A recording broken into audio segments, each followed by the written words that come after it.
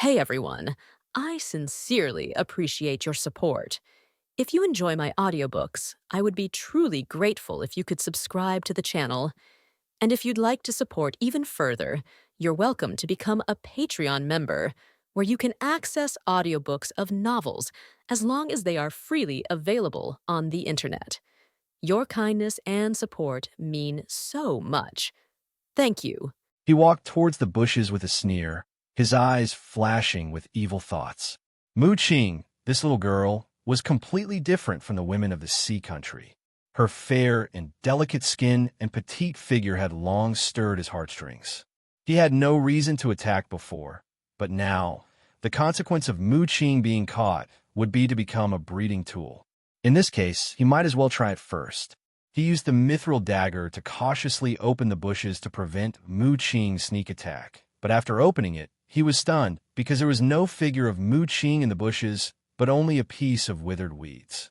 Those weeds seemed to have been drained of vitality, becoming withered, and they broke at the touch. His face changed. Damn it. This bitch's law is definitely not nature's call. It can actually absorb the vitality of plants and trees. What kind of law is this?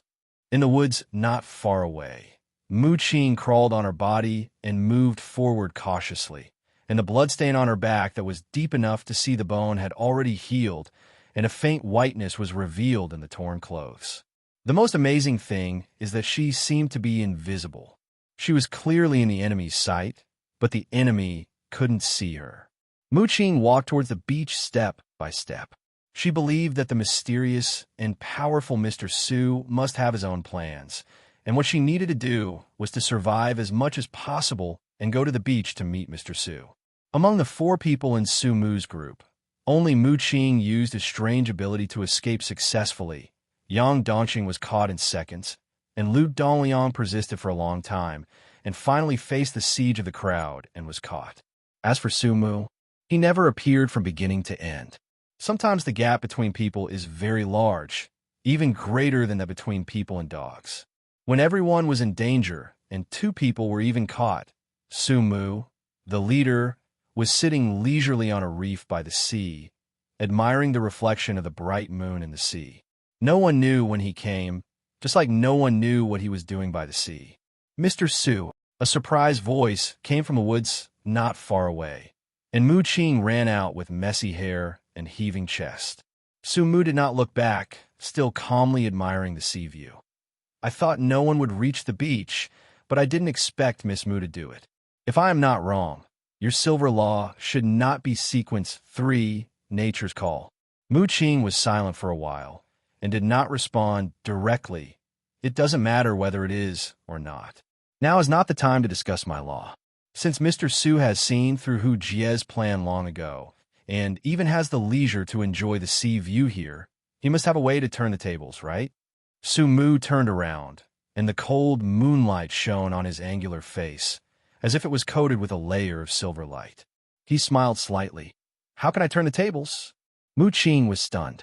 Just as she was about to speak, she heard Su Mu's gentle voice continue to sound.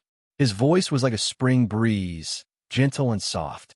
There was no sharpness or impatience in his voice, showing confidence and calmness. The overall situation is in my hands. They're the ones who are really in a desperate situation. His voice seemed to have some magical power that made people calm. Mu Qing, who was originally nervous and anxious, was slowly calmed down. We are being hunted by the entire sea country, and even 2 of our teammates have been captured. Isn't this a desperate situation? Mu Qing, who had calmed down, even had the mood to joke. Su Mu pushed his brown glasses and smiled faintly. In fact, on the first day I came to the sea country, I had a way to break the sea god's curse and leave here. Mu Qing's beautiful eyes flashed with surprise. Then why haven't you taken action, Mr. Su? Su Mu looked at the sea and said faintly, because that would be too boring. I don't like things that are too easy, so I try my best to cooperate with Hu Jian acting, hoping that he can give me more surprises. The facts have also proved that he is indeed a waste. Although he brought a little surprise, it's not much. This farce is almost over. He slowly stood up and looked at the endless sea in the dark. No one knew what he was thinking. Mu Qing looked at his back. The sea breeze made her feel a little cold, and she couldn't help but tighten her clothes. She doesn't understand why there are such people in the world, just because she finds it boring. Mr. Su, is your strength enough to compete with the entire sea country, including those 20 or so extraordinary people? Mu Qing asked, because she couldn't think of any other possibilities. The biggest possibility is that Su Mu is an unparalleled strong man who is confident that he can defeat the whole country alone, so he watched Hu Jie perform. Su Mu shook his head, no. Mu Qing was stunned. Then you. Miss Mu can refine extraordinary potions, right? Su Mu suddenly asked. Mu Qing's eyes flashed on nodded. I used to work for a period of time in the largest pharmaceutical company in the real world, Federal Pharmaceutical Company Limited, so I learned how to make extraordinary potions. Su Mu had heard of Federal Pharmaceutical Company before. Most of the extraordinary potions in Nangong Mengli's hands were bought from Federal Pharmaceutical. Its business covers the 7 empires. All extraordinary people who want to buy extraordinary potions must first choose Federal Pharmaceutical. It is said that this company has long been rich enough to rival a country. If they want, they can even establish the 8th empire of mankind. Then do you have an extraordinary potion like Giant Force Bomb that can permanently improve physical fitness? Yes. Mu Qing searched in her arms for a while, and then took out a bottle of light silver potion, which looked like a little silver sequins sprinkled in the water, shining and beautiful. I have the most common heart of iron super potion on the market. I made it for money, but I haven't found a suitable buyer yet, and I've entered the nightmare world. Su Mu smiled slightly. That's great. She walked to Su Mu's side, handed over the super potion, and asked in confusion, Mr. Su, could this bottle of potion help your plan? No wonder she was confused, because she couldn't think of how Su Mu would use a bottle of bronze potion to deal with the entire Sea Kingdom. Su Mu took the potion and smiled, no. Mu Qing. For some reason, she suddenly had an urge to hit someone. I didn't help you. So what did you want me to do with the potion? But it's very helpful to me. Su Mu opened the lid of the potion, and then drank it all in Mu Qing's astonished eyes. Mr. Suyu. She was stunned, her cherry-pink lips slightly parted. She didn't understand why Su Mu, who was suspected to be a gold-level warrior, would swallow a bottle of bronze potion at this time. After drinking the potion, Su Mu slowly closed his eyes. A large net of stars covering the sky and the earth appeared in his vision. Stars of different colors and different auras shone brightly in this large net. Suddenly, he felt as if his consciousness floated above the large net and landed on a steel-like star. Buzz! The steel star trembled, and a ray of light fell from the sky and landed on Su Mu's body, connecting with his soul. In an instant, his skin began to appear metallic, like Yang Dongqing. His physical fitness skyrocketed at this moment. Unlike Giant Force Bomb Fist, this growth focused more on defense. His skin became as hard as steel, and so did his bones. Suddenly, Su Mu felt relieved. The huge mental power no longer burdened his body. If his body was a wooden barrel filled with water before, it was now an iron barrel, and the volume became larger than before. As the metal color on the surface of the body became thicker, this feeling became more obvious. Just when the metal color reached its peak, the immaculate heart, that had been digested for a long time, suddenly emitted a bright white light. The white light poured into his limbs and bones, blending with the metal color. Su Mu suddenly found that the metal color began to weaken, just like a rough iron block that was forged hundreds of times by a fierce fire, and the impurities inside were completely removed and turned into a piece of fine iron. He smiled silently. Immaculate Heart was the first bronze law he got, and it could even be said to be the weakest law he had. The bonuses in all aspects were very small, and there was no attack ability. It was completely passive. But after these experiences, he understood that passiveness is the strongest. The Immaculate Heart purified his spirit, causing the total amount of spirit to drop sharply, while the quality increased rapidly. When he swallowed the powerful fist and became muscular, it was also the Immaculate Heart that removed the impurities in his body, causing his the powerful fist to burst out with more pure power.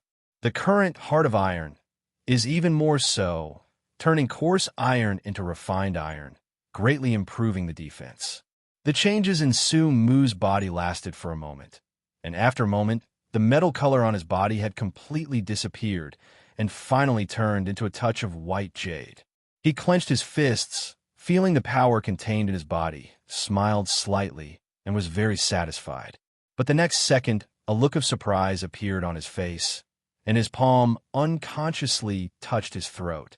His throat was itchy, not the throat of the flesh, but the soul. He could feel that the throat of his soul was undergoing some mysterious changes. For a moment, the crystal blue color in his eyes surged, and even the brown glasses could not cover it. After a full minute, this change stopped quietly, and another law appeared in the depths of Su Mu's soul. It was the second law that appeared out of thin air after all things in the universe. Its name was endless demonic sound. So that's it. The crystal blue in Su Mu's eyes had disappeared, replaced by a hint of enlightenment. He completely understood the origins of all things in the universe and endless demonic sound. They were like an independent law that had long existed in his soul, and whenever his mental power reached a sufficient level, it would trigger the opportunity for them to appear. The appearance of all things in the universe was due to the increase in mental power after connecting to Heart of Immaculateness. And this endless demonic sound was because Heart of Steel increased his mental power. When I hypnotized Yang Dongqing before, I found that Iron Ambition had a certain mental resistance, and once the emotions were excited or the faith was strengthened, the defense would also rise. These all showed the addition of Iron Ambition to mental strength. In fact, it is normal to think about it. If the three bronze laws, Iron Ambition, Giant Bomb, and Endless Recovery, only strengthen the body but not the spirit, then the extraordinary person with the silver law, servant of power, would definitely become a fool with a brain full of muscles. The soul is too weak to control its powerful body. Even a random, spiritual, extraordinary person, even if the opponent is Bronze 1, can play with Servant of Power. In summary, Su Mu concluded that as long as his mental strength reaches a certain strength, his own unique law will naturally appear. Even if he does not take other extraordinary potions, he will have it immediately when the time comes. Taking extraordinary potions only shortens the time taken for this process. And the reason why these laws are contained in his soul is probably was related to that special dream, the dream that even gods coveted. Mu Qing, close your eyes. Su Mu suddenly turned his head and said to Mu Qing. His voice seemed to have changed in some way. His voice was still the same, but it was deeper and more magnetic. As soon as he opened his mouth, people couldn't help but want to listen quietly. Mu Qing looked puzzled, but still closed her eyes obediently. Mr. Su, why do you want me to close my eyes? Su Mu narrowed his eyes slightly and didn't answer. He was naturally experimenting with endless magic sound.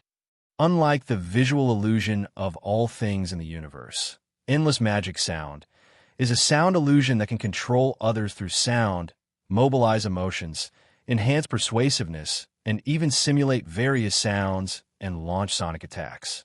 With the cooperation of endless magic sound and all things in the universe, the illusion he created will be more real, and every move will be like dubbing, and he can speak independently. The effect is more significant than the treasure, silent sound of heaven. After all, silent heavenly sound can only imitate sounds, but the sound emitted by endless magic sound also has the characteristics of illusion. When facing ordinary people, it is just like saying something and it will make the words come true. Now he can even make an ordinary person commit suicide on the spot with just one sentence. Mu Qing is his first test subject. However, just closing your eyes will not yield any results. Mu Qing trusts herself more. Even without endless magic sound, the other party will most likely choose to close his eyes. So if you want to test the power, you must make the other party do something that he is very reluctant to do. So Su Mu continued, take off your shirt. With her eyes closed, Mu Qing showed a hint of resistance on her face, but her body seemed out of control. She stretched out her hands to grab the hem of her clothes and began to lift them up. Slender and fair waist, pink hollow pattern. The scene stopped abruptly here. Mu Qing suddenly put down her clothes. Her fair face turned red. Her big eyes stared at Su Mu angrily, and her fists were clenched. You, shut up. The cherry-pink lips seemed to be pinched by someone's hand, and the little mouth shrank and closed directly. Su Mu was thoughtful. It seemed that endless demonic sound could slightly affect the silver extraordinary, provided that the other party trusted him relatively or was alert. This influence depended on the other party's wishes. It was easy to close the eyes, but once it violated the other party's wishes, the more serious the violation, the greater the resistance. To give the simplest example, if he asked Mu Qing to commit suicide now, I'm afraid the other party wouldn't even raise his hand. Mu Qing's pink lips kept rising and falling, like a girl pouting to be cute. Her face flushed red, and it took a while for her to break free. With a pop, her mouth opened. Sumo. She seemed really angry, calling Sumo by his name. Just as she was about to say something outrageous, her face suddenly changed, and her expression suddenly became solemn. He said hurriedly, 500 meters southwest, a large number of people are coming. They have touched my plants. If you have any tricks, use them quickly, otherwise we will really die here. Su Mu's mouth corners slightly raised. Miss Mu seems to have a deep obsession with life. Whether it is following me to the sea or now, I can feel that you're not a person who is afraid of death. You should have something important to do, so you don't want to die. The footsteps in the forest are getting closer and closer, and Mu Qing is anxious. Is it the time to say this? Who wants to die when they can live? Huh. Su Mu's smile is even brighter. Coincidentally, I want to die. Mu Qing was stunned. Before she understood what Su Mu meant, she saw him walking towards the sea step by step. The cold and dark sea water submerged Su Mu's calves, and the small waves kept hitting him. He ignored them and continued to walk towards the sea step by step. What on earth are you going to do? Escape from the sea? It's useless.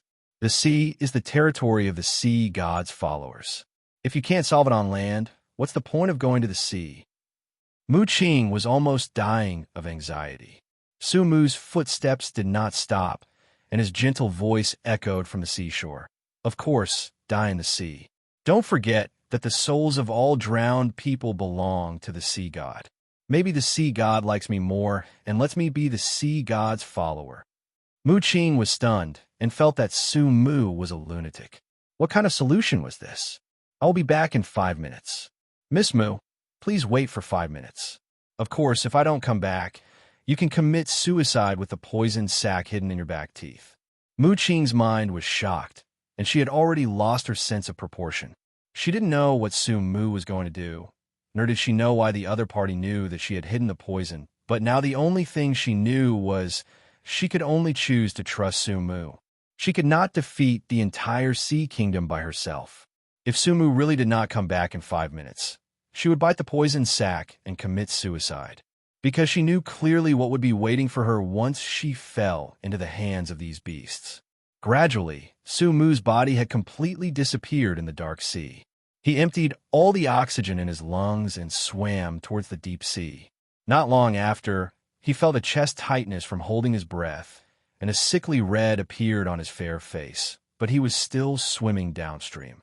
He did not lie. This time he entered the sea to drown himself. This was the countermeasure he had thought of on the first day he came to the Sea Kingdom.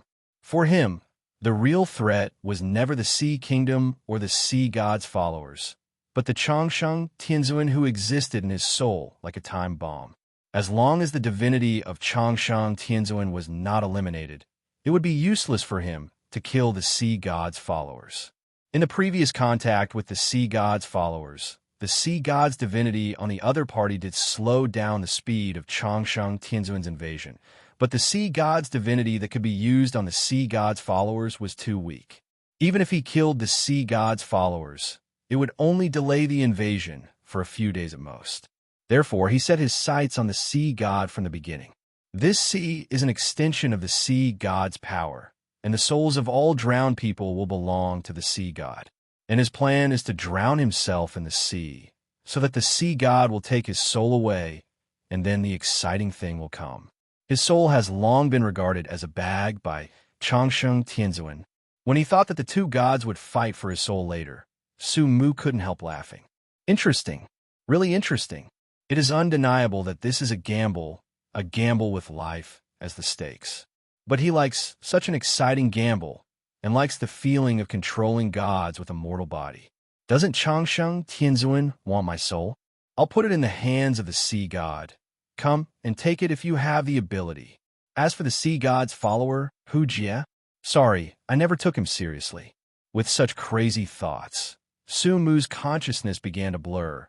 His perception became dull.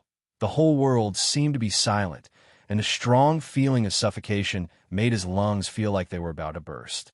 He could only feel that he was sinking endlessly on the shore. Mu Qing had been surrounded by Hu Jie and others who had rushed over. The seriously injured Yang Dongqing and Lu Dongliang were also dragged in Pang Yang's hands like dead dogs, leaving 2 streaks on the ground, long bloodstains. Thanks to the fact that both of them are extraordinary people, Pang Yang is not afraid of killing them at all, so he drags them away for convenience. Miss Mu, where is Su Mu? Hu Jie narrowed his eyes and said in a gloomy tone. Mu Qing suppressed the panic in her heart and said calmly, I don't know. Hu Jie sneered. It seems that Su Mu has regarded all of you as abandoned pawns and ran away alone. It's a wise choice. If it were me, I would definitely run away when facing the siege of a country. Mu Qing's heart tightened. She also doubted whether Su Mu really ran away. Otherwise, why would he commit suicide in the sea? She doubted, but some people would not doubt it. Ha ha! He won't run away. A faint laugh suddenly sounded. Hu Jie frowned and turned his head to look. It was Yang Dongqing who laughed. This kid might have woken up at this time because he was dragged. Boy, it seems that you and Su Mu have a good relationship. You even fantasize that he can come to save you. Save me? Ha ha ha. Yang Dongqing, whose face was covered in blood, laughed even louder, and even tears were about to come out, as if he heard a funny joke. What are you laughing at? Hu Jie's eyes flashed coldly. I laugh at you for not understanding that madman. I said he won't run away, not because he is worried about me and is ready to come back to save me, but because he is a madman. He won't run away. How could he run away? The whole country is an enemy. Such an interesting thing. He will not miss it. I guess he should be hiding among you guys now, maybe watching you and laughing. The slightly crazy words jumped out of Yang Dongqing's mouth. Coupled with his bloody face, it actually gave people a creepy feeling, especially when they thought that Su Mu might really be mixed in the crowd, staring at them like a ghost. The chill became more obvious. Suddenly, the sea breeze seemed even colder. Hu Jie's gloomy eyes kept scanning the crowd. He also suspected that Su Mu might have already mixed into the crowd. If the other party could disguise others as himself, he could naturally disguise himself as others. However, he was not afraid of Su Mu's sneak attack because this was not his real body at all, but a paperman clone. Su Mu, no matter where you hide, you'll never escape. When I finish dealing with them, you will be the next one. Go! At Hu Jie's command, several extraordinary people attacked Mu Qing. Mu Qing, who had been tense and prepared for a long time, rushed to the woods on the side at the first time. Bang, bang, bang. Several mithril bullets shot out, and among them were more than a dozen 5-finger flame bullets. Mu Qing's body was covered by the attack. She twisted her body desperately, narrowly avoiding the vital parts, and fell into the woods. But even so, she was shot several times, and there were traces of flames burning on her thighs and forearms. The white and tender skin of the past had already turned black and curled up, but after she touched the trees, these injuries healed instantly at a speed visible to the naked eye, and the trees she touched withered in large areas, as if their vitality had been drained away. Seeing this scene, Hu Jie, the nightmare apostle who had survived for 10 years, was shocked. He recognized the law used by Mu Qing. This is not nature's call. It is Silver Sequence 111, Wood Spirit Breath. What? It's the legendary Wood Spirit Breath. Pang Yang's eyes flashed with greed. Legend has it that Wood Spirit Breath has a very high affinity with plants and is the darling of nature. It can not only control plants, but can even extract the essence of various extraordinary materials, perfectly blend them, and refine extraordinary potions. More than 50% of the extraordinary potions in the world are created by Wood Spirit Breath. Because of this, the less aggressive Wood Spirit Breath is ranked so high. Laohu, we made a fortune this time. As long as we catch Mu Qing, we will have a steady supply of extraordinary potions in the future. Hu Jie's eyes also showed a fiery color. He even wondered if he could use Mu Qing to make some extraordinary potions that would give him human perception, so that he would never have to be a living cuckold again. Although he was a follower of the sea god, he was once a living person. He longed for fine wine, delicious food, and beautiful women. The follower of the sea god made him immortal, but he lost all the fun of being a human. Quick, everyone, come together, we must catch Mu Qing. Remember, she must be alive, and no one can hurt her. Hu Jie shouted hurriedly. Originally, he only wanted to use Mu Qing as a breeding tool, but now his thoughts have completely changed. Such talents must be locked up in a small dark room and made extraordinary potions 24 hours a day. Miss Mu, give up. We won't hurt you. Your ability is of great value. As long as you surrender, I, Hu Jie, promise that I won't touch a hair of yours, and even treat you as a guest of honor. In the future, you don't have to do anything. Just make extraordinary potions, and I guarantee you a lifetime of wealth and glory. Deep in the woods, Mu Qing, who was running at full speed, heard these words, and her eyes showed a biting coldness, as if she recalled some unpleasant memories. Suddenly, she took out a bottle of light red potion that kept bubbling from her arms, opened the bottle cap with a resolute look, and drank it all. The violent power continued to surge from her petite body, and her delicate little face was also distorted by pain at this time. At the same time, the trees in the entire forest began to grow wildly, and countless wooden spikes and snake-like vines began to spread. For a moment, all the plants seemed to come alive, madly strangling the enemies around them. Some soldiers died, tragically on the spot, their bodies crushed by plants. Those extraordinary people who had not reached the Silver Realm were also in a very bad situation. Under the 360-degree attack, without dead angles, casualties began to occur. But Mu Qing's situation was still very difficult. Although her attack range was large, she could not hurt the silver extraordinary people at all. The servant of power, who defeated Yang Dongqing before completely ignored the crazy trees around him and almost headed forward against the attack. And the extraordinary person with a ghostly figure was walking through the gaps between the tree attacks, without getting a single leaf on him. When he encountered something that he could not avoid, the mithril dagger in his hand flew up and down, chopping those trees into pieces. Not long after, Mu Qing was blocked by the two people and the situation was precarious. And at this time, Su Mu was dead. In a cold sea, a pale corpse floated. There was no fear of death on his face, only a smile with a perfect arc, as if he was expecting something. From a perspective invisible to the naked eye, the deep sea made a strange humming sound at this moment. Suddenly, a vast and mysterious sea appeared, but a mysterious and irresistible force emerged, which seemed to come from the highest dimension, completely beyond the limits of human imagination. A strong blue light poured into Su Mu's body and began to pull his soul.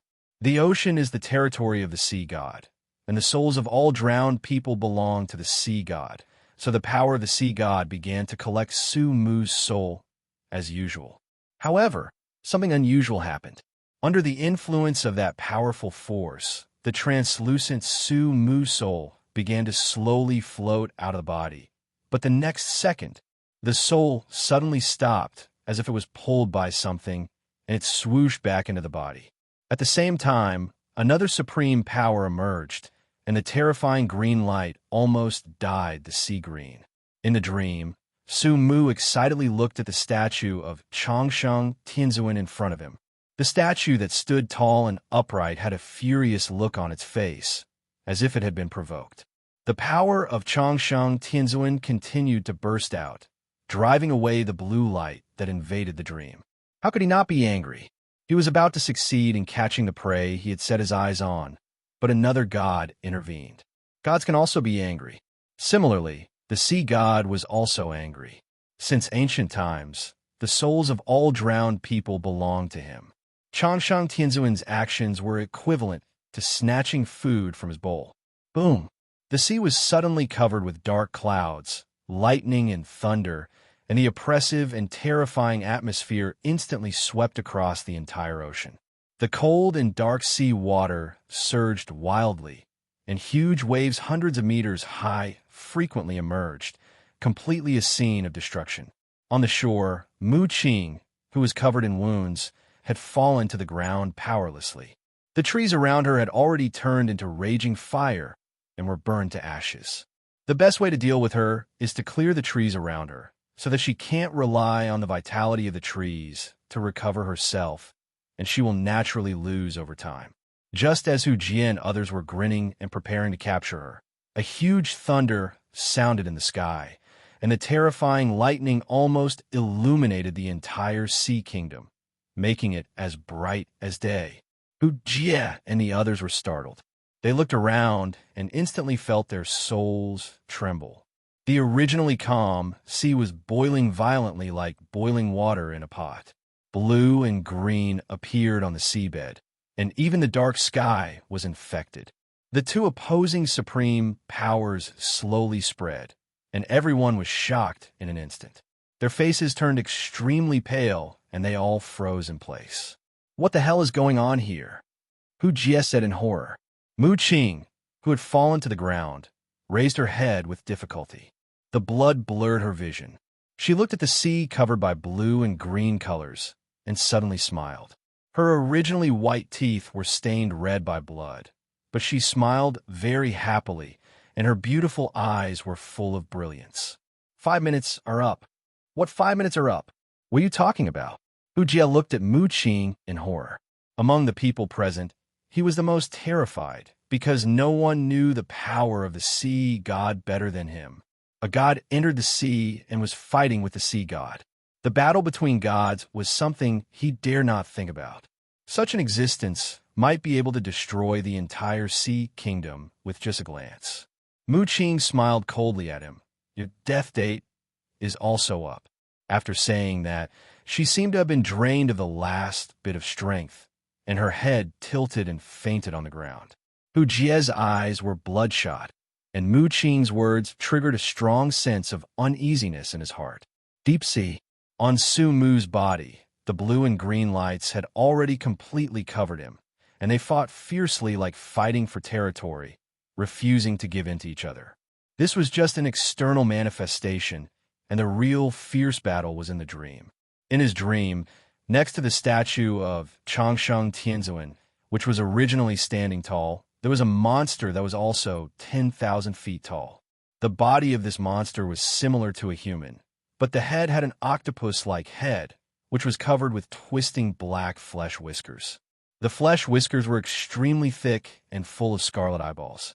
The body was covered with dense green scales, the limbs were huge claws, and there was a pair of huge bat-like wings behind.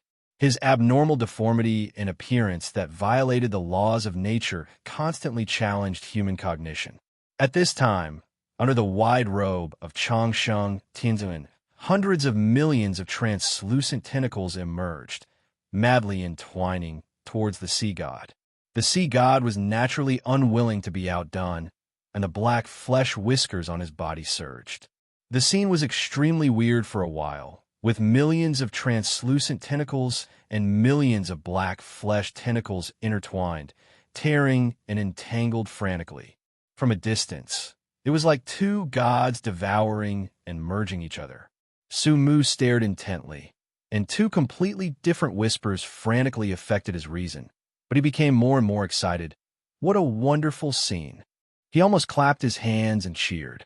At present, It is still unclear who is stronger between Changsheng, Tianzuan, and Poseidon, but Su Mu feels that Changsheng Tianzuan should be stronger, because the power used by the other party only comes from the statue of Changsheng Taoist Temple.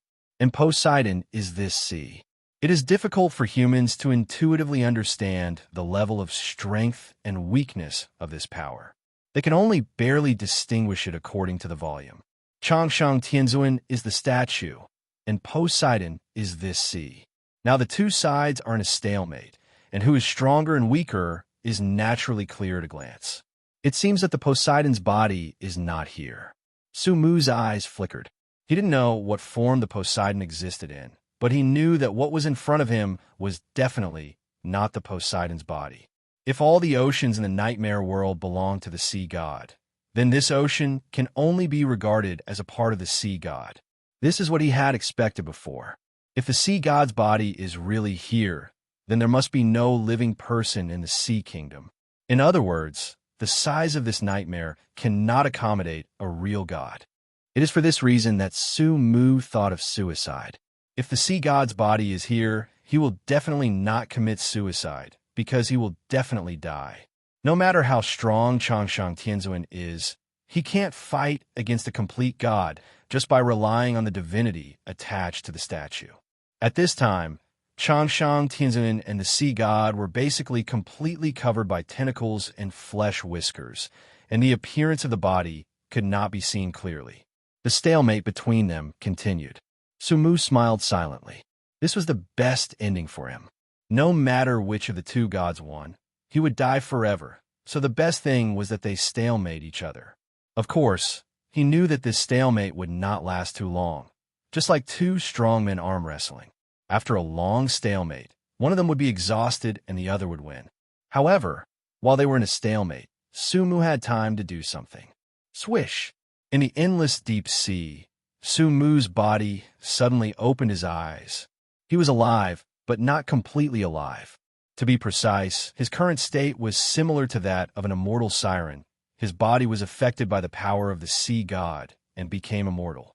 This is how the immortal siren came about. He drowned in the sea. His soul was taken away by the sea god. His body became an immortal siren and was driven by the sea god. He had already completed all the steps, and his dead body was also affected by the power of the sea god, so he would naturally become an immortal siren. However, he did it, but it was a pity that the sea god did not do it and did not take him away. Soul, which also led to Su Mu still having human perception. He is now an immortal sea monster with human perception, which is the state that Hu Jie has always dreamed of. Moreover, because the power of the sea god is in his soul, this also leads to the fact that he has the divinity of the sea god far exceeding Hu Jie, the sea god's family. On the shore, Hu Jie and others looked at the sea in shock. At this time, the sea had calmed down as if nothing had happened. Old Hu, what happened just now? Is the sea god angry? Pang Yang said with a slight tremor. Hu Jie's eyes flickered, and he said in the same words, "That's right. The sea god must be angry. He blames us for not killing Su Mu until now. Everyone listens to the order. We must find and kill Su Mu before the sea god is completely angry." Everyone's heart trembled, and a sense of urgency swept through their bodies, and they were about to act immediately. But at this moment, someone in the crowd suddenly screamed, "Ah, see, siren! Siren is coming!" Everyone was shocked and looked at the sea. When they saw it, their scalps were numb. In the endless sea, there were crowds of people. Densely packed heads were floating, and those heads were still rising, revealing their full appearance. They were rotten bodies, empty eye sockets, and wriggling black flesh whiskers. They were the undead sirens. Endless undead sirens. At first glance, it seemed as if the entire sea was occupied by undead sirens, and in the deeper sea, hundreds of meters high, huge monsters were rising slowly, like mountains in the sea. What is going on? Didn't the sea god give 3 days to kill Su Mu? It's not time yet. Are they going to completely destroy the sea kingdom? Old Hu, can't you contact the sea god's family? Go and explain to him. Pang Yang shook Hu Jie with fear on his face. But Hu Jie seemed not to hear it this time. He looked at the dark army of sea monsters with bloodshot eyes, and his mind was shaking wildly. Go back. Go back. Who asked you to come out? He kept urging in his heart, wanting to control the undead sea monsters as usual, but no one in the sea monster army paid attention to him, and instead kept approaching the shore. Old Hu, say something. Hu Jie's heart was already in turmoil, and he didn't understand what was going on at all. Suddenly, he saw a gigantic sea beast slowly extending its huge tentacles, standing above tens of thousands of sirens, and on the top of the tentacles stood a tall and slender human figure, wearing a straight black suit, a luxurious snake-grained wooden cane, and a gentle smile on his lips. Su Mu stood quietly on the giant tentacles like an elegant gentleman from a classical painting. Under his feet was the turbulent sea and the endless army of immortal sea monsters. He looked down from the sky, like a god or demon walking out of the deep sea. The moment he appeared, the world could no longer accommodate other voices, and only his voice echoed in the whole world. Everyone, I heard. You are looking for me? Swish, swish. The waves hit the reefs like a drum of war for him. The strong wind rolled up the dark clouds like a horn blowing for him. Hu Jie and others on the shore, including the soldiers and citizens of the sea country, were all silent and dead. Everyone's face was filled with disbelief. They stared at the figure standing in the air in amazement. The gentle smile on the other's face was extremely dazzling. Su Mu, Hu Jie shouted, and his voice was even a little distorted because he was too shocked. What is going on? Why can he control the army of sea monsters? Isn't this the authority of the sea god's followers? Pang Yang's fat body kept shaking. Even the two of them didn't know what happened, and the others were even more confused. They originally followed the orders of the sea god's followers to hunt down Su Mu, but Su Mu turned around and showed up with the army of sea monsters. Young Dongqing stared at Su Mu, who was like a god descending, and even forgot the pain in his body. He knew that Su Mu would definitely not run away, but he never expected such a strong return. In his limited cognition, he thought Su Mu was just hiding in the crowd, hypnotizing his younger brothers, and then launching a sneak attack and counterattack. Now it seems that this is not a sneak attack at all. It's clear that they're going to push forward. You, what on earth did you do? Why can you control these sea monsters? Hu Jie roared in disbelief. Su Mu smiled slightly. It's very simple. I just need to become a follower of the sea god. He slowly glanced at the astonished people present, and the moonlight reflected on his brown glasses, making it impossible for people to see the deep eyes hidden behind them. All citizens of the Sea Kingdom, listen to my order. King Hu Jie has angered the sea god. Killing Hu Jie before dawn can ensure the safety of the Sea Kingdom. Otherwise, I will flatten the Sea Kingdom and leave no one alive. As soon as these words came out, everyone was stunned. Why did this word sound so familiar? Why did it seem like I had just heard it not long ago? Isn't this the word of King Hu Jie before? Everyone's eyes began to look at Hu Jie strangely, and some even secretly tightened their weapons. Feeling that the atmosphere in the field was not right, Hu Jie's eyes flashed with fear, and he said fiercely, "Don't listen to his nonsense. I didn't anger the sea god. I didn't. Su Mu, you lied. You lied." On the tentacles, Su Mu silently pushed his brown glasses and said lightly, "I am a member of the sea god. I said you angered the sea god, and you angered the sea god. Why don't you do it?" Accompanied by his light shouting, the black army of undead sea monsters began to slowly approach, and dozens of sea beasts hundreds of meters high roared violently. They twisted their huge bodies, and the sea suddenly set off a huge wave with amazing power. The waves even hit everyone's feet and submerged their calves. Such a terrifying power made everyone pale. They didn't care about the truth at all, nor did they care who angered the sea god. They only knew that if they didn't listen to Su Mu now, they would die. Under the pressure of life and death, more and more people began to turn their weapons and aim at Hu Jie. Even his best friend Pang Yang did the same. Pang Yang pressed forward step by step, with a ferocious and fierce look in his eyes. "Old Hu, don't blame me. Although I don't know why Mr. Su suddenly became a follower of the sea god. The power to control the sea monster and the sea cannot be faked. For the citizens of the sea country, I can only wrong you. Pang Yongyu, Hu Jie's eyes were red with bloodshot. He never dreamed that such a ridiculous scene would actually happen to him.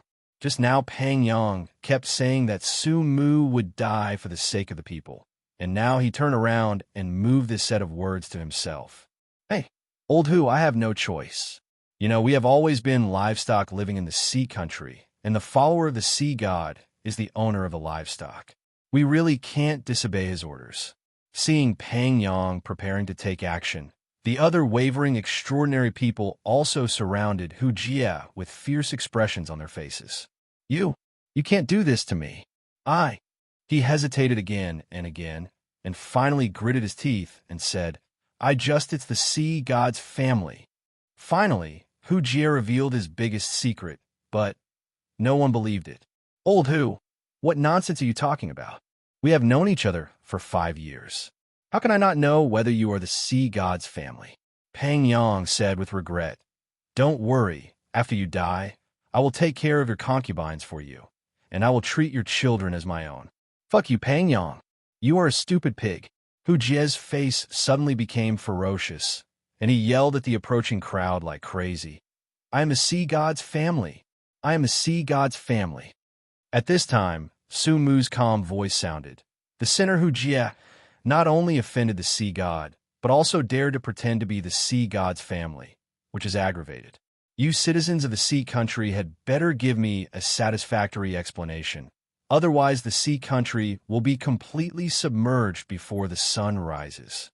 Pang Yang was suddenly very anxious, no longer caring about the friendship of the past, and killed Hu Jie. The other extraordinary people were even more so, and countless terrifying attacks were launched towards Hu Jie. In just a moment, Hu Jie's body was torn into pieces and turned into scraps of paper. Pang Yang's eyes flickered, and he said gloomily, This is Lao Hu's ability, paper-cut evil spirit. I know him best. The range of this ability is no more than 1,000 meters. He can't run far. Leave it to me. A middle-aged man wearing the clothes of a minister of the Sea Kingdom said. He picked up the scraps of paper on the ground and put them in his mouth. Eye of exploration. Suddenly, he saw Hu Jie's figure fleeing in a row of houses. He is in the northwest. Chase him. So, a group of people chased Hu Jie in a mighty way. Yang Dongqing, who was thrown to the ground, climbed up with difficulty. He always felt like he was dreaming. Did the offense and defense change? He couldn't help but think of what Su Mu had said to him and others before. The people on this island country only fear power, but not virtue. Whoever they fear more, they will listen to more. On the street in the northwest corner of the sea country, Hu Jie ran for his life. He was already confused and thinking about countermeasures frantically in his mind. Where should he escape to? The first thing he thought of was to escape into the sea, but then he thought that Su Mu had completely taken away his authority, which meant that the ocean was also under the control of the other party. Wouldn't escaping into the sea be a way to death? You must know that these extraordinary people can't kill him, but Su Mu can. Fuck. What's going on? Looking at the figure approaching behind him, Hu Jie became more and more collapsed. Obviously, the power of the sea god in his body was still there. Why couldn't he mobilize the sea monster? Obviously, he was the real sea god's family. Why did the whole sea listen to Su Mu? It stands to reason that the only one who can control the sea beyond himself is the sea god. Swish! A flash of cold light fiercely cut across Hu Jie's throat. It was the silver transcendent with a ghostly figure. He was the fastest, so he naturally caught up with Hu Jie the fastest and used a killing move. With the sound of paper being cut, Hu Jie's throat was split, but what was exposed was not flesh and blood but green scales. Seeing this scene, Hu Jie was not angry but ecstatic. He stopped and tore the paper skin covering his body into pieces in a few seconds, revealing the true body of the sea god's family. A humanoid monster covered with green scales. Did you see it? I am the real sea god's family. You have all been deceived by Su Mu. Hu Jie slapped the scales on his body, trying his best to prove himself. How much he wanted to hide his identity at the beginning, how much he wanted to prove it now. Everyone was stunned, looking at Hu Jie, who had turned into a monster in doubt. They hesitated for a moment, and they couldn't figure out the situation now. At this time, four figures came from the end of the street. They were Su Mu and the seriously injured Mu Qing and others, and behind them was a dark army of sea monsters.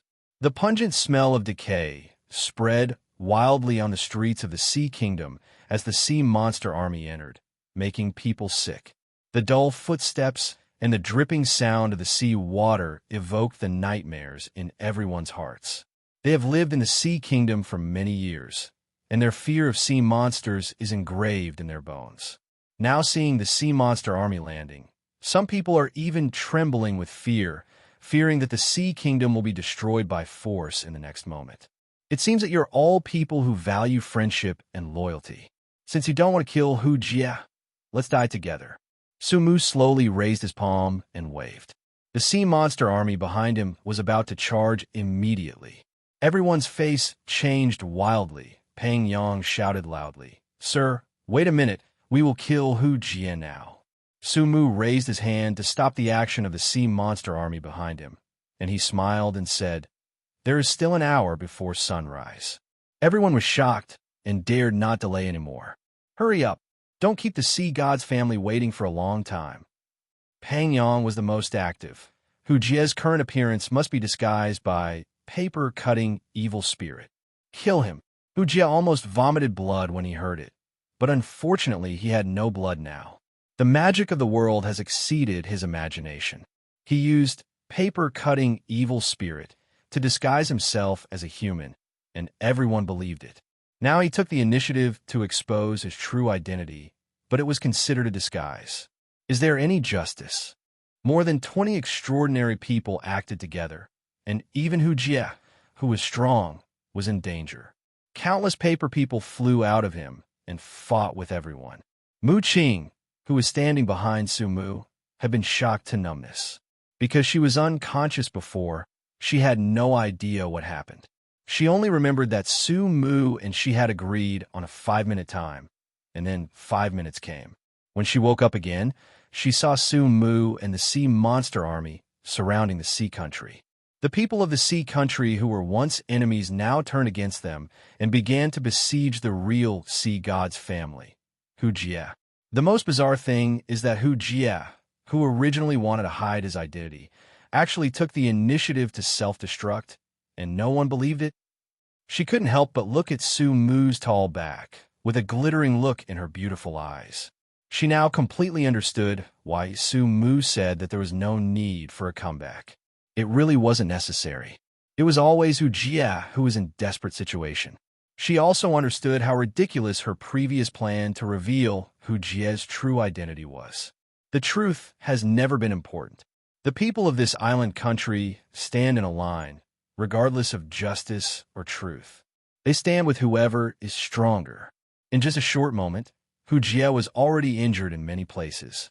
It is true that he is a sea god's family, but his greatest power comes from the sea and the army of sea monsters, but now all these are gone.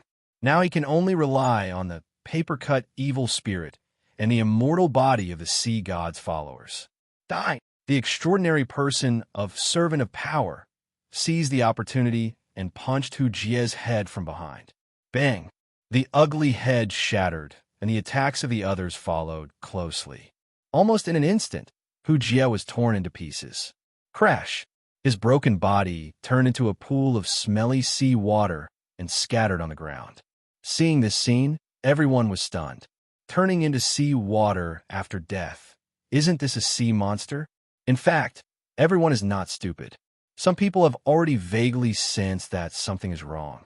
The sea god followers first said that they wanted to hunt down Su Mu, but Su Mu turned around and became the sea god's followers and wanted to kill Hu Jie. If there is no problem in this, no one would believe it. But even if they knew there was a problem, they couldn't say it, let alone question Su Mu's identity as a sea god's family, unless they didn't want to live. Pretending to be ignorant is the way to survive. Suddenly, the smelly sea water kept surging and transformed into Hu Jie's appearance again. Ha ha! Do you believe it now? I'm a real sea god's family. I can't be killed. Pang Yang took a cryptic look at Su Mu, who was guarded by the sea monster army, and immediately shouted at Hu Jie. Don't believe him. I know Lao best. In addition to paper-cutting evil spirit, he also hides a kind of illusion ability. All of this is an illusion created by him. Catch him and hand him over to the sea god's family. Pang Yang, when did I hide my illusion ability? Hu Jie was completely broken and cursed crazily. Pang Yang's eyes flickered. He naturally knew that Lao Hu was wronged. After all, only the person who wronged you knows how wronged you are. He had no choice. Now that Su Mu had the final say, if he didn't want to die, he could only follow Su Mu's words. There are also many smart people among the Nightmare Apostles. Naturally, they know what Pang Yang means. They immediately shouted, Pang Yang, why are you wasting time talking to him? Fight shoulder to shoulder. You guys. Hu Jie's eyes were red with anger, and he became more and more crazy as he was about to die. I will kill you traitors. At this time, Su Mu's elegant voice sounded. What he said is true. In fact, Mr. Hu is the real follower of the sea god, and I am just a fake. Everyone's face froze immediately. They didn't understand why Su Mu wanted to expose this obvious lie. Was he going to settle accounts with everyone? Ha ha! Did you all hear it? He admitted it. He admitted it himself. He is fake, and I am the real one. Hu Jie laughed crazily. Su Mu stared at him, with a beautiful smile on his lips. Yes, Mr. Hu is the real sea god's family. For the future of the sea country and for the justice of mankind, please arrest this real sea god's family. Yes, Mr. Su. Pang Yang was the first to respond, and attacked Hu Jie without mercy. Hu Jie, you damn sea god's family. You have been pretending to be the king for all these years, secretly devouring the souls of the people, which is unforgivable. Today, Mr. Su is fortunate to be the one who presides over justice. We will definitely enforce justice on behalf of heaven. At this moment, everyone seemed to be the embodiment of justice, heroes who enforce justice on behalf of heaven, and rushed towards the stunned Hu Jie fearlessly.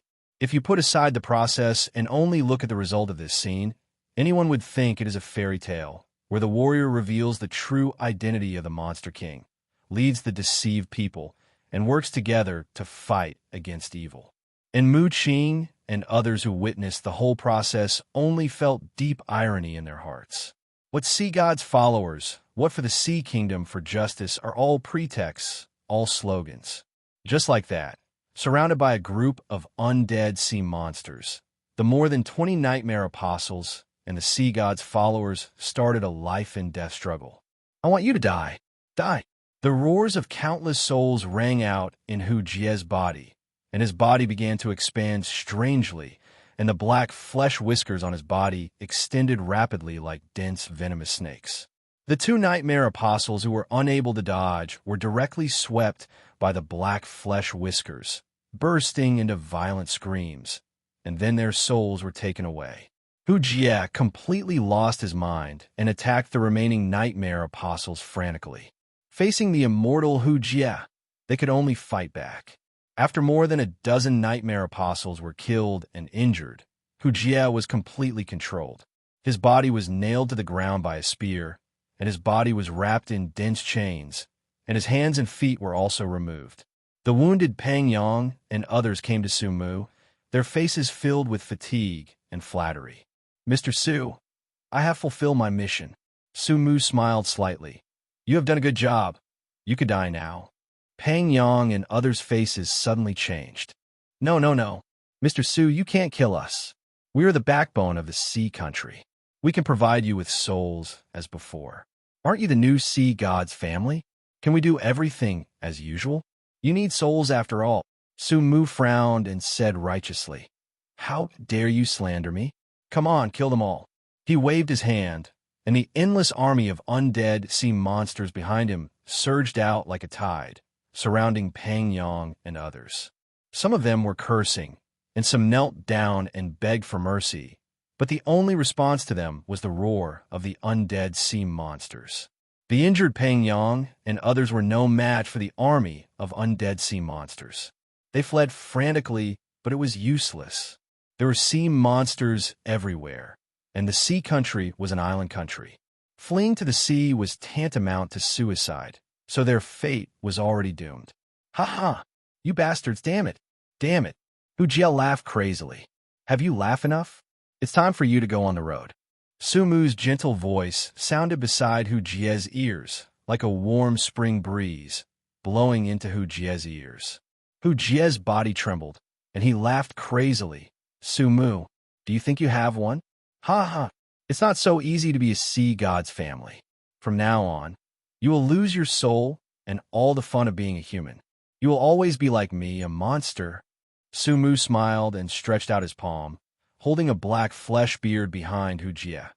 Come, feel whether my soul is still there. Hu Jie's laughter stagnated.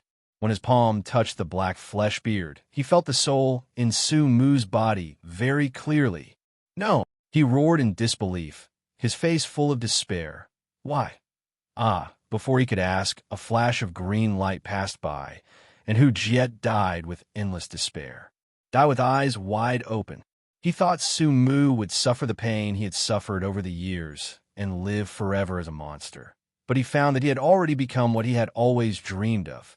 After dealing with Hu Jie, Su Mu turned to Mu Qing and others and said, "You guys will clean up the mess here. I have something else to do." After that, he disappeared into the night. He found a deserted place, stopped, and then closed his eyes and fell asleep. Just now, he used the power of Changshang Tianzuan to kill Hu Jie, which caused the balance in his soul to be somewhat broken. Originally, Changshang Tianzuan and Poseidon were in a stalemate, but Hu Jie also had a small part of Poseidon's power. This power would definitely not affect Changshang Tianzuan in normal times, but now it has become a key factor in breaking the balance. In the dream, Poseidon began to gain the upper hand, and more black flesh whiskers extended, constantly spreading towards Changshang Tianzuan. Su Mu's eyes flickered. He couldn't let Poseidon win, because once Poseidon won, his soul would be taken away by Poseidon, and he would become a monster like Hu Jie. Having no soul was equivalent to death. So, the silver mark on his forehead suddenly cracked, and a silver vertical pupil full of divinity squeezed out. Only gods can fight against gods, and the original angel is his last killer. Whoosh! A bright holy light bombarded the black flesh whiskers, and countless black flesh whiskers were annihilated in an instant.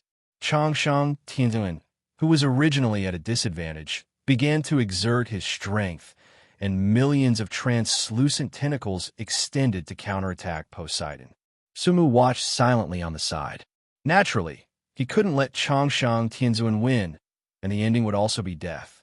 For him, the best outcome was that both gods would lose. Changshang Tianzuan, who had the advantage, kept wearing away the power of Poseidon. 2 hours later, whoosh! Another holy light hit Changshang Tianzuan. The sea god instantly regained his strength and began to suppress the opponent. Seeing this scene, Su Mu smiled silently. God, nothing more than that. He continued to use the power of the original angel to perform micromanipulation, trying his best to keep the two gods in a stalemate and continue to consume their divinity. This process was very long, but what he lacked the most was patience. Sikong Zhen walked through a dense forest and stepped onto a winding bluestone path. A quiet Taoist temple soon came into view. It was the Changshang Taoist temple. Entering the Taoist temple, it seemed as if he had entered a peaceful world, with only the occasional bird calls echoing in the air. In the courtyard, several ancient pines and cypresses stood proudly, and their vigorous trunks seemed to be telling the story of the years. A scream completely destroyed the beautiful atmosphere in the Taoist temple. Jun Wushang ran out of the hall, holding his head and running away. Behind him was the furious Taoist Xianqing holding a sword. "You evil disciple, Master asked you to wipe the statue of Changshang Tianzuan, but you accidentally broke it. Today Master is going to clean up the mess." Jun Wushang shouted in injustice. It's none of my business. I just wiped it lightly, and the statue broke by itself. Nonsense. Master has worshipped this statue for many years without any problems. How come it broke when you touched it? Evil disciple, you dare to quibble. Take Master's sword. Xianqing Taoist's eyes flickered, and he shouted fiercely, but his hands were very soft and weak, and Jun Wushang dodged it several times. Of course, he knew that the statue was not broken by Jun Wushang, but the statue was broken when he met Su Mu last time, and then he glued it back together. The reason why he asked Jun Wushang to wipe it this time was of course intentional. Jun Wushang, who always smiles, is really panicked this time, because he knows that the statue of Changshan Tianzuan is the lifeblood of his master. In the past, no matter how he made trouble, even if he pointed at his master's nose and scolded him, his master would not really be angry, but now. Finally, Jun Wushang was forced into a dead end by Xianqing Laodao, and the shining sword was raised high, flashing cold light. Jun Wushang was frightened and his face turned pale, his eyes full of guilt. Master, that statue is really not. Shut up, evil disciple. You still want to quibble at this point. Do you really think that the master's sword is not good? Xianqing Laodao was furious. The guilty Jun Wushang lowered his head. Master, I was wrong. I am willing to accept the punishment. Seeing Jun Wushang's guilt, Xianqing Laodao laughed in his heart. He knew that his goal had been achieved. Since he knew that this kid's future achievements were limitless, he has been thinking about how to tie this kid down. After all, those fucked up things he did before, it's better not to mention them. Today's move was the self-torture trick he had been thinking about for a long time. First, let this kid feel guilty and ashamed, and then he couldn't bear to do it anymore. Threw away the sword, tears streaming down his face, and the master and disciple hugged each other and cried ha-ha. Seeing that the time was almost right, Taoist Xianqing waved the sword in his hand, and Jun Wushang hurriedly hugged his head and dodged in panic. He did not resist his master, and in his heart he didn't want to believe that his master would kill him. Seeing that the sword had fallen, Taoist Xianqing quietly loosened his palm, waiting for the sword to fall to the ground with a clang, so that he could start the performance, and tears in his old eyes began to brew. But at this moment, bang, a stone broke through the air and knocked the sword in Taoist Xuanqing's hand away. Master Xianqing, spare his life. Sikong Zhen came from a distance. Taoist Xianqing froze. He looked at Sikong Zhen, who was walking quickly, the sword that fell to the ground, and Jun Wushang, who had a complicated expression. He was numb, completely numb. Master, this is your only disciple after all. He is not guilty of death anyway. Please show mercy. Sikong Zhen said seriously. His idea was very simple. Taoist Xianqing would not live long. Jun Wushang would inherit the mantle of Changshan Taoist Temple sooner or later. If Jun Wushang went to the imperial capital in the future and was sought after by the nobles like Taoist Xianqing, then he could be regarded as selling himself in advance. It was just a small effort, and perhaps he would win the friendship of the future celebrity in the imperial capital. After all, this was a life-saving grace. Taoist Xianqing. Jun Wushang picked up the sword on the ground with a complicated expression and put it in Taoist Xuanqing's hand. Master, I didn't expect you to really kill me because of this matter. Anyway, you picked up my life, so you can kill me if you want. Taoist Xianqing. Little brother, your master is just angry. How could he kill you? You go first, I will persuade him later. Besides, I came here to find your master for something important. Sikong Zhen stood between the two and persuaded Jun Wushang to leave. He was worried that Taoist Xianqing would not give up, so he dragged him into the hall. In the hall, Sikong Zhen frowned. He didn't understand why Taoist Xianqing looked at him so strangely angry, resentful. Master, don't blame me. Your disciple has a good character. Fuck you. Taoist Xianqing suddenly roared, and he was so angry that he opened his mouth. His old face flushed. Who the hell told you to meddle in other people's business? Do you know that was almost done? The Taoist. Master, calm down. He is your only disciple. Even if you kill him in anger today, you will regret it in the future. Outside the main hall, Jun Wushang, who had not walked far, heard the furious voice of Master Xianqing, and his expression became more and more depressed. He left the Changshan Taoist temple without saying a word, his figure depressed. You asked me to calm down? How can I calm down? Ah, it's ruined. Everything is ruined by you. Who will take care of me in the future? The collapsed master, Xianqing, squatted on the ground, beating his chest and stamping his feet. Sikong Zhen's frown deepened. He didn't intend to care about the mess between the master and the apprentice anymore. He said bluntly, Master, I came here this time to ask you for help with something important. I have reported your deduction results about the 7 deadly sins to the royal family before. The royal family has issued a death order. Please deduce the true identity of the 7 deadly sins. Even if you can't deduce arrogance, anyone else can do it. No, find another job. The dejected old Taoist, Xianqing, refused without thinking. Sikong Zhen narrowed his eyes slightly and calmly took out a small square box from his arms.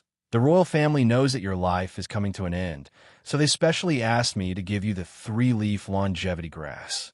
Taoist priest, you should know that this precious, extraordinary material is coveted by even the great nobles.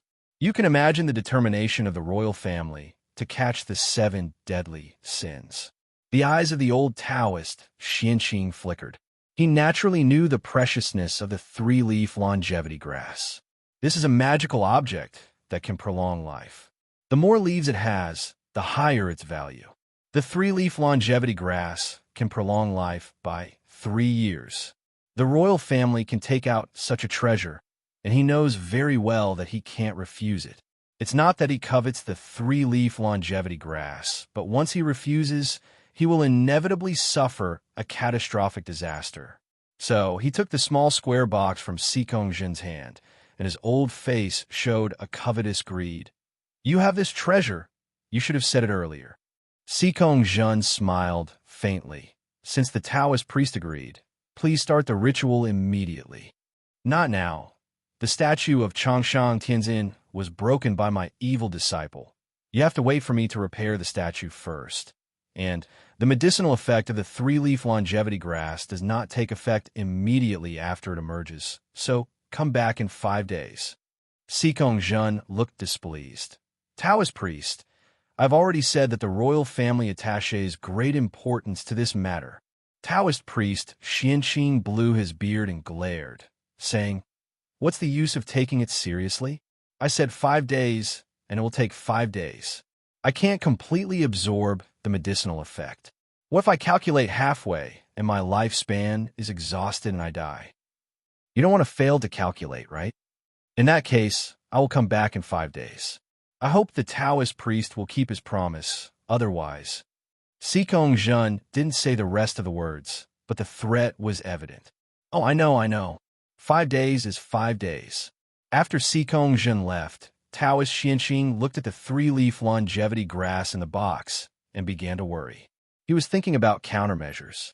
He certainly couldn't count it.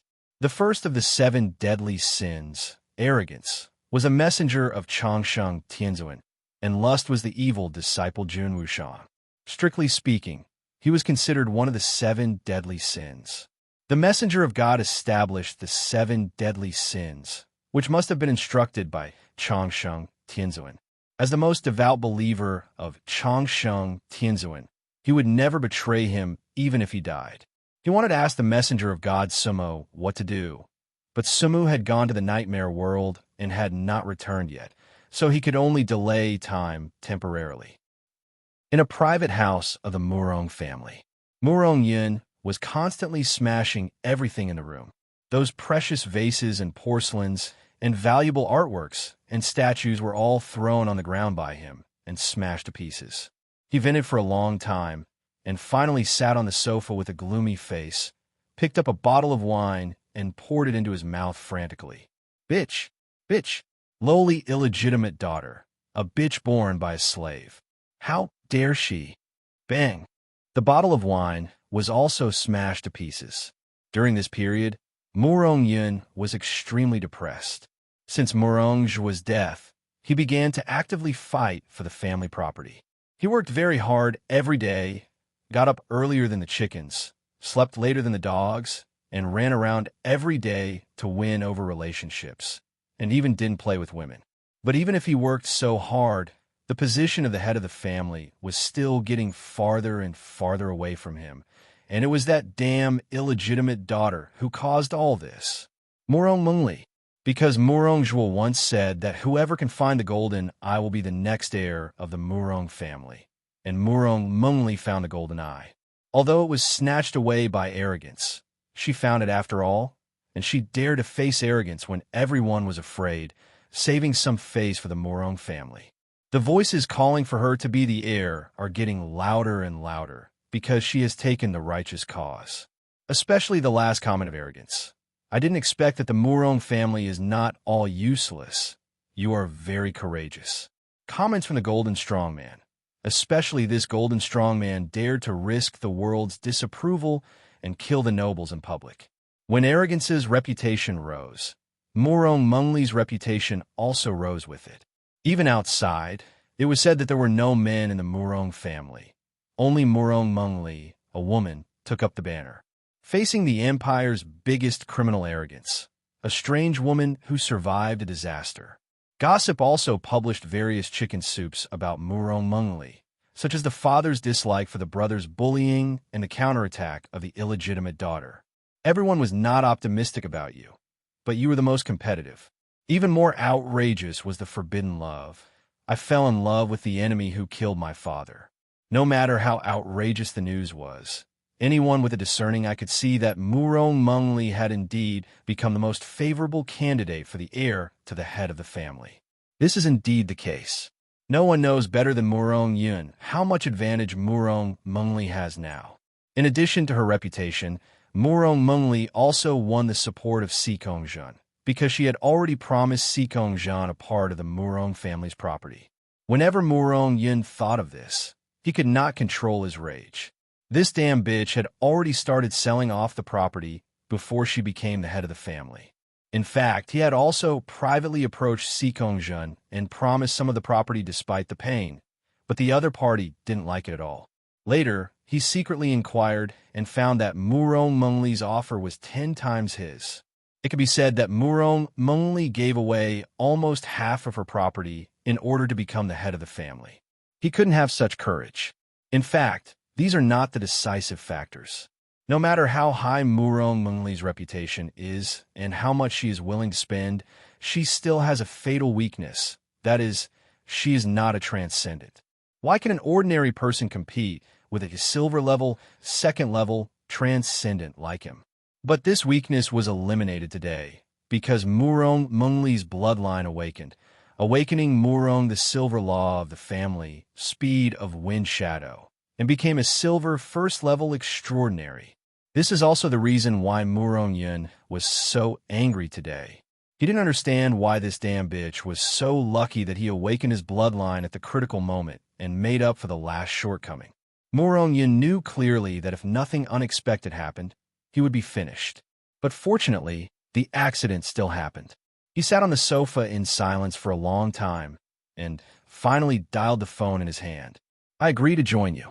A hoarse laugh came from the other end of the phone. Smart choice. If Murong Zhuo is as smart as you, he will never die like this.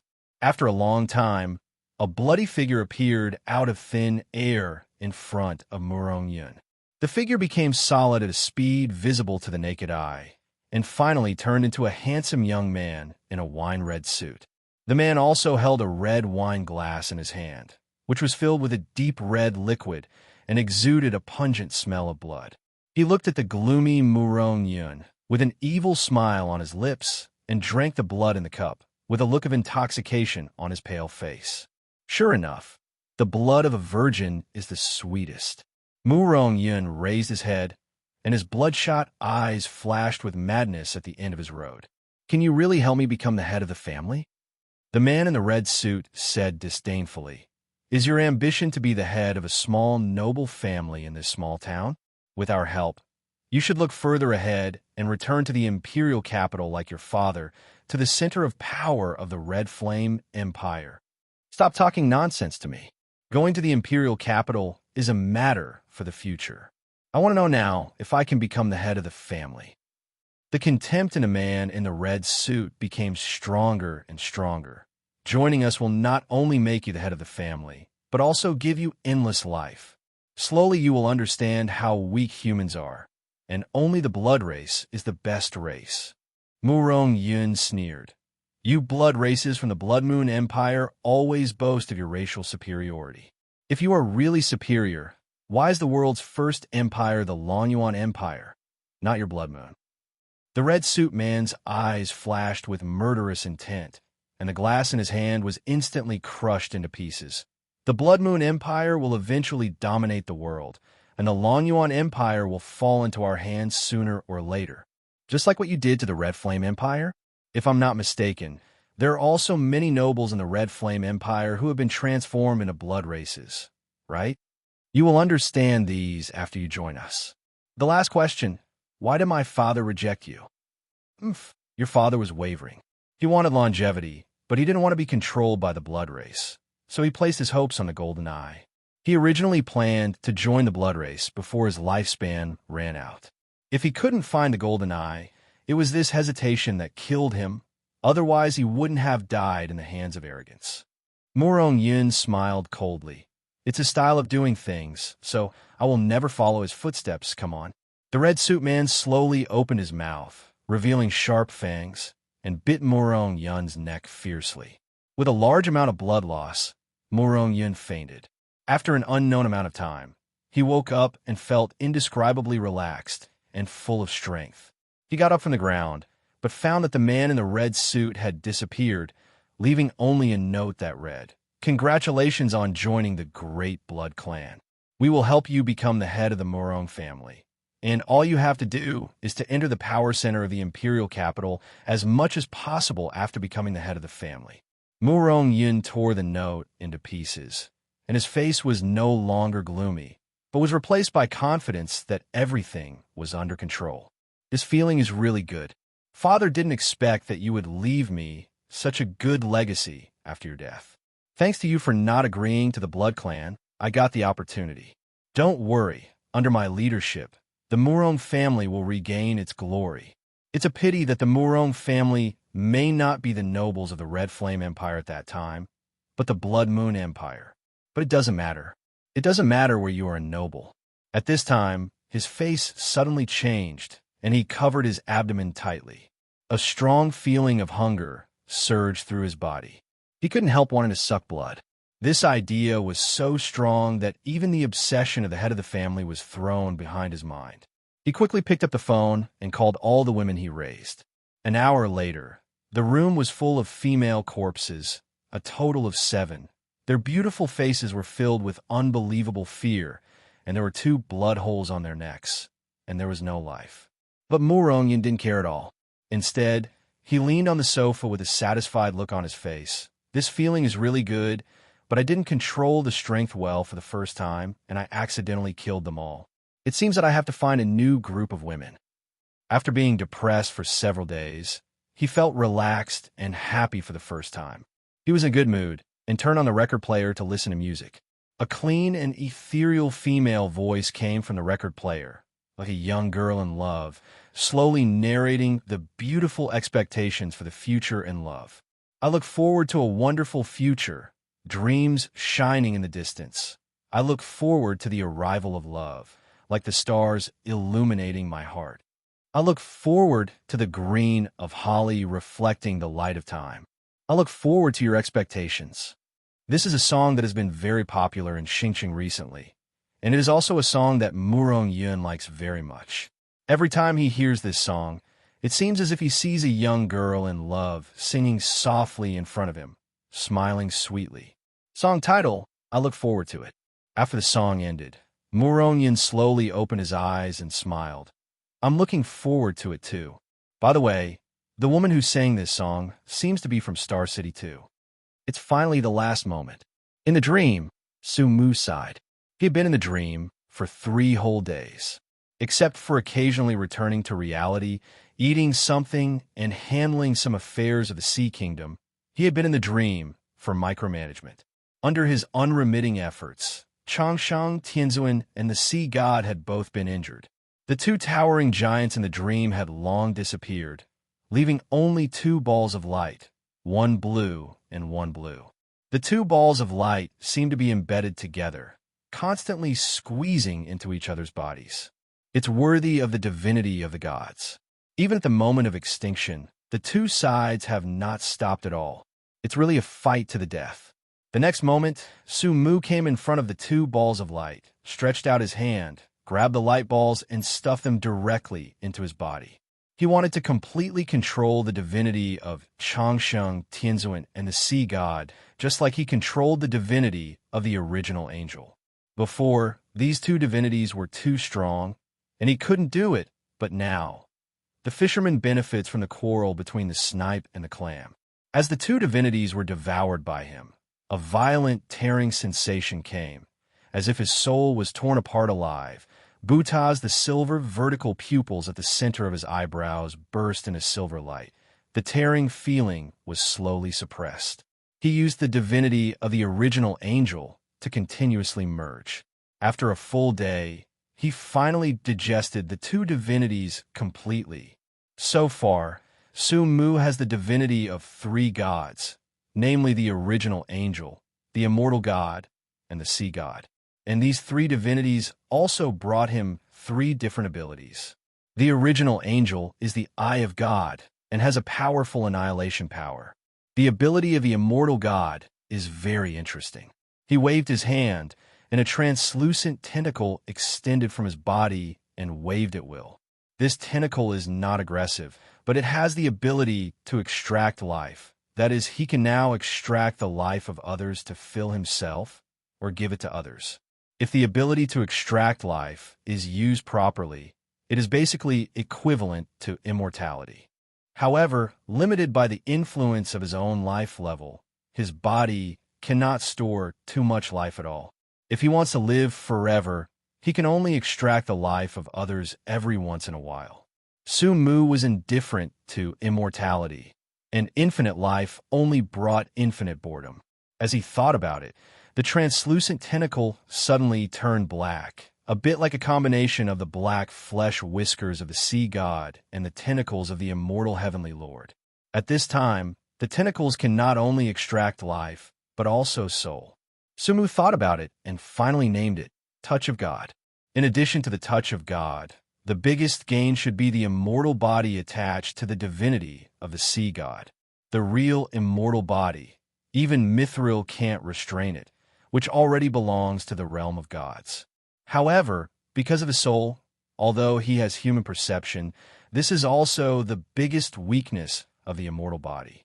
Once he encounters a powerful soul attack, he will still die. In contrast, the undead sirens have no such concerns, because their souls are in the hands of the sea god. Unless the sea god is killed first, the soul is absolutely safe. In general, the combat power did not increase significantly, but the ability to save life was maximized, and he was both immortal and indestructible. This also made Su Mu somewhat dissatisfied because he enjoyed the feeling of dancing on the edge of a knife, and now that he could not die suddenly, it really reduced some of the fun. Mr. Su, Mu Qing knocked on the door, but no one responded. She pushed the door open, but the room was empty and Su Mu was not there. Mu Qing couldn't help but look puzzled. Where did Mr. Su go? Su Mu had been sleeping in the room for the past few days. Why wasn't he here today? From a perspective she couldn't see, Su Mu was standing in front of her, looking at her with interest. Miss Mu, he even called Mu Qing out loud, but Mu Qing seemed not to hear him and had no reaction. Su Mu walked in front of Mu Qing, stretched out his hand to touch her body, but his hand went straight through Mu Qing's body. Seeing this scene, Su Mu couldn't help but smile slightly. Interesting, is this the new ability of dreams after swallowing divinity? He was experimenting with the new ability of dreams. Just like before, after swallowing the divinity of the original angel, dreams became more and more real and could forcibly pull the souls of ordinary people into dreams. Now that he has devoured the immortal heavenly master and the sea god's divinity, the true attributes of dreams have become stronger and stronger. Not only can he pull people's souls into dreams, but even their bodies can enter dreams. This special dream is becoming more and more like a real world. The reason why Su Mu disappeared in reality at this time is because he entered the dream world. Then he covered the Sea Kingdom with the dream world, which resulted in the current ghost-like state. In short, under his control, dreams and reality completely overlap. He seems to be walking freely in reality, but in fact his body is hidden in the dream and will not be discovered by anyone. The current dream state seems to have no effect on reality. Compared to reality, I am now a non-existent person. Su Mu's eyes moved slightly. He tried to activate his mental power to penetrate the boundary between dreams and reality. As expected, his mental power entered reality very smoothly. After all, this is his dream. Now, he can even pull his physical body into the dream, so it is natural for him to probe his mental power when he is in the dream. For a moment, many inspirations about controlling dreams flashed through his mind. Suddenly, endless demonic sound was activated. "Miss Mu, what do you want to talk to me about?" Su Mu's gentle voice sounded in the empty room. Mu Qing was startled and turned around quickly, but found that there was no one behind her. She couldn't help but be a little surprised.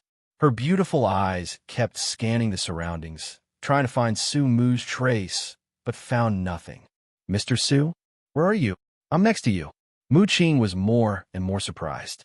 She even stretched out her hand to touch around, but all she touched was air. "Mr. Su, what's going on? Why can't I see you? Are you invisible?" "I'm here." In Mu Qing's astonished eyes, Su Mu's figure appeared in front of her out of thin air. "Mr. Su, I didn't expect you to be invisible." Su Mu smiled slightly. "What do you want to talk to me about?" Mu Qing suppressed her surprise and said bluntly, "I'm going back to the real world. I have felt the signs of returning in my heart these days, so I came to say goodbye to you. Mr. Su, this dream was thanks to you. I was able to break the curse of the sea god. Otherwise, I might never go back." Su Mu nodded, not surprised at all, because Lu Dongliang had returned to reality yesterday. Before, this nightmare was shrouded by the power of the sea god, so the nightmare apostles who entered could not return at all, but now the power of the sea god is consumed by him, and this power is naturally lifted. "Mr. Su, I believe you also know that my law is not natural breathing, but with spirit breath. I will not hide it anymore. I will definitely repay you for saving my life this time. This is my contact information. If you need any extraordinary medicine in the future, you can contact me at any time." Mu Qing handed over a small note, and she hesitated a little and said, "To be honest, I have many enemies in reality, so I may change my contact information, but if conditions permit, I will contact you in advance before changing it." Sumu did not take the note because his current body is fake, and it is Sunluo Wanxiang transformed. "No need for contact information. I will contact you naturally when I need it." Mu Qing was stunned and wanted to ask the other party how to contact her. But when she thought of Su Mu's previous magical performances, she suddenly felt that it should not be difficult for the other party to contact her. So she nodded and agreed. "By the way, when you go back, prepare the extraordinary potion of endless recovery in advance. It will be your reward for this time. When you have it, I will come back to get it from you." Mu Qing nodded and was about to say something, but she found that she could not make a sound. She looked down and saw that her body was changing little by little. Become transparent, this is a sign of returning to reality. She simply stopped talking, but waved to Su Mu and disappeared completely. Su Mu would naturally not let go of Mu Qing, a humanoid extraordinary medicine warehouse with extraordinary potential. The reason why he did not want contact information was because he had a better way, that is to communicate through dreams. This is also one of the new abilities of dreams, which can build a bridge with other dreams. No matter where Mu Qing is, as long as she is still asleep, Su Mu can contact her through dreams. Even achieve dream teleportation, invade other people's dreams with your own dreams, and then walk out of other people's dreams. For example, now, Su Mu's phantom in the room is shattered inch by inch, and his real body in the dream instantly appeared beside Yang Dongqing. Although he cannot teleport in reality, in dreams, let alone teleportation, flying and hiding are not a problem. At this time, Yang Dongqing was making a lot of money. He found a lot of extraordinary materials looted from the sea country in Hujie's treasure house. Although they were not rare, they were also extraordinary materials. If they were sold casually in the real world, they would be worth at least tens or even millions. I don't know where he got a leather bag from, but he stuffed it into the bag with shining eyes. With so many extraordinary materials, I could buy so many clothes for Jasmine when I exchange them for money. Ha ha ha! Can't I buy something else? Sumu's voice suddenly sounded from behind Yang Dongqing. Fuck! Yang Dongqing was startled, and the leather bag in his hand almost fell to the ground. He looked back and said angrily, "You walk silently?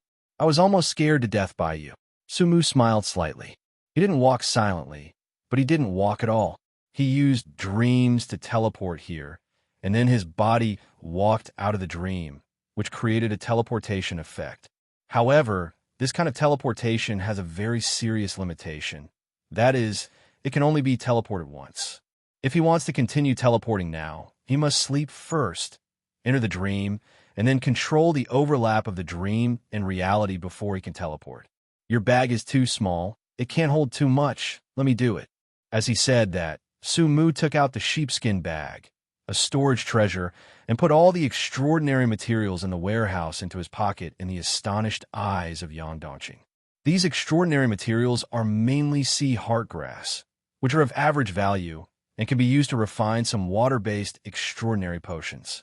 Damn, leave some for me. I found this first. Yang Dongqing was shouting, but suddenly he was surprised to find that he couldn't make a sound. Then, his body began to gradually become transparent. Is he going to return? Sumu's eyes moved slightly. He looked at himself and found that there was no change, which made him a little surprised. Can he enter at the same time, but can't return at the same time? Or is he special and can't return on his own initiative? He didn't continue to investigate because there was no time. If he really couldn't return on his own, then once Yang Dongqing left, he would be left in the sea country, unless he found the source of the nightmare of the sea country and completely destroyed this dream. For him, there was nothing in the sea country that could attract him, and it was time to leave. Yang Dongqing, relax your mind and don't resist. Although Yang Dongqing didn't know what Sumu was going to do, he still obeyed. A crystal blue light flashed in Sumu's eyes, and Yang Dongqing was hypnotized to sleep in an instant. Then he closed his eyes and hypnotized himself to sleep. The next moment, Sumu appeared in the dream, and he disappeared in reality. He invaded his dream into Yang Dongqing's dream. Soon, Yang Dongqing's body was completely transparent and disappeared in the sea country. Changsheng Taoist Temple. In the guest room on the side of the main hall, Yang Dongqing's figure appeared out of thin air, lying straight on the ground, sleeping soundly. The air was shaking like water waves, and Sumu slowly walked out of the dream and looked at the surrounding environment. He knew that he had returned to reality. Bang! The door of the room was opened directly, and Taoist Xianxing rushed in excitedly. Lord God's envoy, I just sensed someone appeared, so I hurried over. Seeing that Lord God's envoy is safe and sound, I feel relieved. Huh? He looked at Yang Dongqing, who was sleeping soundly on the ground, and asked in confusion, Lord God's envoy, he is Yang Dongqing, a member of the bronze coffin. Taoist Xianxing did not ask in detail. He seemed to remember something, and hurriedly said, Lord God's envoy, I have something important to report. Not long after you left, Sikong Zhen came again. He gave me a 3-leaf longevity grass to prolong my life. He wanted to count the 7 deadly sins again. This time, the royal family issued a death order, and the 7 deadly sins must be found. I dare not make a decision on my own, so I deliberately delayed for 5 days. Tomorrow is the 5th day, and Sikong Zhen will come to my door. Lord God's envoy, what do you think? Sumu was interested when he heard this. It seems that the Qian royal family will not give up until they find the 7 deadly sins. In that case, let them find it. The Taoist Xianxing was startled. Lord God's envoy, are you going to... Sumu's eyes turned, and he looked up and down at Taoist Xianxing. Xianqing was a little scared by him and laughed dryly. Lord God's envoy, why are you looking at me like this? The Taoist said before that regardless of the loss of life, he can fight against the golden strongman. Is it true? Xianqing swallowed his saliva, always feeling that something bad was going to happen, but he didn't dare to deceive the God's envoy, so he had to bite the bullet and admit, it's true, but I don't have a few years to live now. Even if I eat the 3-leaf longevity grass, I can only increase my life by 3 years. If you want me to deal with Sikong Zhen, it's okay to deal with him for a while, but if you want to win the battle, this life is probably not enough. Su Mu smiled slightly. He raised his arm lightly, and a translucent tentacle suddenly emerged from his sleeve, emitting a faint green light, and the supreme aura unique to Changsheng Tianzuan slowly emerged. Taoist Xianqing suddenly showed a fanatical look, as if appreciating the most beautiful artwork in the world. His eyes sparkled. This is the power of Changsheng Tianzuan. Yes, I have the power of Changsheng Tianzuan, and I can control my lifespan like him, so you don't have to worry about the consumption of your lifespan. It's all up to the Lord of God. Taoist Xuanqing's face was no longer hesitant or worried. Only fanaticism remained. Seeing Taoist Xuanqing's reaction, Su Mu's eyes were filled with more expectation. It's time for the 7 deadly sins to show up. He turned around and kicked Yang Dongqing, waking him up from his dream.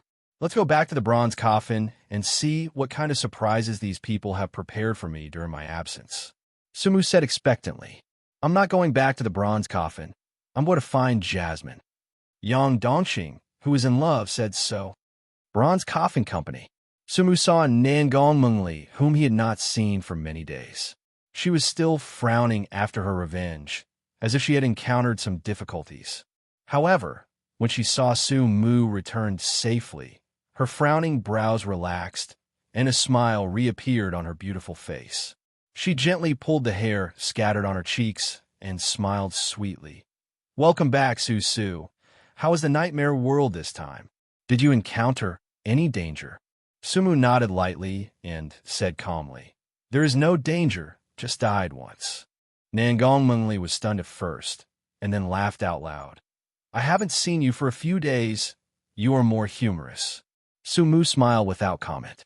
Only he knew that this so-called death was not a joke, but a real death. After a brief greeting, Nangong Mengli closed the door with a solemn expression and drew the curtains. The spacious president's office suddenly became dim. Su Mu frowned slightly. Would she have another child? Something happened. Nangong Mengli said solemnly. Su Mu's frown relaxed. It was good that something happened. If the reality was always calm, he could consider settling in the nightmare world. Do you remember what I said before? If I couldn't find a golden eye, I would leave Star City. I didn't tell you where I was going at that time. Remember, judging from your look, the accident you said was related to this matter? Nangong Mengli's expression became more and more solemn, and there was a trace of unresolved annoyance between her eyebrows. In fact, my plan at the time was to turn to the Revolutionary Army if I couldn't find a golden eye, because I wanted revenge and wanted to deal with the nobles. Only the Revolutionary Army could help me in the world.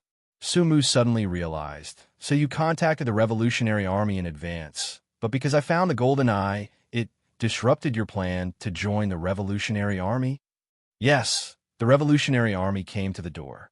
This doesn't seem to be a bad thing. Isn't your ultimate goal to take revenge on the royal family? With the help of the Revolutionary Army, you can achieve your goal faster. Nangong Mengli sighed. I thought so at the beginning, so I met with the Revolutionary Army and told them that I would stay in Xingqing and help the Revolutionary Army, secretly after taking charge of the Morong family. The Revolutionary Army agreed, but they also made another request. What request? Nangong Mengli looked at Su Mu with an inexplicable expression and said slowly, They want to see you. Su Mu's eyes moved slightly, and he immediately understood the subtext of this sentence. They want to see pride? Yes, they want to see pride. This matter is also my fault. Nangong Mengli was a little annoyed. Because I am a noble, it is difficult to join the Revolutionary Army. They are also afraid that I am a spy, so I told them part of my purpose to kill Morong Jua. I did not reveal that I was a descendant of the Nangong family, but told them that Murongjwa killed my mother. I have seen too much darkness of the nobles, so I want revenge and overthrow the nobles. Hearing this, Su Mu has completely understood. Only the Revolutionary Army knows that your purpose is to kill Murongjwa, and you have already agreed with them to leave Xingqing before the birthday party and join them. As a result, not only did you not leave, but Murongjwa was also killed by arrogance. And the most critical, it was you who stood up to question pride, and pride did not kill you. Speaking of this, he smiled.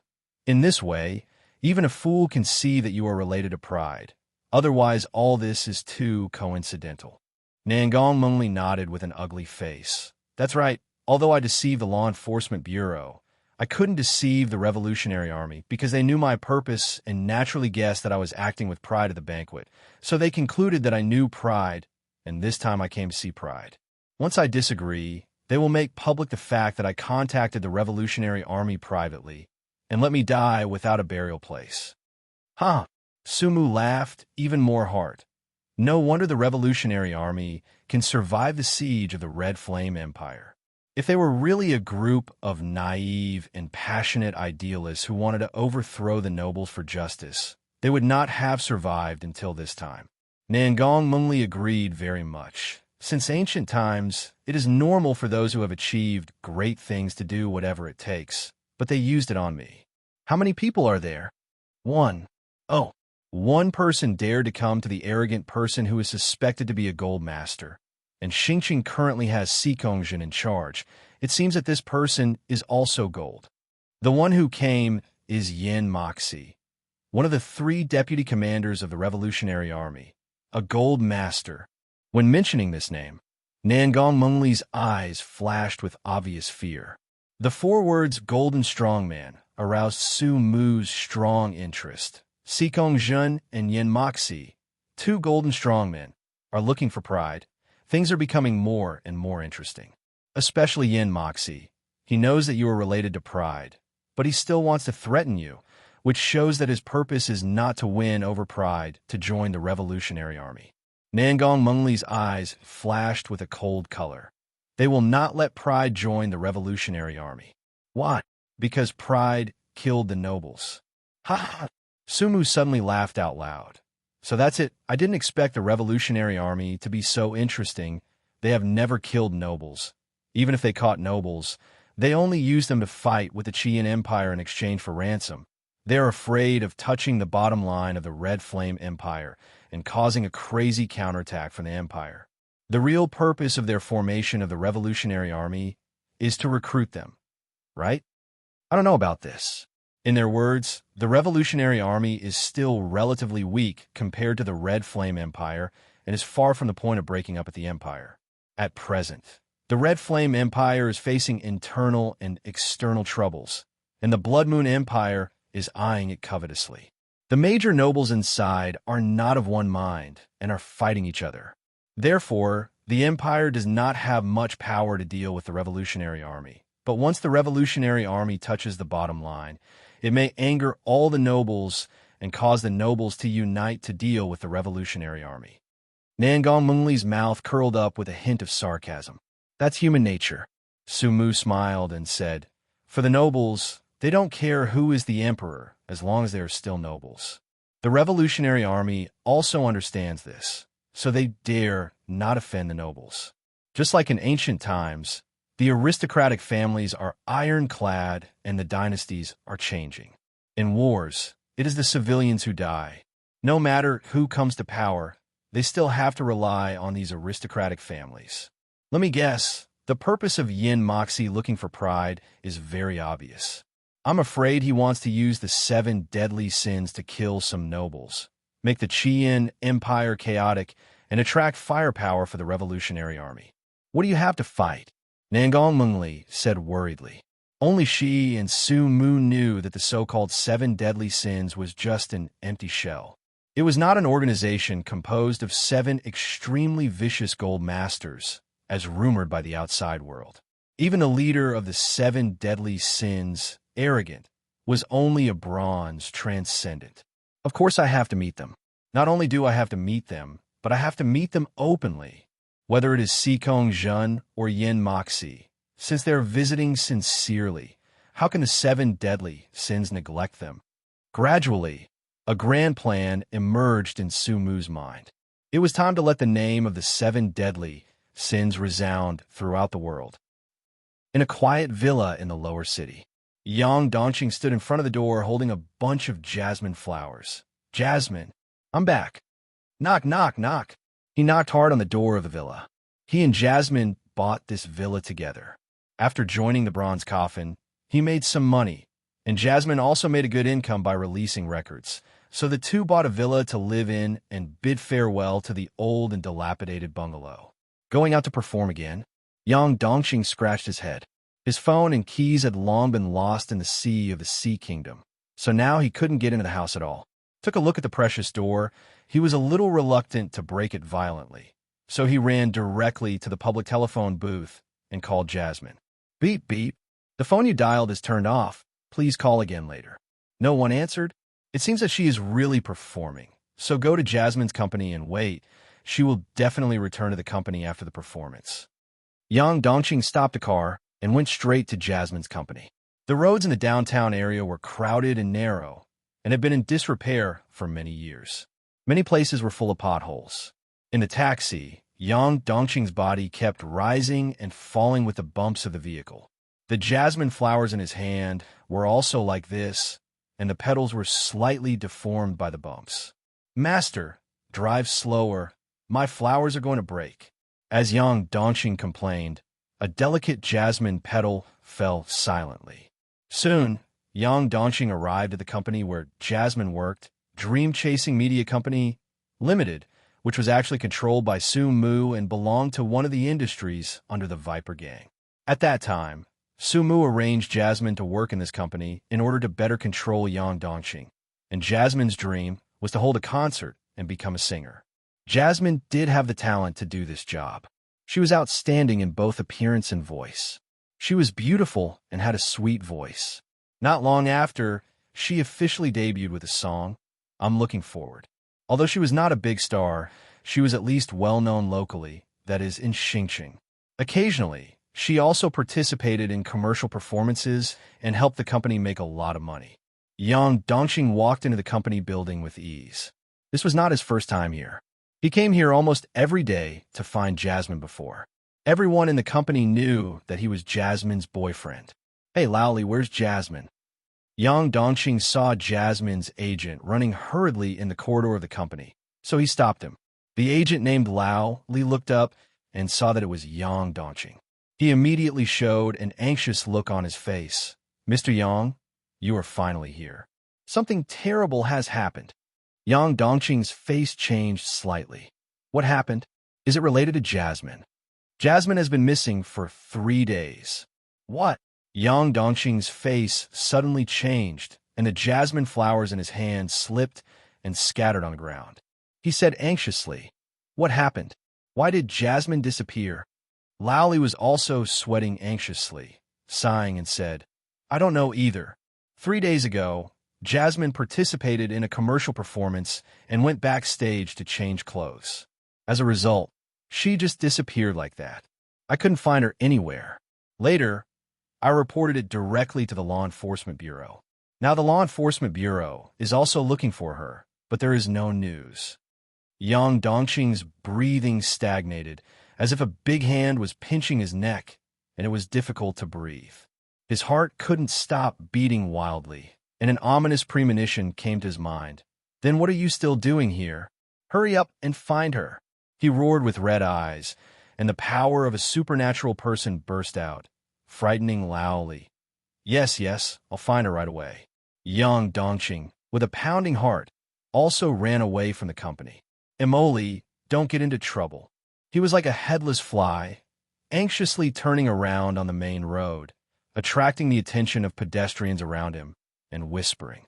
After running for a while, Yang Dongqing stopped because he didn't know which direction to look for. Calm down.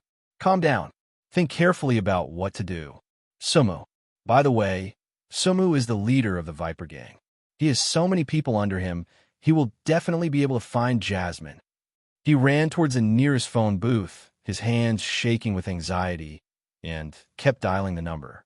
After several mistakes, he finally succeeded. "Hello."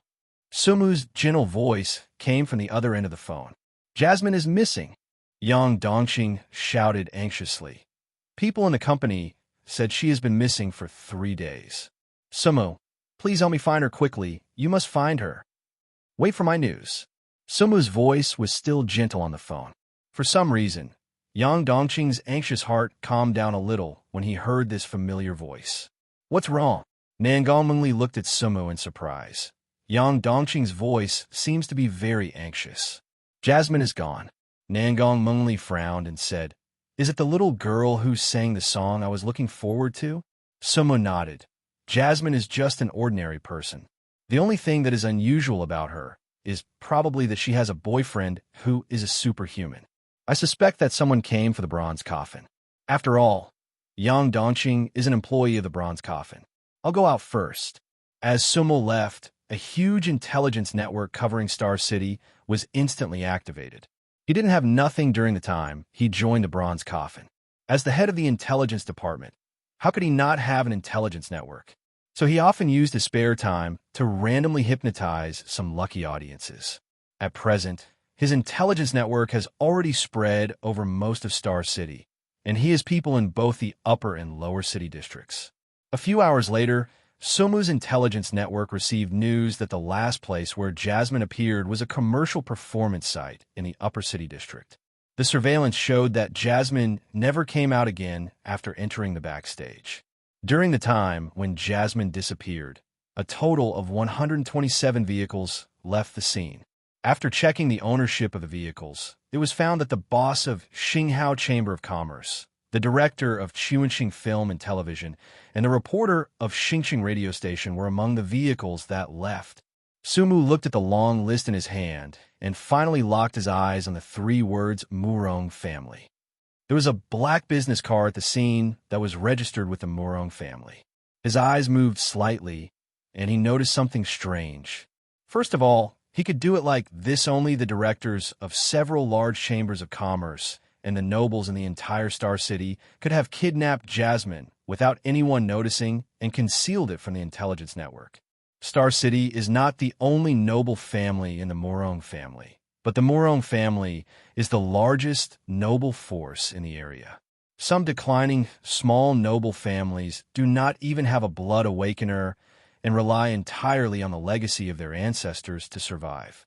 The reason why the Murong family is suspected is that at this time, the children of the Murong family should not have the leisure to come and watch the commercial performance. Murong Zhua just died not long ago. They're not busy with funerals and fighting for family property, but they're starting to have fun. And if someone really wants to target the bronze coffin, it must be the children of the Murong family. After all, Nangang Mengli is now in the limelight and is regarded as a thorn in the flesh by all brothers and sisters. Sumu judged that this matter was most likely done by someone from the Murong family, but he didn't know which one of the Murong family it was. The Murong family has many businesses, and the nobles attach great importance to privacy. The intelligence network he casually set up does not have the ability to detect the nobles at present.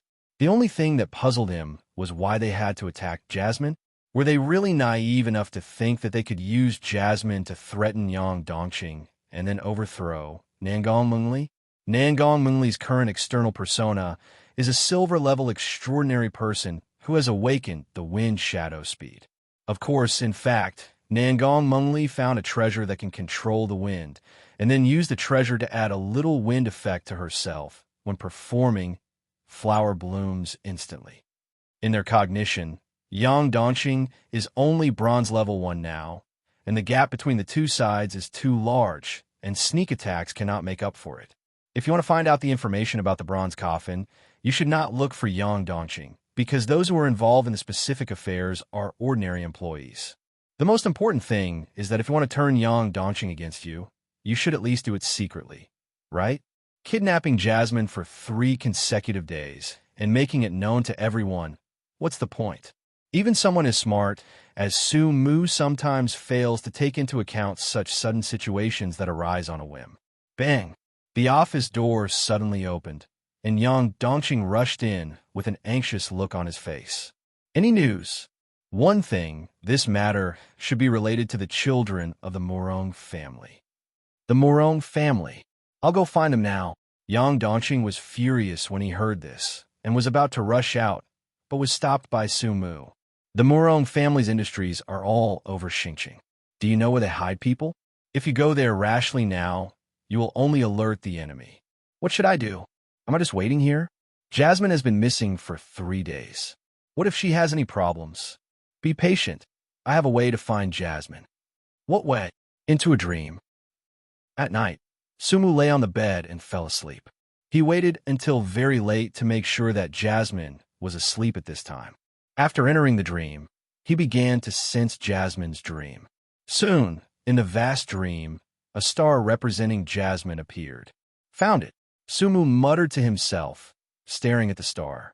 The next moment, the dream extended and poured into the star, and he also entered Jasmine's dream. This is a nightmare. Ha ha! Can't you suppress your desire for blood? I like to watch stubborn girls like you fall. I don't like to force others, so as long as you take the initiative to accompany me for one night, I will give you blood. How about it? In the room that looked like a prison, Murong Yun laughed wildly, with a strange scarlet flashing in his eyes.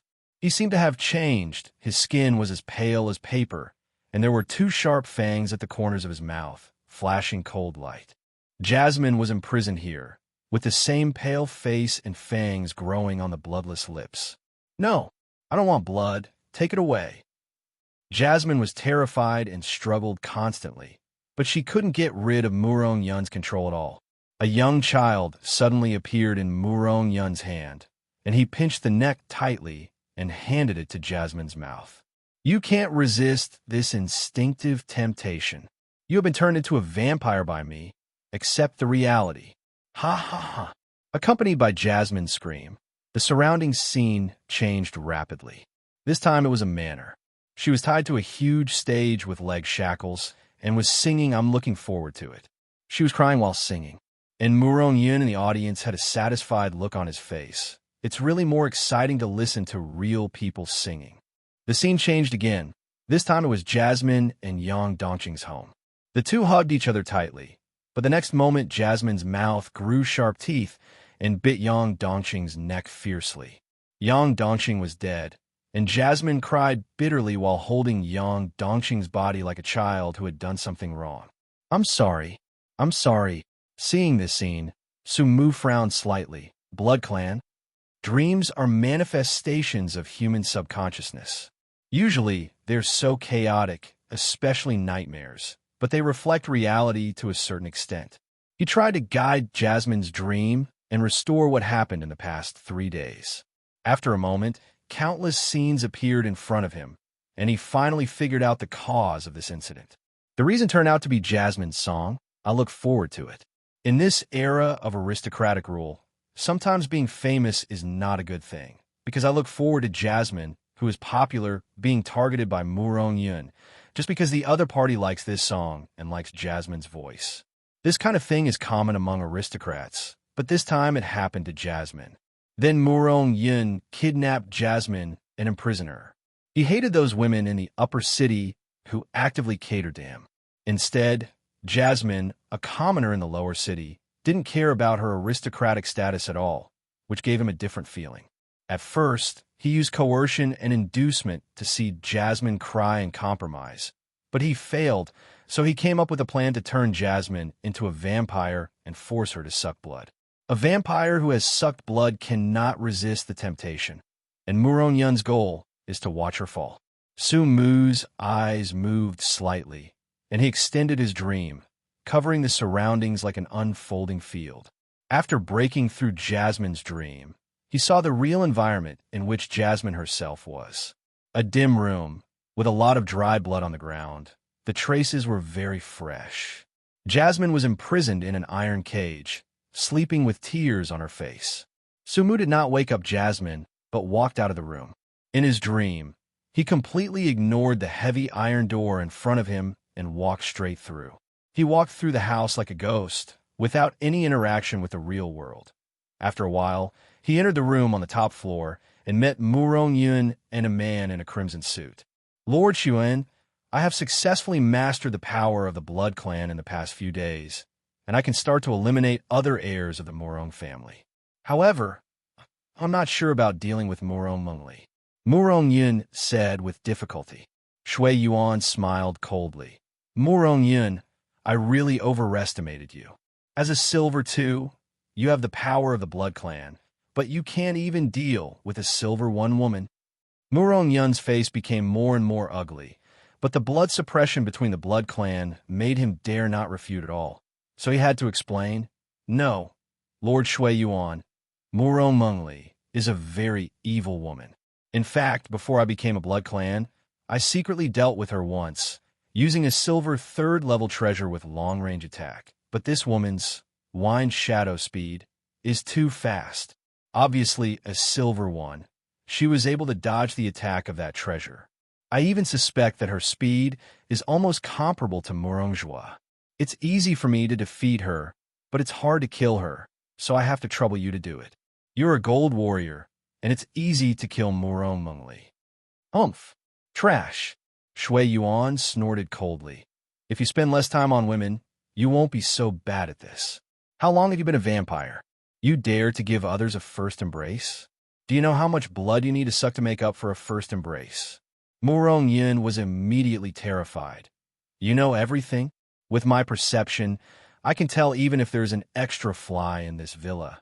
Not to mention that you have hidden a woman. Shui Yuan was very proud of his vampire perception. Su Mu, who was standing next to him, nodded in approval. It seems that gold warriors are just like this. In order to test the other party's perception, he deliberately slapped Shui Yuan in the face, and his palm passed through Shui Yuan's face. The other party still maintained an arrogant attitude and did not notice it at all. Didn't you bribe Murong Mengli's secretary? Go find out where she often goes, and then tell me. I will take action when the time comes. After saying that, Xuan turned and left.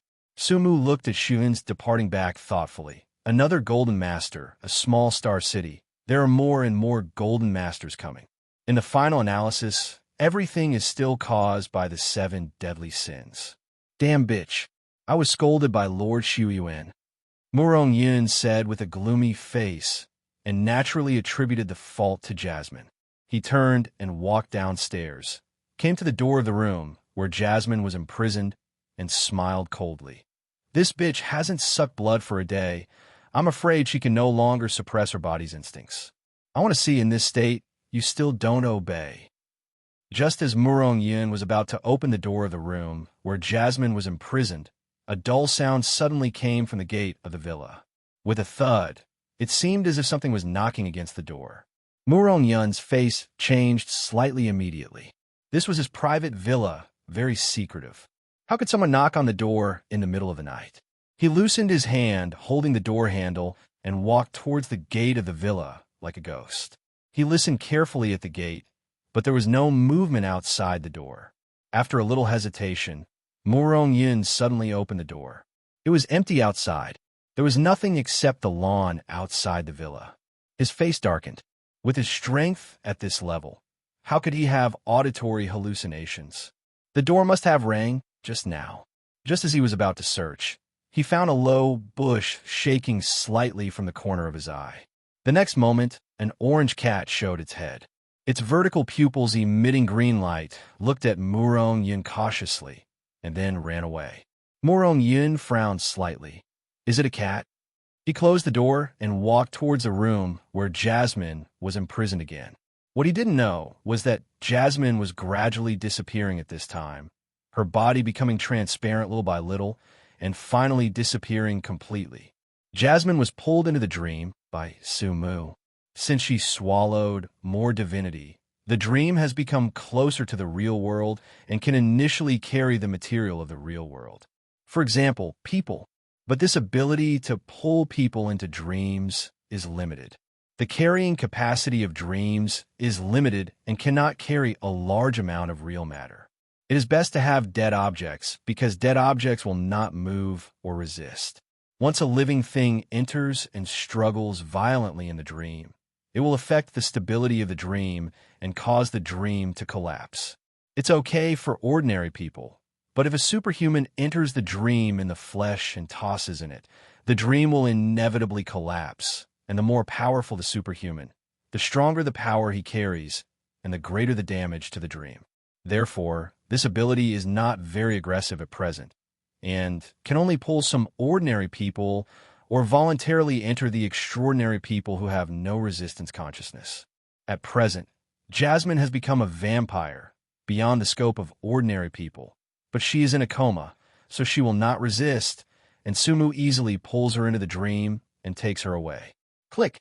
The door was opened by Murong Yun, and his eyes flashed with excitement. Little wild cat, can't you bear it anymore? As long as you obey, I will. Murong Yun stopped talking halfway, as if he was stuck, staring at the empty room with his eyes. Where's the person? He searched the room like crazy, and all the sundries and cabinets were overturned by him, but there was no trace of Jasmine anywhere. He did not give up and directly activated Wind Shadow Speed, and his figure turned around the whole villa like a breeze in an instant. No, nowhere. Jasmine disappeared out of thin air, as if she had evaporated from the face of the earth. Murong Yun was covered by a sense of horror in his rage. Jasmine could not have escaped by herself. She had just become a vampire and had not eaten for a long time, so she definitely did not have the strength to escape. This also meant that someone had just come to his villa and took Jasmine away without anyone noticing. How is this possible? Murong Yun's face was full of disbelief. You know, Master Shuyin had just left not long ago. When did that person come? How could he hide from Master Shuyin's perception? Shuyin was a golden strong man. If he could hide from his perception, he must be a golden strong man, but there was no reason for a golden strong man to come and take Jasmine away. Unless he thought of a possibility, and his face suddenly became ugly. Unless it was Master Shuyin who did it. As soon as this thought came out, it spread in his brain like a plague. Master Shuyin had just expressed his dissatisfaction with him turning Jasmine into a vampire, and only Master Shuyin knew that Jasmine was locked up in this villa. Did Lord Shui Yuan take Jasmine away on purpose to punish him? Damn it! Murong Yun was furious, but he didn't dare to go to Shui Yuan to confirm. His actions had already displeased the other party. If he asked again at this time, he would be doomed. He knew very well that he was not irreplaceable to Shui Yuan, because the Murong family had other children. The reason why he was chosen was nothing more than because he was the strongest, Silver 2, and the other children were all Silver 1, and he was the eldest son, so he was legitimate. He was the best choice, not the only choice. Xiaoqing District, Yang Dongqing, and Jasmine's home. At this time, Yang Dongqing's eyes were red, and he sat on the sofa with a nearly collapsed expression. He inserted his hands into his hair and clenched it hard. Jasmine, where did you go? Don't be in trouble. She's fine. Sumu's voice suddenly came from the second floor. Tong! Yang Dongqing stood up suddenly and saw Sumu already on the second floor stairs. He didn't care how Sumu appeared at all and rushed to Sumu in 2 steps. Found Jasmine? Sumu nodded, and his eyes indicated that Jasmine was in the bedroom on the second floor.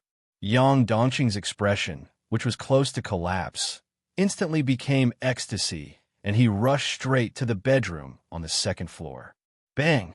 The door was suddenly opened, and he saw Jasmine lying on the bed with extremely pale skin. It was this violent sound of opening the door that woke up Jasmine, who was sleeping soundly. Jasmine seemed to have woken up from a nightmare.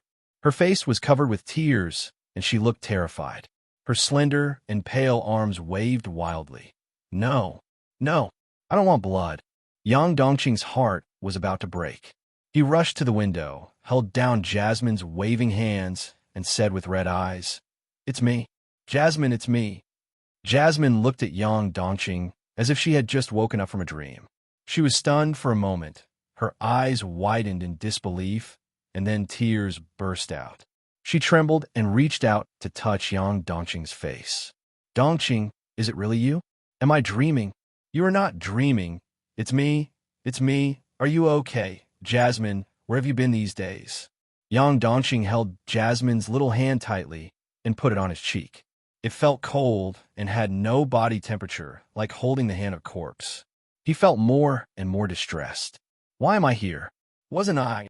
Jasmine was a little incoherent. Sumu brought you back. You were missing, and he just found you and brought you back. What happened, Jasmine? Did someone kidnap you? Who is that person? Tell me, and I will kill him. Yang Dongqing almost bit his teeth to pieces, and the rage that was rising into the sky almost overflowed from his chest. Jasmine opened her mouth, but her expression suddenly became terrified, and she quickly stopped. She said with tears in her eyes, Dongqing, don't ask. We can't afford to offend him. Don't go, you will die. The furious Yang Dongqing felt Jasmine's trembling and became more angry. Who is that man? Even if I die, I will kill him. No, no, no. I don't want you to die. Please don't ask, okay? Jasmine was frightened again and couldn't stop crying. She had dreamed of the scene of Yang Dongqing being killed several times in her nightmares these days. In her cognition, Murong Yun was a noble, and the nobles were the sky of the Qian Empire. Ordinary people who offended the nobles would surely die. Even the extraordinary people were no exception. This deep-rooted concept of hierarchy has long been firmly rooted in the hearts of every citizen of the Qian Empire. Yang Dongqing hugged Jasmine in his arms distressfully and comforted her. I won't ask anymore. Don't cry. Jasmine, everything is fine. I'm here. I won't let anyone hurt you. Jasmine felt Yang Dongqing's long-lost embrace. She leaned her head on his shoulder, and soon that part was wet with tears. Jasmine, why is your body so cold? Did you catch a cold? You've lost weight. I'll go make you a bowl of hot soup noodles. You must be starving. Yang Dongqing comforted her softly. But the anger in his heart not only did not retreat at all, but became more and more intense because of the temporary suppression. He didn't want Jasmine to worry, so he planned to ask Su Mu while cooking noodles. Since Su Mu rescued the person, he must know who kidnapped Jasmine. But what he didn't notice was that the three words, starving, seemed to remind Jasmine, forgetting the joy of reunion, and the instinct hidden in the body was stimulated by hunger. Su Mu, standing at the door, looked at Jasmine calmly. A pale and weird face was reflected on the brown glasses. Two sharp fangs slowly grew out of Jasmine's mouth. Jasmine's eyes also changed, as if she had lost her humanity in an instant, and her eyes were filled with bloodthirsty beasts. Clang! The sound of metal clashing rang out on Yang Dongqing's neck. The sharp fangs were blocked by the steel-like skin, and even faintly rubbed out small sparks. Jasmine, you! Yang Dongqing was stunned. He didn't react at all to what Jasmine was doing. The next moment, the steel-like skin was finally pierced, and the fangs fell into the flesh. The blood in his body seemed to be uncontrollable, rushing madly towards the pierced blood hole. Jasmine sucked heavily, and a touch of satisfaction flashed on her weird face, and the bloodthirsty light in her eyes became stronger. Yang Dongqing, in pain, quickly pushed Jasmine away. When he saw what Jasmine looked like, he was horrified. Jasmine, your teeth! What on earth is this? Before he could finish, Jasmine laid on the bed with her limbs together and glared fiercely. She instantly flew into the air, like a vicious dog pouncing on its prey, biting Yang Dongqing's neck fiercely. Although Yang Dongqing was panicked, he was a bronze-level, second-level transcendent after all, and he quickly pressed Jasmine on the bed. Jasmine struggled violently, screaming repeatedly, and blood dyed her beautiful lips rosy red. Blood! Give me blood! Jasmine, calm down. What's wrong with you? It's me, Yang Dongqing. Yang Dongqing yelled anxiously, his eyes full of anxiety and heartache. Maybe the three words, Yang Dongqing, awakened Jasmine's reason. The bloodthirsty beast in her eyes slowly receded, replaced by a brief confusion. When she saw the blood hole on Yang Dongqing's neck, her pupils suddenly contracted, and an emotion called collapse broke out. I did it. She trembled, her words mixed with heartache and guilt. Jasmine, what's wrong with you? Jasmine's body trembled. Quick, tie me up quickly. I can't control myself. Quick. Please, I don't want to become a monster that sucks human blood. What kind of monster sucks human blood? This? Jasmine. Jasmine. Yang Dongqing was shocked because Jasmine suddenly fainted. She's fine. I just let her fall asleep. Su Mu pushed his brown glasses and hid the crystal blue light in his eyes. By the way, you'd better find Chain to lock her up temporarily. My hypnosis will soon be broken by her bloodthirsty instinct. After saying that, Su Mu went downstairs without looking back. After a long time, Yang Dongqing came down from upstairs with a complicated look. He stood in front of Su Mu and said in a deep voice, "What happened to Jasmine?" Su Mu did not hide anything and directly told him about Murong Yun kidnapping Jasmine. After hearing everything, Yang Dongqing's face was ferocious like a demon, with veins popping up on his face, and he was so angry that he wanted to kill her. He could hardly restrain his anger. Murong Yun, I want to kill him. He stood up with a bang, and the anger in his heart shattered the remaining rationality. Su Mu, who was sitting on the sofa, said lightly, "Is a silver level, second level extraordinary person. What about you?" Yang Dongqing kept walking, completely unmoved. "After you died, have you considered Jasmine?" Yang Dongqing paused, his chest rose and fell violently, and he stood there for a long time before regaining his composure. "Is there a way to turn the vampires back into humans?" Su Mu shook his head. "As far as I know, there is no way at present. Now is not the time to consider these things. What you should do most now is to get some blood for Jasmine. Otherwise, she will go crazy if she is hungry for a long time. As for dealing with Murong Yun, it is very simple. I just have a plan recently. I will kill him with my own hands." Yang Dongqing's eyes were wide open. His fists were clenched, his teeth were clenched, and his angry voice was filled with oath-like determination. Su Mu nodded. To him, Murong Yun was just a minor character. What he really cared about was the golden strongman, Shui Yuan, who was hidden behind Murong Yun. Thanks to the appearance of Shui Yuan, his plan became more complete and exciting. Then, Su Mu left.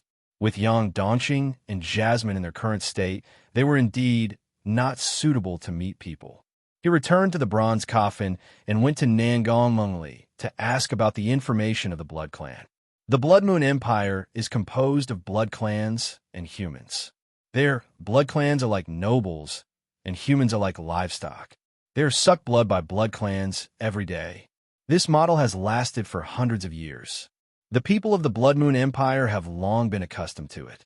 There are even special laws in the country to protect humans, requiring blood clans not to attack humans at will, but only to pay money to buy blood. As Nangong Mengli narrated, the general operating system of the Blood Moon Empire slowly emerged in Su Mu's mind, and he was not surprised. It sounds no different from the Red Flame Empire. Both are nobles riding on civilians to suck blood, but one is a metaphor, and the other is real blood-sucking. But there is one thing I am curious about. Where did the blood race come from? Is it a nightmare monster? Nangong Mengli pondered. I am not sure whether it is a nightmare creature, but according to legend, the ancestor of the blood race is the immortal king who once founded the Blood Moon Empire. Immortal King? Su Mu was a little unfamiliar with this title. The Immortal King is one of the 7 kings, and the so-called 7 kings actually refer to the original founders of the 7 empires today, and are also recognized as the 7 Golden Kings. The Immortal King of the Blood Moon Empire, the Dragon King of the Longyuan Empire, and the Holy King of the Holy Empire, etc. These kings have disappeared in the long river of history. But the title of the 7 kings has been passed down and inherited by their heirs, becoming the actual rulers of the empire. Who is the king of the Red Flame Empire? Nangong Mengli shook her head. There is no king in the Red Flame Empire. Oh, this surprised Su Mu. As we all know, there are only 6 of the 7 kings, but the Red Flame Empire has no king. To be precise, it should have had one before, but then the king disappeared for some unknown reason. Not only did he disappear, but the king's descendants and the relevant historical records were all wiped out, completely disappearing from the world. Even the name of the king has not been passed down, and the current royal family of the Red Flame Empire is just a minister under the former king. Interesting. Sumu smiled slightly. As he came into contact with more and more, he found that the fun of the real world was almost catching up with the nightmare world. This made him very satisfied, because in this way, he would not be bored in both the real world and the nightmare world. By the way, Su, you asked me to meet Yin Moxie of the Revolutionary Army before. Do you have a plan? Go and tell Yin Moxie that the 7 deadly sins agreed to meet him. Sumu had a mysterious smile on his lips, and his brown glasses could hardly cover the deep light in his eyes. Then he explained a few details and went to bed. Of course, for a man like him, he would not be idle even when sleeping. In the dream, Sumu controlled the dream to expand continuously, slowly overlapping with most of Star City. With his current level of mental power, it was not enough to cover the entire Star City, but it was enough for the time being. When the dream expanded to the Changshan Taoist Temple, it stopped. Sumu took a step, and he appeared in the Changshan Taoist Temple in an instant, as if he had shrunk the earth into an inch. Taoist Xianqing, who was sleeping, suddenly opened his eyes and looked at the black shadow that suddenly appeared in the room with vigilance. After seeing that the person coming was Sumu, he let down his guard and quickly stood up to salute. Meet the Lord God's envoy. Sumu nodded and handed over a silver mask. Taoist Xianqing took the mask respectfully, took a look, and found that it was engraved with a lecherous smile. He asked in confusion, Master God's envoy, this is... From now on, you will temporarily take over lust, one of the 7 deadly sins. Taoist Xuanqing's heart skipped a beat. He thought of the scene of fortune-telling before. It was known that Jun Wushang was the future lust, and he was Jun Wushang's master. He was also temporarily taking over lust. My immortal lord, it turns out that I am the first generation of lust. It's bad. I didn't encounter any accidents in the plan of Master God's envoy, and then passed on lust to Jun Wushang after my death, right? No.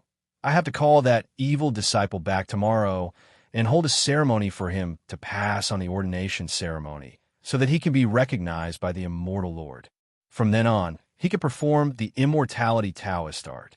If there is any accident tomorrow, the immortal lineage will not be cut off.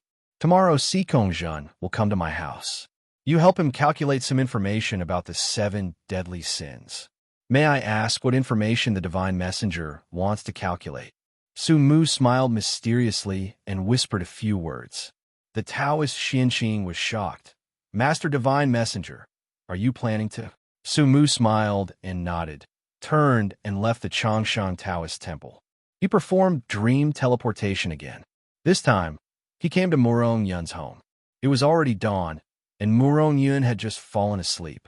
After becoming a vampire, he became daytime and nighttime. Although he was not as afraid of sunlight as the lower vampires, he instinctively hated sunlight and hated going out during the day. Sumu entered Murong Yun's dream. It was a beautiful dream. In the dream, Murong Yun became the head of the Murong family and returned to the power center of the imperial capital, realizing the long-cherished wish of his late father Murong Zhua, making the Murong family glorious again. Seeing this scene, Sumu found it very interesting. It was the evil people who did all kinds of bad things in this world, dreaming all day long, while kind people are often haunted by nightmares. Perhaps it is because good people live a harder life, and good people often feel guilty for a long time after doing a bad thing, while bad people still think it is natural after doing all the bad things. He used his dream to cover Murong Yun's dream, and then began to control it. The scene instantly switched to Murong Zhua's birthday banquet, standing arrogantly in the middle, despising everyone equally.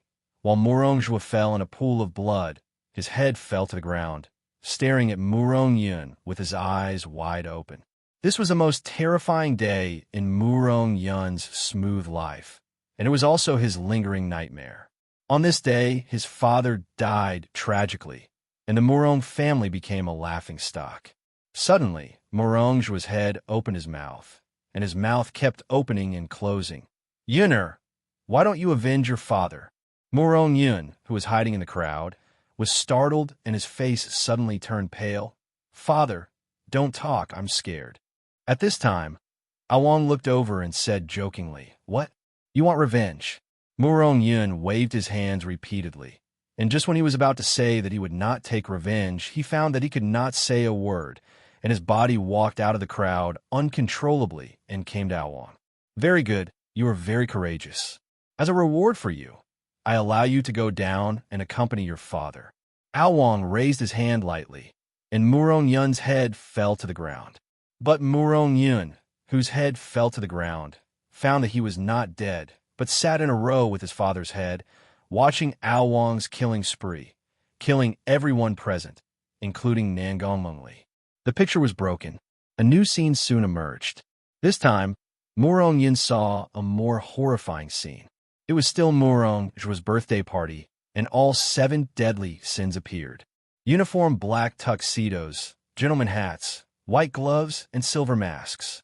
The only difference is that the expressions on each silver mask are different, representing 7 different emotions. Pride, jealousy, rage, laziness, greed, gluttony, lust. Chevron_left. The 7 deadly sins that appeared on the scene went on a killing spree, killing everyone at the banquet, including Nangong Mengli. When Murong Yun died, the scene changed again, as if in an endless cycle.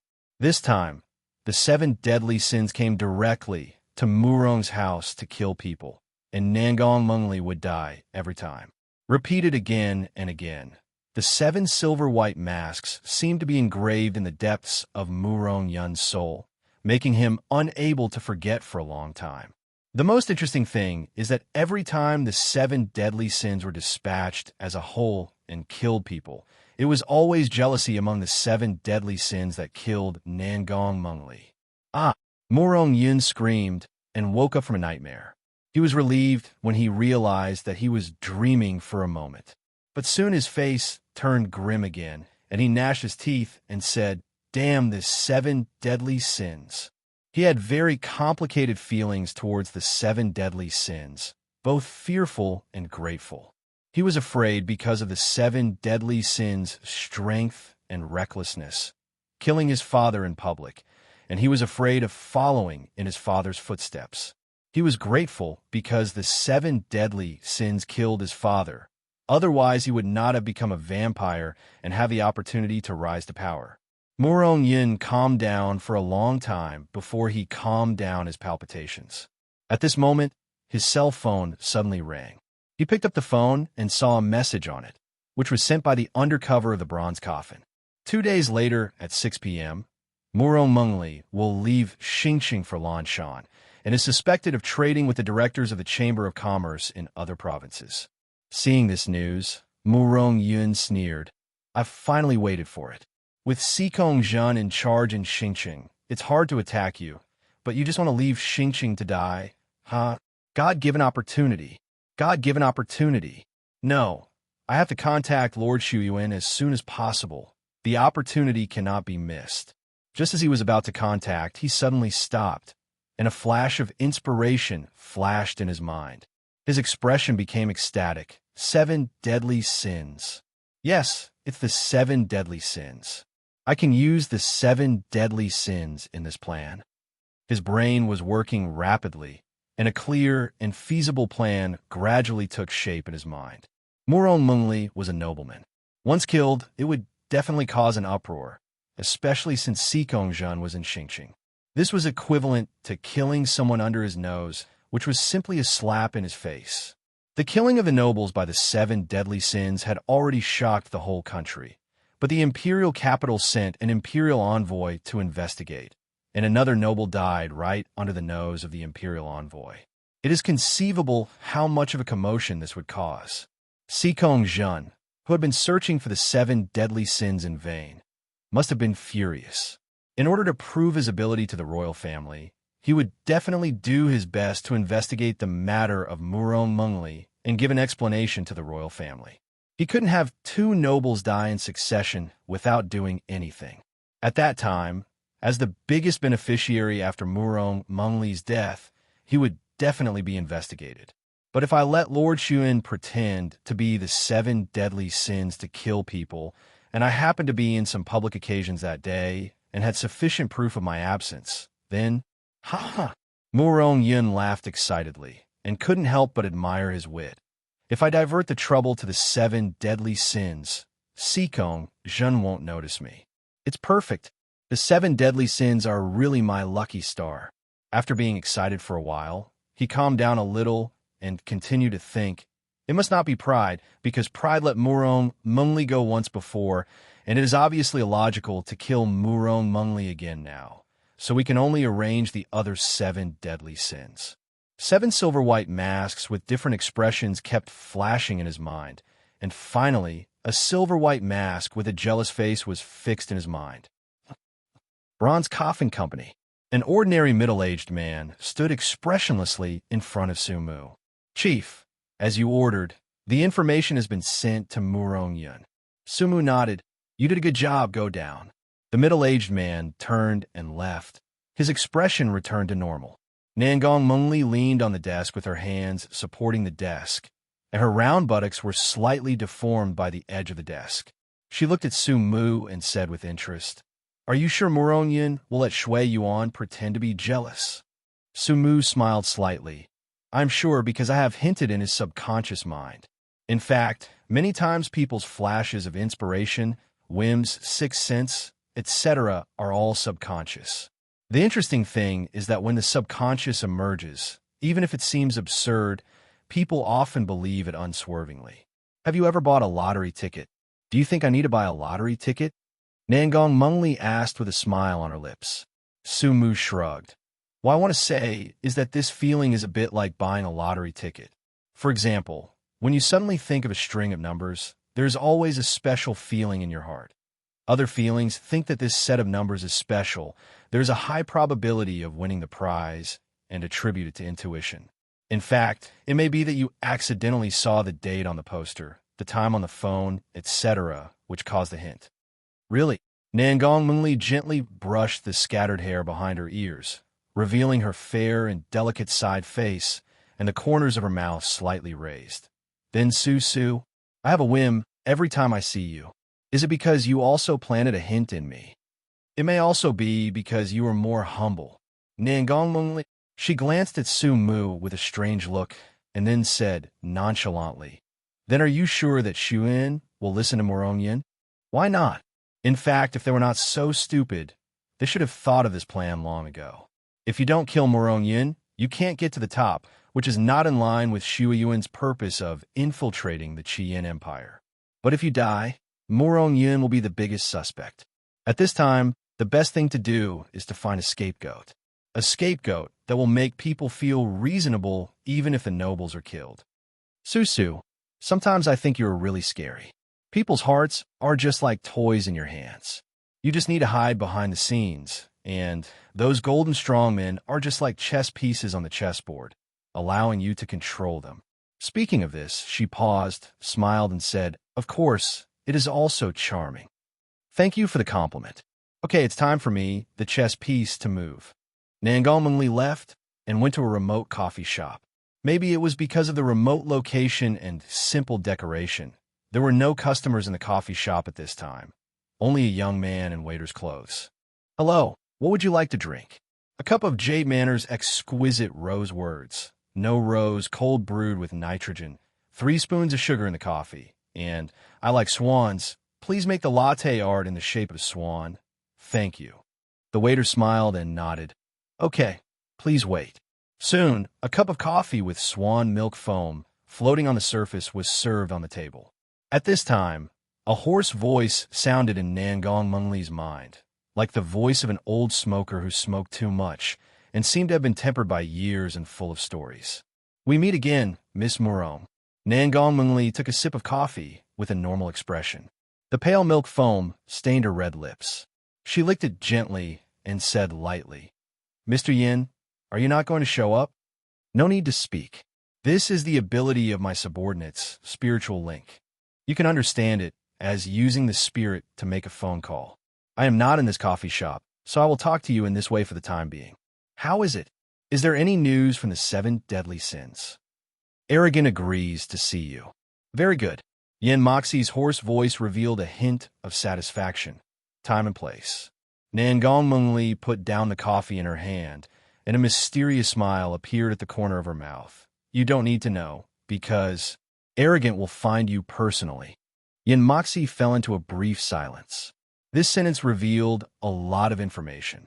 As one of the deputy commanders of the Revolutionary Army, he was a wanted person nationwide.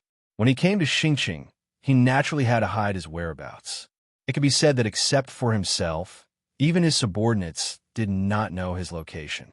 But Pride said he would come in person, which means that his every move could be under the control of the other party. Otherwise, how could the other party find him? But he was a golden strong man after all, and his mentality was naturally far superior to that of ordinary people. He only replied calmly, "Okay, I'll wait." Then, the mental link was disconnected, and Yin Moxie's voice disappeared. Nangong Mengli continued to drink coffee. After all, waste is shameful. And just opposite her, Su Mu was sitting with interest.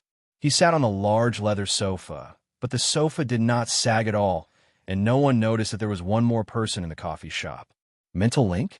It doesn't seem difficult. With his strong mental power, he can master some mental tricks even without relying on the law. This feeling is like a person who is born with a strong body and runs very fast. Even if he doesn't understand rugby, he can achieve results with a little training.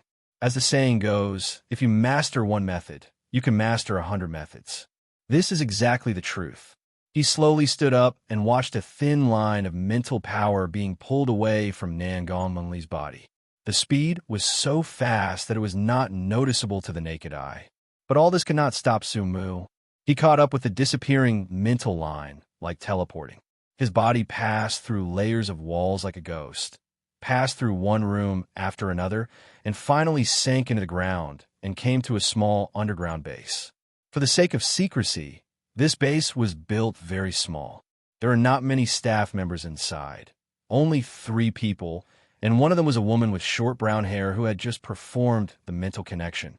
Another mental line was constantly extending from a distance, and it was unknown where it was connected. Brother Yin, is that arrogant really so powerful? Can he find you? The people of the Red Flame Empire can't do it. The short-haired woman communicated using the mental connection. I don't know. Yin Moxie's voice was calm. I haven't told anyone my location, so there is no possibility that there are spies in the organization who can expose my whereabouts. Maybe Pride has a secret means of detection. But, Brother Yin, you're also a gold powerhouse, and you are very good at hiding. Otherwise, the organization would not send you here. So many gold powerhouses in the Empire can't find you. Pride has never even seen your appearance. How can he find you? In my opinion, he should be bluffing. Now I see it. Su Mu in the underground base has long disappeared and teleported to Yin Moxie's side along the network cable. The mental fine line. He carefully looked at Yin Moxie. The other party was wearing a shabby black windbreaker, black sunglasses, and a cigarette in his mouth. He was sitting in a small stall eating stinky tofu. His face was full of stubble, and his figure was a little thin, but his facial features were three-dimensional and sharp. He was about 30 years old and had a bit of the flavor of a mature uncle. Su Mu's purpose of coming here this time was to meet Yin Mo Xie, so that he could find him directly through dream teleportation. However, he did not expect Yin Mo Xie to show up, so he had to go through a lot of trouble. However, it was not a waste of time. At least he saw another use of mental power, mental connection. For many extraordinary people, the law is equivalent to a weapon. They can hold weapons to enough to use, but do not understand the principle of the weapon. But Su Mu is different. After squandering 100 years in his dream, he has already reached the pinnacle of control over his mental power. He can easily understand the principles of some simple mental laws and then learn to use them. Yin Mo Xie did not notice that Su Mu had sat opposite him and still said to himself, he has no need to bluff. A person who dares to challenge the bottom line of the empire and kills nobles in public will not do such a boring thing. He should really find me. Perhaps the rating of arrogance within the organization should be raised. The strength exposed by killing Morong Jua before may be just the tip of the iceberg. The short-haired woman suddenly said with a bad taste, Brother Yin, how about this? You find a hidden place to hide. Isn't arrogance very confident? I don't believe that if you really want to hide, someone in this world can find you. I'm not that boring. hang up. Yin Mo Xie hung up the mental link. Afterwards, he stopped eating the stinky tofu in front of him, hurriedly found the boss to pay the bill, and then blended into the crowd and left. He vigilantly sensed his surroundings, and after making sure that no one noticed him, he walked into a dark alley. Then an incredible scene appeared. Yin Moxie's body began to melt, as if swallowed by the shadow on the ground, and the whole person continued to sink into the shadow and disappeared. Su Mu was speechless when he saw this scene. Is the deputy commander of the Revolutionary Army so arrogant? He said no, but after hanging up, he didn't even eat the stinky tofu and turn his head to hide. A shadow moved quickly in the darkness, almost blending into the darkness, and it was difficult to distinguish. Yin Moxie, who turned into a shadow, came to the edge of the alley, and outside was the ground illuminated by the sun. Swish! He disappeared, and when he appeared again, he was already attached to the shadow of a passerby. Silver Law Sequence 49 Shadow Walker. Su Mu stared at the black shadow that kept flashing among the shadows of passersby, and roughly guessed some of Yin Moxie's abilities. Yin Moxie moved extremely fast in the shadows, almost like teleportation. Under normal circumstances, even a gold warrior of the same rank would find it difficult to catch up with him. Unfortunately, he met Su Mu. No matter how fast Yin Moxie was, he could never be faster than Su Mu in his dream, because Su Mu in his dream was almost omnipotent. The two of them sped along, and just 10 minutes later, Yin Moxie entered a magnificent building and lurked. Seeing this building, Su Mu's face was slightly strange. He found that Yin Moxie's brain circuit was really different from that of normal people. He was really not afraid of death for the sake of hide and seek. This magnificent building was nothing else but Xingqing Law Enforcement Bureau. He knew that Si Kongjin was currently in charge of Xingqing Law Enforcement Bureau, but he still chose to hide in the Law Enforcement Bureau. He didn't know whether it was because of his skill and courage or simply because he was very competitive. Su Mu smiled helplessly. Anyway, he didn't care. Even if the location was chosen in the imperial palace of the imperial capital, it would be the same. It made no difference to him. Then, his figure disappeared from the spot. When he appeared again, he had already arrived at the Changsheng Taoist temple. Taoist Xianqing was helping Si Kongjun to tell fortunes. Let me make it clear first. This is the last time. I want to live a few more years after this time, whether it succeeds or not. You don't have to come again. Taoist Xianqing said reluctantly. Si Kongjun nodded seriously. I promise, Taoist, this is the last time. He verbally agreed first, but in fact he had already made a plan in his mind. If he still couldn't figure it out, he could only threaten Jun Wushang's life and force Taoist Xianqing. Taoist Xianqing was already a dying man. Forcing him was useless, so he could only attack Jun Wushang. Taoist Xuanqing's face eased a little, but in fact he laughed in his heart. He fell into the trap. He pretended to tell fortunes, and it was the same trick of jumping the shaman, which made Si Kongjun's temples throb. Master, please skip these tedious ceremonies. I don't have so much time to waste on this. Master Xianqing saw that Si Kongjun looked unhappy, so he stopped what he was doing and went straight to the point, chanting a spell to the newly carved statue of Changsheng Tianzuan. After a while, Master Xuanqing's face turned pale, and he spat out a mouthful of blood, and his body was shaky. Seeing this, Si Kongjun hurriedly supported Master Xianqing. Failed? Master Xianqing shook his head weakly. It succeeded, but this statue was newly carved, which caused the power of Changsheng Tianzuan to be transmitted smoothly, so the future picture displayed could not be formed at all, and it was intermittent. But fortunately, I am sincere, and I still glimpsed a corner of the future. Si Kongjun was overjoyed. Please speak frankly. The Empire will never forget your contribution. I didn't dare to be arrogant, but I took the second best and counted the other 7 sins. Other members are fine. As long as we catch any one of the 7 deadly sins, we can always get their information.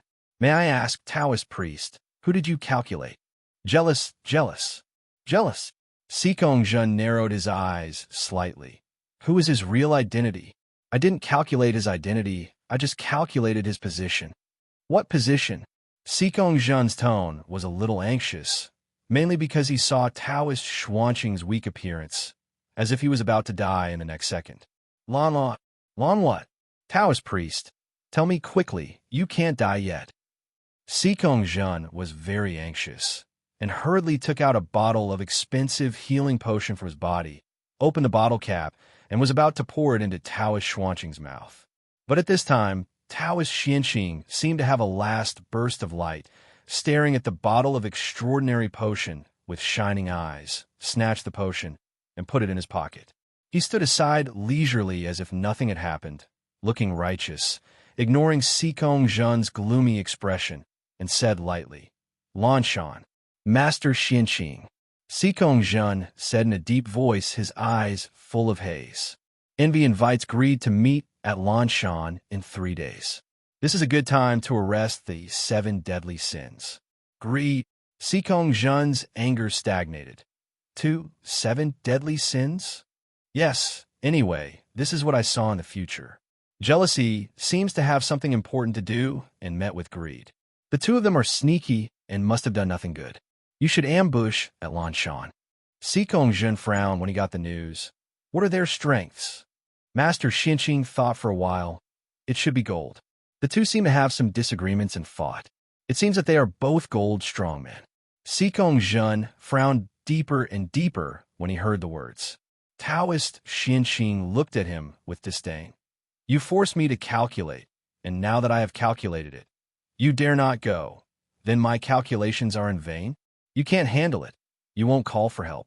Sikong Zhen ignored the sarcasm of Taoist Xuanqing and said in a deep voice, 3 days is too short. It's too late to transfer people from the imperial capital, and the noise is too loud, which may alert the enemy. The royal family gave me the right to transfer people to the surrounding cities, but among the nearest cities, only the head of the Shinta family is a gold master. Without knowing the power of jealousy and greed, 2 against 2 is not foolproof, even if there are a group of extraordinary people from the Law Enforcement Bureau to support it. What kind of organization is this damn 7 deadly sins? Is it really like the rumors outside, that all 7 people are gold masters? Hey, what do I think? Who said it was 2 against 2? You can use the time difference to do 2 against 1. Taoist Xuanqing said nonchalantly. Sikong Zhen was stunned. Time difference? He seemed to realize something and asked quickly. Master, but there are still some details in the future that have not been revealed. In the future, jealousy went to Lanshan to wait a day in advance, and greedy came on the 3rd day. Do you understand now? You can send people to ambush in Lanshan on the 2nd day, catch jealousy first, and then catch greedy on the 3rd day. Isn't it foolproof? Sikong Zhen was immediately delighted. The Taoist Xuanqing was still talking to himself. Haven't you seen the style of the 7 deadly sins masks in the future picture before? If I were you, I would pretend to be greedy on the 2nd day and go to Lanshan as scheduled. When the time comes, I will take advantage of jealousy's unpreparedness and attack directly. After jealousy is injured, you 2 golden strongmen can't handle it 2 against 1. Then do the same on the 3rd day, pretend to be jealousy and sneak attack greedy who came to the appointment, and easily deal with the 7 deadly sins. Sikong Zhen's eyes lit up as he listened, because Taoist Xuanqing's plan was completely feasible. When he heard the time difference just now, he actually had a rough idea of this plan in his mind, but he didn't expect that Taoist Xuanqing would say it directly now. Taoist, if you can successfully capture the 7 deadly sins this time, I will report to the royal family for your merits. Also, I don't want that bottle of extraordinary potion anymore. Old Taoist, Xuanqing immediately blew his beard and glared. You want to take back the things that are in my hands? No way. Sikong Zhen, who was very calm as heart, was about to mobilize troops. At this time, the voice of old Taoist Xuanqing floated over. Don't blame me for not reminding you that the future is not immutable. After you know the future, if you don't say anything and don't do anything, then the future will basically not change. But once you do it, especially the bigger the noise, the greater the impact on the future. And what I saw was only a corner of the future, not the whole picture. No one knows what happened after jealousy and greed met. Faced with the kind reminder from Taoist Xianqing, Sikong Zhen had no intention to listen. He just waved his hand casually to show that he understood, and then left Changsheng Taoist Temple. Su Mu, who witnessed the whole process, always had an elegant smile on his face, like a bystander, silently observing everything. The Changsheng Taoist Temple was also going smoothly, except that Taoist Xianqing was hard to change his nature and embezzled a bottle of extraordinary medicine from Sikong Zhen. Everything went according to plan. Taoist Xianqing was happily playing with the extraordinary potion in his hand. He opened the lid and sniffed it, and his face was immediately intoxicated. It tastes good. It's the healing potion produced by Federal Pharmaceuticals. Ha! It's a golden-level extraordinary potion that is said to revive the dead and is like being healed by gods. I'm rich. Taoist Xianqing. I remember that there seems to be no such step in the plan, right? Su Mu's faint voice sounded behind Taoist Xianqing. Taoist Xianqing was startled, and the healing potion in his hand almost fell to the ground. He turned around and saw Su Mu and immediately showed a smile that was uglier than crying. God's envoy, I am also considering you. You are worth a lot of money. What if something goes wrong in this operation? So you specially tricked the healing potion from Sikong Zhen for me, right? Su Mu smiled and took the healing potion from Taoist Xianqing. Yes, that's right. Taoist Xianqing said with a sad face. Well, you are thoughtful. I will report your good intentions to Changsheng Tianzuan. After that, Su Mu left with the healing potion. Taoist Xianqing seemed to have lost hope of living in an instant, and the light in his eyes disappeared. My healing potion! A moment later, a scream came from Changsheng Taoist Temple, which was extremely cruel. Night. In the underground warehouse of Xingqing Law Enforcement Bureau, Yin Moxie sat quietly on a wooden box like a statue. He regretted it now.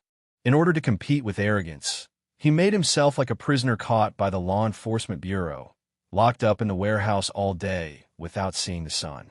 If he was outside, how cool would it be to eat and drink? Touching his shriveled stomach, he hesitated. How about going out to eat a kebab and drink a bottle of beer? Just after getting up, he sat back down. Yin Moxie thought about it and decided to forget it. He had been wronged for a day. What if he was found by pride after going out? Wouldn't it be in vain for the whole day? Let's wait for another day. If pride doesn't show up tomorrow, it means that the other party is just bluffing. After waiting for a while, Yin Moxie couldn't sit still anymore. He turned into a shadow and sneaked into the office area of the Law Enforcement Bureau. It was night, so most of the people in the Law Enforcement Bureau had basically gone off work, leaving only a few on-duty personnel. Many places in the office area were dark, which was very suitable for him to sneak in. He searched back and forth in the office area and finally found a pack of half-eaten biscuits on a workstation. Soon, a strange scene appeared. The shadow under the workstation table began to slowly creep, and a hand made of shadows quietly climbed onto the table, and then whoosh. He pulled the biscuits into the shadow and disappeared. In the underground warehouse, Yin Moxie ate biscuits. The biscuits seemed to have been stored for a long time and were not crispy at all, but he still ate them with relish. At this time, a chuckle sounded behind him. I didn't expect the deputy commander of the Revolutionary Army to have a habit of stealing expired biscuits. Yin Moxie, who was eating secretly, froze. He turned around and saw a man in a black tuxedo and a silver-white mask standing on a wooden box, looking down at him. Yin Moxie narrowed his eyes slightly to hide the horror in his eyes. He pretended to be calm and looked at the person who came carefully. The sneer on the silver-white mask was as sharp as an ice blade, and the arc was slightly raised, full of contempt and disdain, which had already made the identity of the person who came clear. Arrogant, Yin Moxie said in a deep voice. How did you know I was here? Su Mu did not answer, but asked back. Are expired biscuits delicious? Yin Moxie. He glanced at it with the corner of his eye and found that the biscuit was really out of date. Although his face was expressionless, his heart was already filled with turmoil. Arrogant not only knew that he was in the Law Enforcement Bureau, but also knew that he had stolen the cookies and that they were expired. What did this mean? It meant that his every move was completely under his nose, but he didn't notice it at all. This feeling was like an invisible person following you all the time, watching your every move, and there was a sense of fear. This was the second time he had this feeling since he became a gold. The first time was when he just joined the Revolutionary Army and faced the leader of the Revolutionary Army. In fact, Yin Moxie guessed correctly. Su Mu had indeed been following him, silently watching his every move. It tastes good. Do you want to try it? Yin Moxie suddenly stretched out his hand and handed the cookie over. Su Mu smiled slightly. No need to test it. The person in front of you now is not my real body, but just a clone, that's all. Yin Mo Xie's eyes flickered. As a golden warrior, he naturally noticed the strangeness of pride after a brief shock. The other party seemed to be not a physical entity, but he did not expect the other party to admit it directly. Tell me, what do you want to see me for in the Revolutionary Army? Sir Pride, forgive me for being blunt. Our Revolutionary Army came with sincerity this time, but you only came with a clone, especially you 7 deadly sins always show people with masks. How can I be sure that you are Pride? Yin Moxie did not directly state his purpose. He was able to become the deputy commander of the Revolutionary Army, so he was naturally not a fool. It was impossible for him to tell everything after seeing a clone. Of course, he also believed in his heart that the arrogance in front of him was not faked by others. After all, this terrifying detection method alone was not something that ordinary people could do. The reason why he said this was to further test. The Revolutionary Army wanted to cooperate with the 7 deadly sins, but that was based on the initial understanding of both parties. Not like now, they don't even know how many people there are in the 7 deadly sins and their specific strength. A scornful laugh came from under the silver-white mask. Boring test. I don't have time to waste time with a character like you. You want to judge whether the 7 deadly sins are qualified to cooperate with the Revolutionary Army. Coincidentally, I have the same idea. Is the organization that has been suppressed by the Red Flame Empire, shouting slogans to overthrow the nobles all day long, but dare not kill even a noble, qualified to cooperate with the 7 deadly sins? Yin Moxie's face was a little ugly, and he said in a deep voice, "It's not that I don't dare, but there is no need. The Red Flame Empire will pay a lot of ransom to redeem a noble. This money, the weak can only argue. If the Revolutionary Army is only this level, then don't waste my time." After that, Su Mu's figure began to slowly become transparent, as if he was about to disappear. Yin Moxie couldn't hold it anymore. He came here this time to cooperate with the 7 deadly sins. Naturally, he couldn't just watch Pride leave like this. Quickly said, "Sir Pride, wait. How do you want our Revolutionary Army to prove it?" Under the silver-white mask, Su Mu's mouth curled up slightly. "It's very simple. Strength is the basis of cooperation. Show me your strength. If you can meet my standards, then the cooperation can proceed." Yin Mo Xie's eyes condensed. "Then I will let Mr. Pride see whether our Revolutionary Army is qualified. Where's your real body? Or do you plan to use your clone to fight me?" Ha ha! Pride seemed to have heard some interesting jokes and couldn't stop laughing, and his laughter was full of contempt. "Deputy Commander Yin, it seems that you not only like to steal expired cookies, but also like to tell jokes. I hope you will think more before you speak in the future. Fight with me? Are you worthy?" Yin Mo Xie's face was cold, and he was obviously really angry. "If your commander came, I would still be interested in taking action. As for you, Lust," Su Mu suddenly called to the air beside him. In an instant, a man wearing the same style of tuxedo and a silver-white mask appeared out of thin air in the warehouse. Yin Moxie's pupils suddenly contracted. If he didn't notice Pride's sudden appearance just now, he could explain it by saying he was unprepared. But now another of the 7 deadly sins appeared out of nowhere, right under his nose, and he still didn't notice any signs. What kind of ability is this? Teleport? No. There is no spatial fluctuation at all. "Chief," Lust said respectfully on the side, without looking at Yin Moxie at all, as if he completely ignored him. "Go and test his quality." Lust slowly turned his head, and what appeared in Yin Moxie's eyes was a different silver-white mask, with eyes that were more curved and narrow, and the corners of his mouth were more upturned, like a person smiling lewdly. "Chief, what if I accidentally kill him?" Lust asked. His voice was very sincere, as if he was really thinking about this problem. "The weak have no value in living." After saying that, Pride's figure completely disappeared. The huge warehouse only left Yin Moxie and Lust, that is, Taoist Xianqing, who were staring at each other from afar. At this time, Taoist Xianqing had obviously disguised himself. He used Taoist magic to change his appearance. His originally hunched body became straight and taller. Yin Moxie stared at Lust closely. He knew very well that since Pride chose to let Lust measure him, it meant that Lust was also a gold strongman. Another gold strongman? Who are these 7 deadly sins? Originally, he thought that Pride, the leader of the 7 deadly sins, was a gold strongman. After all, gold strongmen are not cabbages. There are only 4 in the entire Revolutionary Army.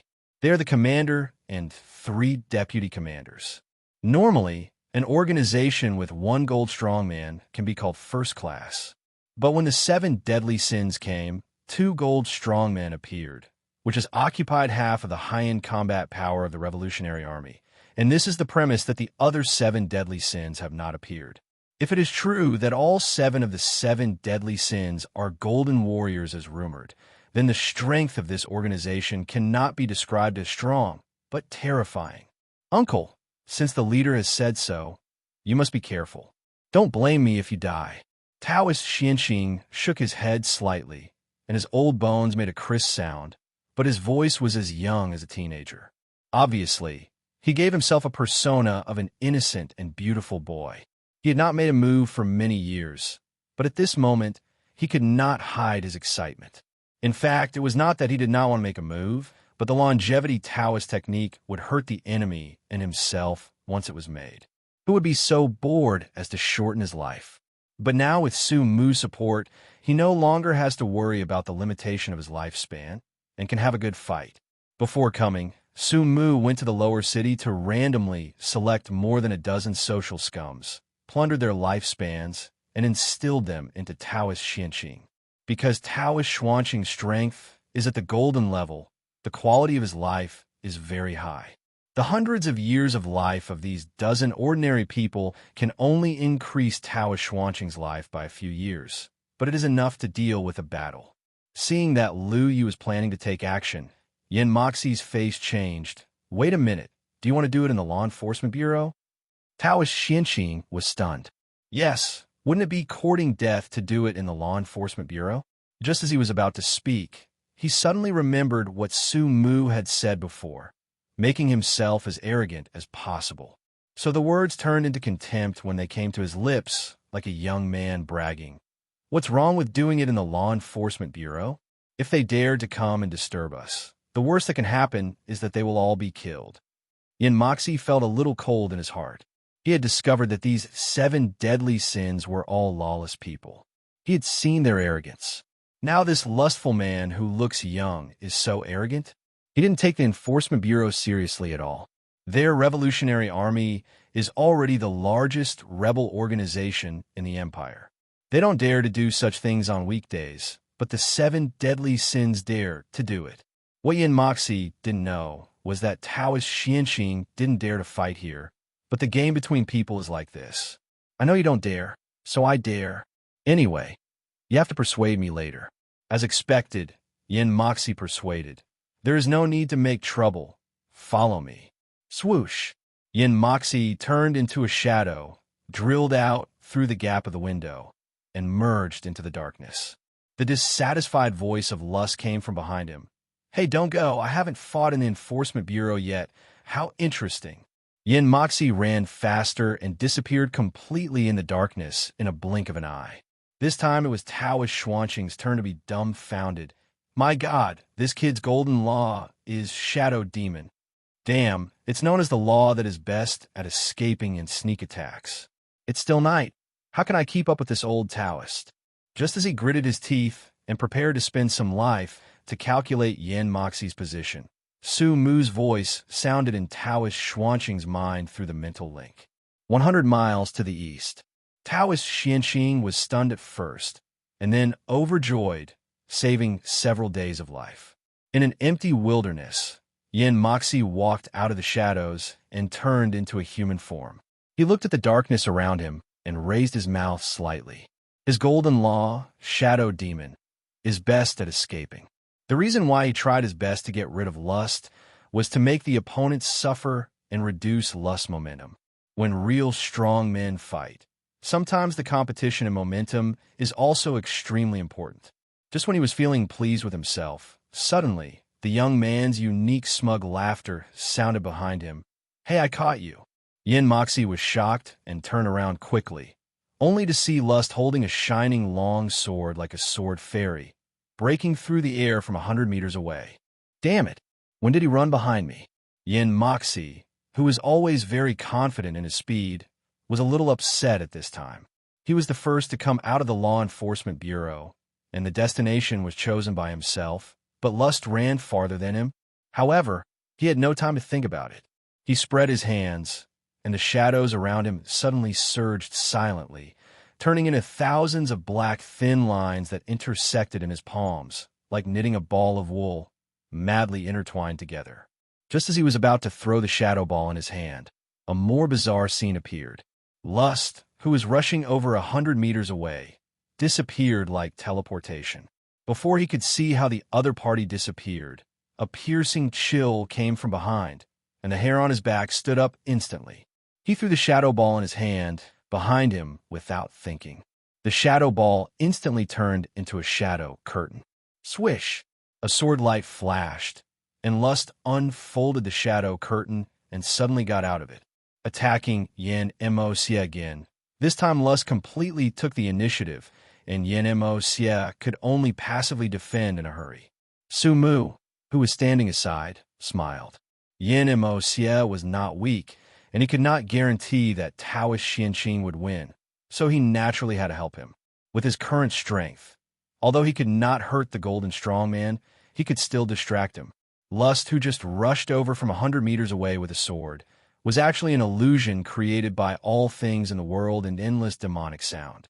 The reason why the distance was so far was to prevent Yin Moxie from seeing the flaws.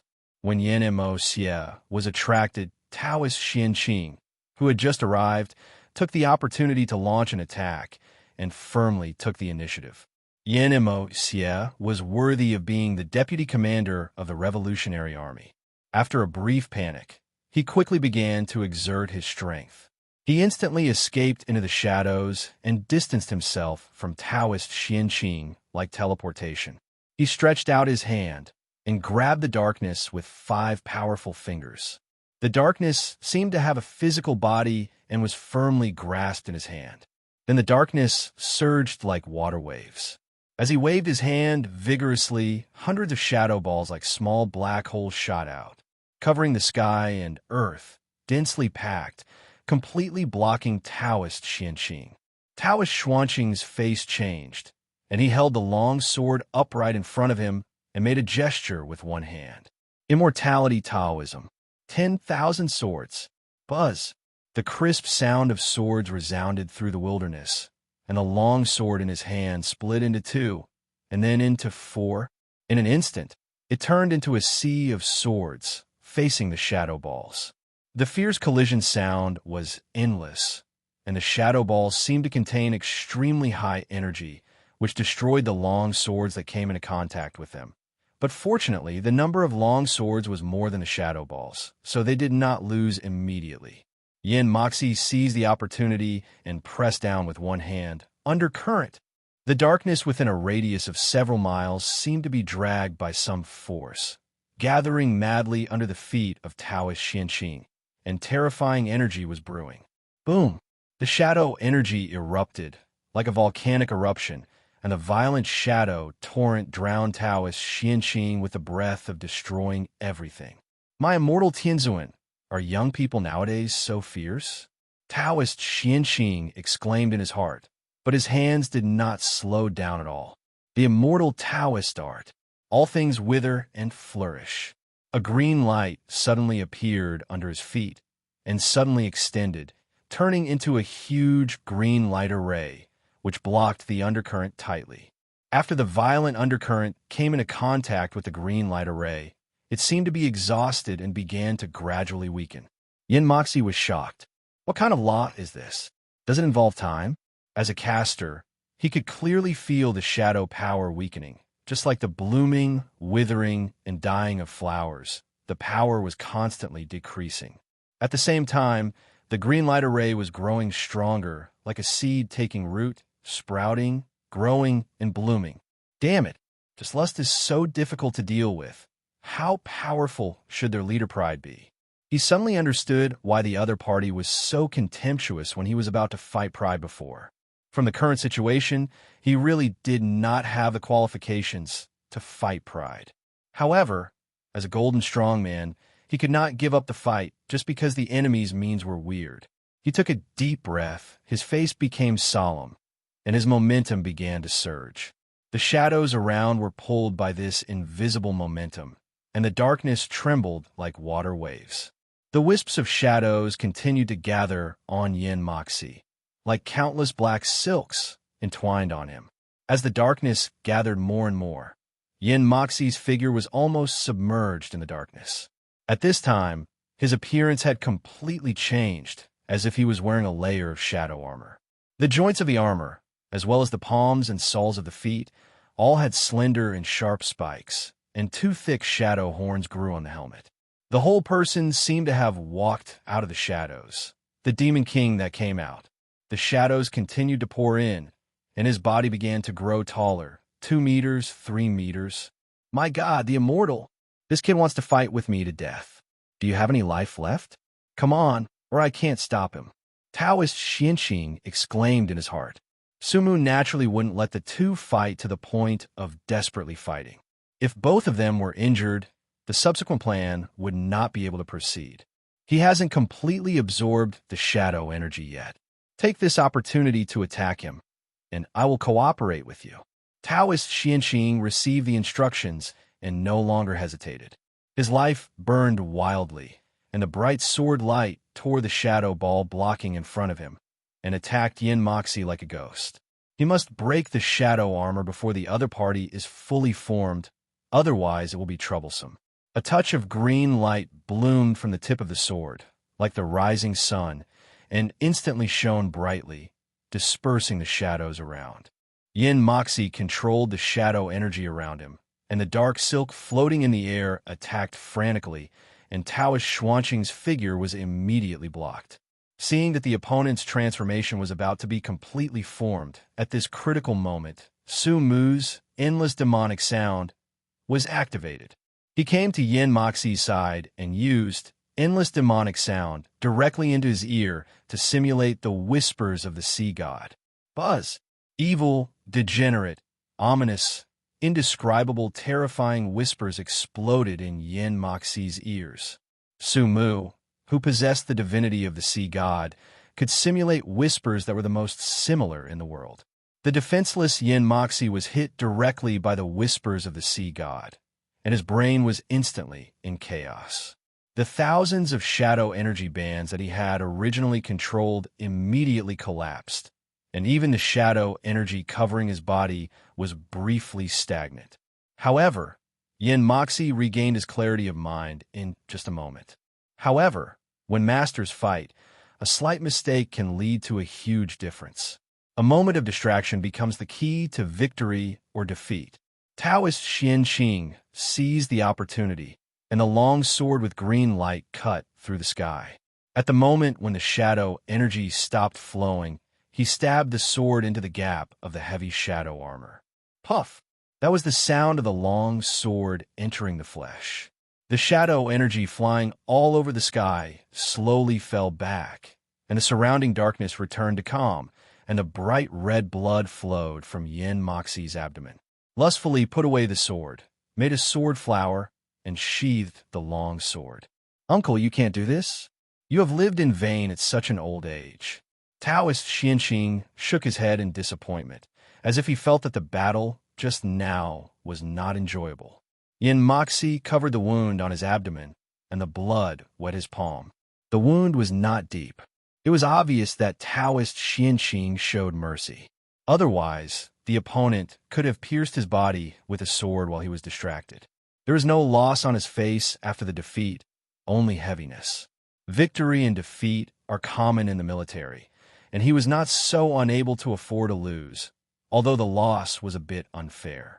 If it weren't for the strange voice that suddenly sounded in his ears just now, he would have released his trump card completely, and the outcome would still be unknown at that time. However, if you lose, you lose. Just because you have a trump card doesn't mean you don't have lust. Seeing that lust doesn't seem to be satisfied, there must be some powerful backhand hidden. Even if you fully release it, you may not win if you really fight. Forget it, we can't ask too much of middle-aged and elderly people. Even if you barely pass it, just let it go. Taoist Xianqing picked out his earwax and shot it into the distance. Thank you, Yin Moxie said in a deep voice. Then tell me how your revolutionary army plans to cooperate with the 7 deadly sins. It's better to do something big. We don't have time to play house with you. Taoist Xianqing seemed to have entered the state, and his tone became more and more crazy. Don't worry, I will never let you down, but this is a serious matter. I hope to have a face-to-face meeting with Mr. Arrogant.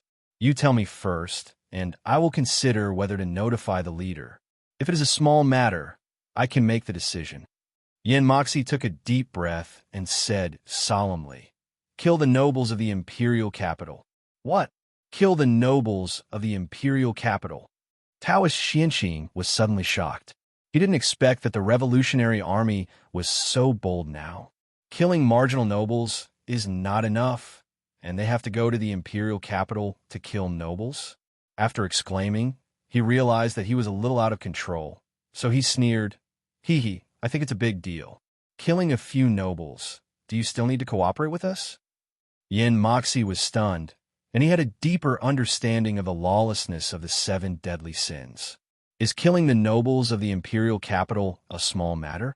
If it is put between countries, other countries killed the core nobles of the Qian Empire, it would basically be equivalent to a fight to the death, and the 2 empires would break out into a full-scale war. For some reason, the revolutionary army cannot kill the nobles themselves, so we hope that the 7 deadly sins can help. Mr. Lusk can rest assured that the reward will be generous. Master Xianqing sneered. Su Mu had analyzed the purpose of the revolutionary army with him before. What is the reason? It is clear that they want to use the 7 deadly sins to attract the firepower of the empire and take the opportunity to eliminate some nobles who stand firmly on the side of the royal family. Uncle, don't treat others as fools. The purpose of your revolutionary army is nothing more than to let the 7 deadly sins eliminate dissidents for you. The revolutionary army can become bigger, and there must be your people among the nobles in the imperial capital. But given the unspoken rule that nobles cannot be killed, you want to use the 7 deadly sins to eliminate the royalist nobles, right? Yin Moxie's heart sank.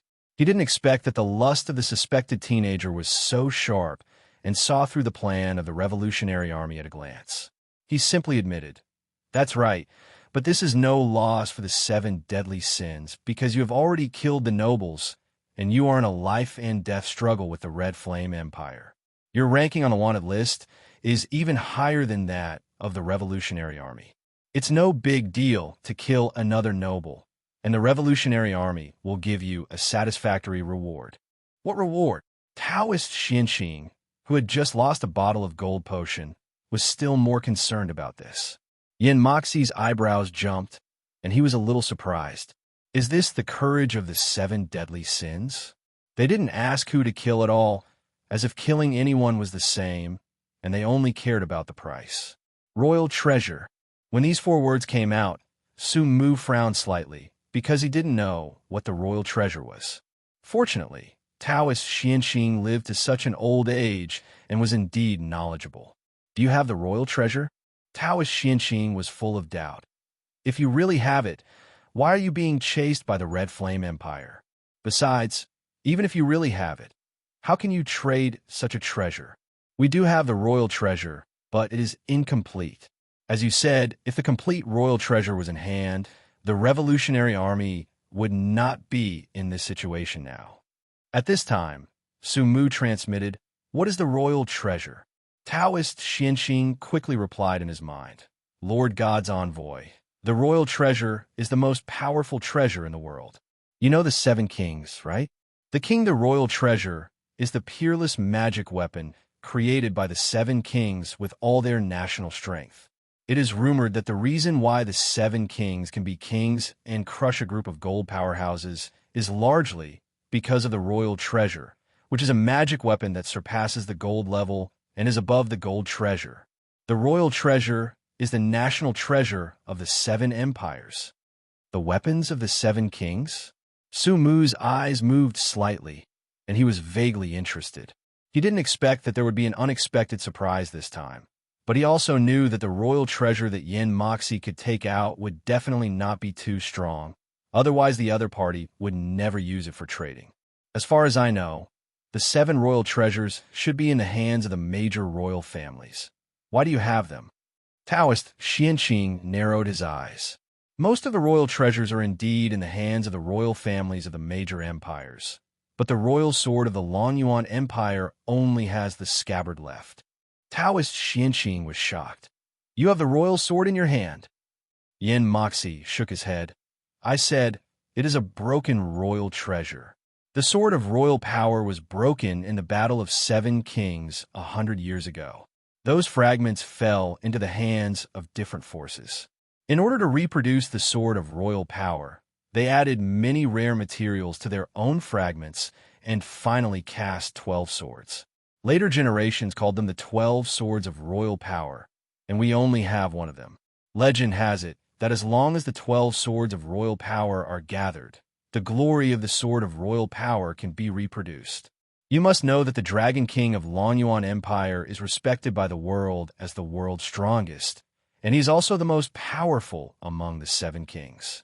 Therefore, his sword of royal power is also known as the world's first treasure." Master Xuanqing's breathing was a little hurried when he heard it. "What a treasure! Sir Lust, this is the greatest sincerity that our revolutionary army can give. The 12 swords of royal power are distributed in the 7 empires. We don't have the energy to collect them now. Otherwise, we will never use this treasure as a reward." Taoist Xianxing suddenly sneered. "Not only do you not have the energy to collect them, the Sword of Kingship is an heirloom of the Longyuan Empire. Whoever takes over the 12 Swords of Kingship will become a potential enemy of the Longyuan Empire." Yin Moxie nodded. "That's right, but I believe the 7 deadly sins shouldn't care." "I really care. That's the Longyuan Empire, the world's most powerful country. Promise him," Sumu said lightly. Taoist Xianxing immediately said proudly, "Yes, the 7 deadly sins really don't care." "Then please ask the arrogant leader to show up for a talk, Mr. Lust." "Wait." Taoist Xianxing began to pretend to close his eyes. His lips and teeth moved slightly, and he said a spell as thin as a mosquito and fly that people couldn't understand. A moment later, a black figure appeared out of thin air next to Lust. "Mr. Arrogant," Yin Moxie said respectfully. His attitude during the second meeting was much better than the first one because he had already classified Arrogant as a person of the same level as the leader of the Revolutionary Army. Only a person like the leader could control these golden warriors under his command. "I already know the matter. Tell me who to kill," Sumu said indifferently.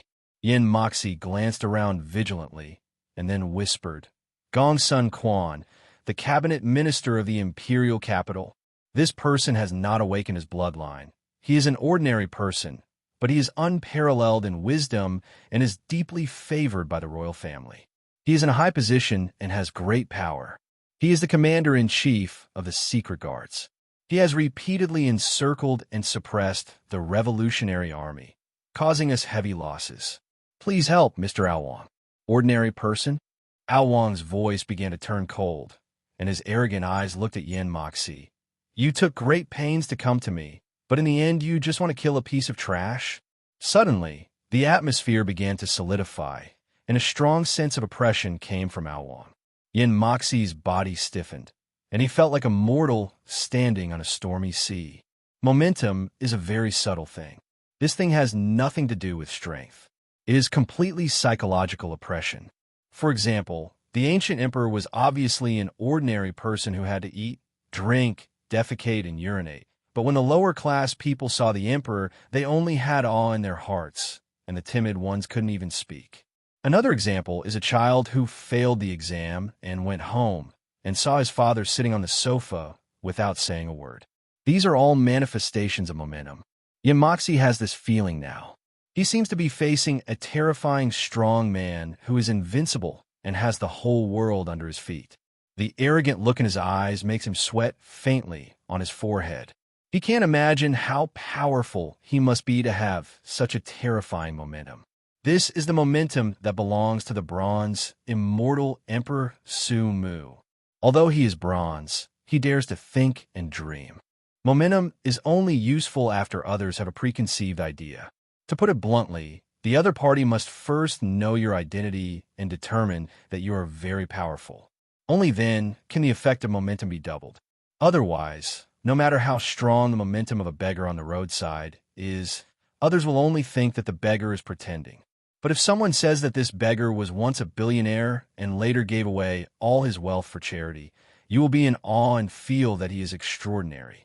Sir, although Gong Sun Quan is just an ordinary person, he is surrounded by many masters. Moxie explained in a slightly hurried tone. Noisy, Su Mu snorted coldly, causing Moxie to stop talking unconsciously.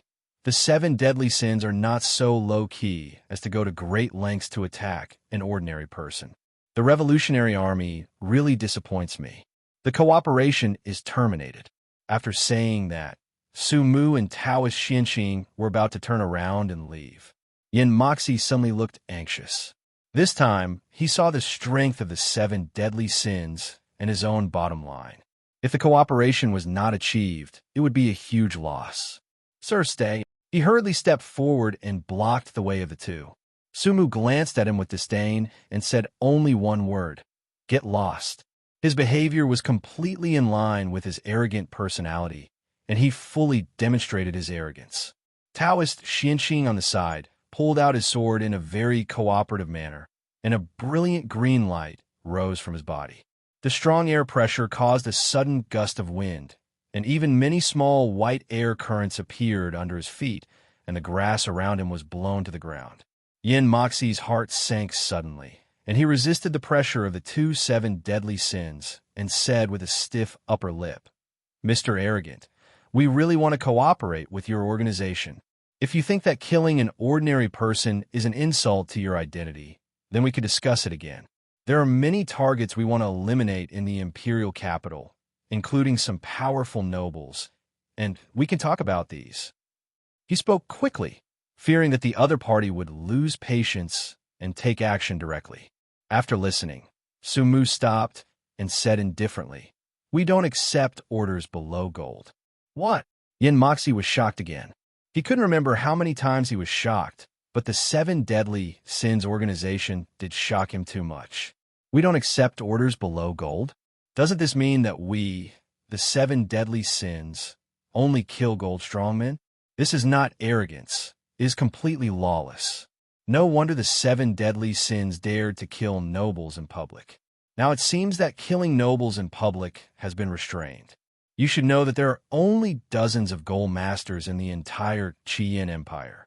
The competition between empires is basically a competition of the number of gold masters. Each gold master is a pillar of the empire. Once he dies, the shock caused can be called a tsunami, but the 7 deadly sins only kill gold masters. Moxie took a deep breath, suppressed the shock in his heart, and said with a little embarrassment, Sir Pride, I need to discuss this matter with the commander. They originally just wanted to use the 7 deadly sins to divert the attention of the empire and kill some more nobles. They thought the incident was serious enough, but who would have thought that pride would kill gold masters? This kind of thing that broke the sky caused consequences that the Revolutionary Army could not estimate. You mean to let me wait for you, right? Su Mu's indifferent voice fell like a thunder in Moxie's heart. Sir Arrogant, we really need to discuss this. Yin Moxie gritted his teeth and said, "Golden warriors are very difficult to kill. They are in high positions and have countless guards around them. If they cannot resolve the battle in a short period of time, they will be besieged. The risk is too great." The reason why he said this was not only to remind Sun Mu of the risk, but more importantly, he was worried that when the 7 deadly sins went to the imperial capital to kill the Golden Warriors, if they were defeated and were caught and told about the Revolutionary Army, it would bring a devastating blow to the Revolutionary Army. Sun Mu's mouth curled up slightly. "Have you forgotten? There's a Golden Warrior who is not in the imperial capital now." Yin Moxie's pupils suddenly contracted. "Si Kong-jun?" Sun Mu smiled and nodded. Since he has the courage to investigate the 7 deadly sins, he must be prepared to die. To tell you the truth, whether your revolutionary army is there or not, we must kill Si Kong-jun. Now that you have come to me, I will have to take one of the 12 swords of the kingship and then kill Si Kong-jun. In short, after Si Kong-jun's death, the Qian Empire has lost a golden strongman, which is also beneficial to your revolutionary army. Yin Moxie's body stiffened, and a stiff smile appeared on his face. After hearing the arrogant words, he suddenly felt that he had suffered a great loss. "You won't default on your debt, right?" The smile on Yin Moxie's face became more and more stiff, and he relaxed for a moment before saying, "Since we have already agreed, we will never go back on our word." "Huh." Sun Mu smiled contemptuously. "Then hand over one of the 12 swords of kingship first." Yin Moxie laughed dryly. "I don't carry that sword with me. It's in the hands of the commander. Please rest assured that the 12 swords of kingship will be presented with both hands after the matter is done. In that case, you should also participate in this matter. I don't really believe in the character of your revolutionary army. I doubt whether you will go back on your word after the matter is done. The 7 deadly sins will bear the wrath of the Red Flame Empire and will have no time to withdraw. Once you go back on your word, we will have no time to find you, so I will only feel at ease if everyone is on the same boat." Yin Moxie's heart skipped a beat. "It's bad. This is going to be a pirate ship. Their purpose of looking for the 7 deadly sins is to let the 7 deadly sins share the Empire's anger. If the Revolutionary Army also participates in it, wouldn't it be like shooting themselves in the foot?" Sun Mu seemed to see through Yin Moxie's thoughts and sneered. "Don't worry, I won't let you show your true face. Since your goal is to let the 7 deadly sins attract firepower, you can pretend to be a member of the 7 deadly sins. As long as you send the 12 swords of kingship after the task is completed, everything will be fine.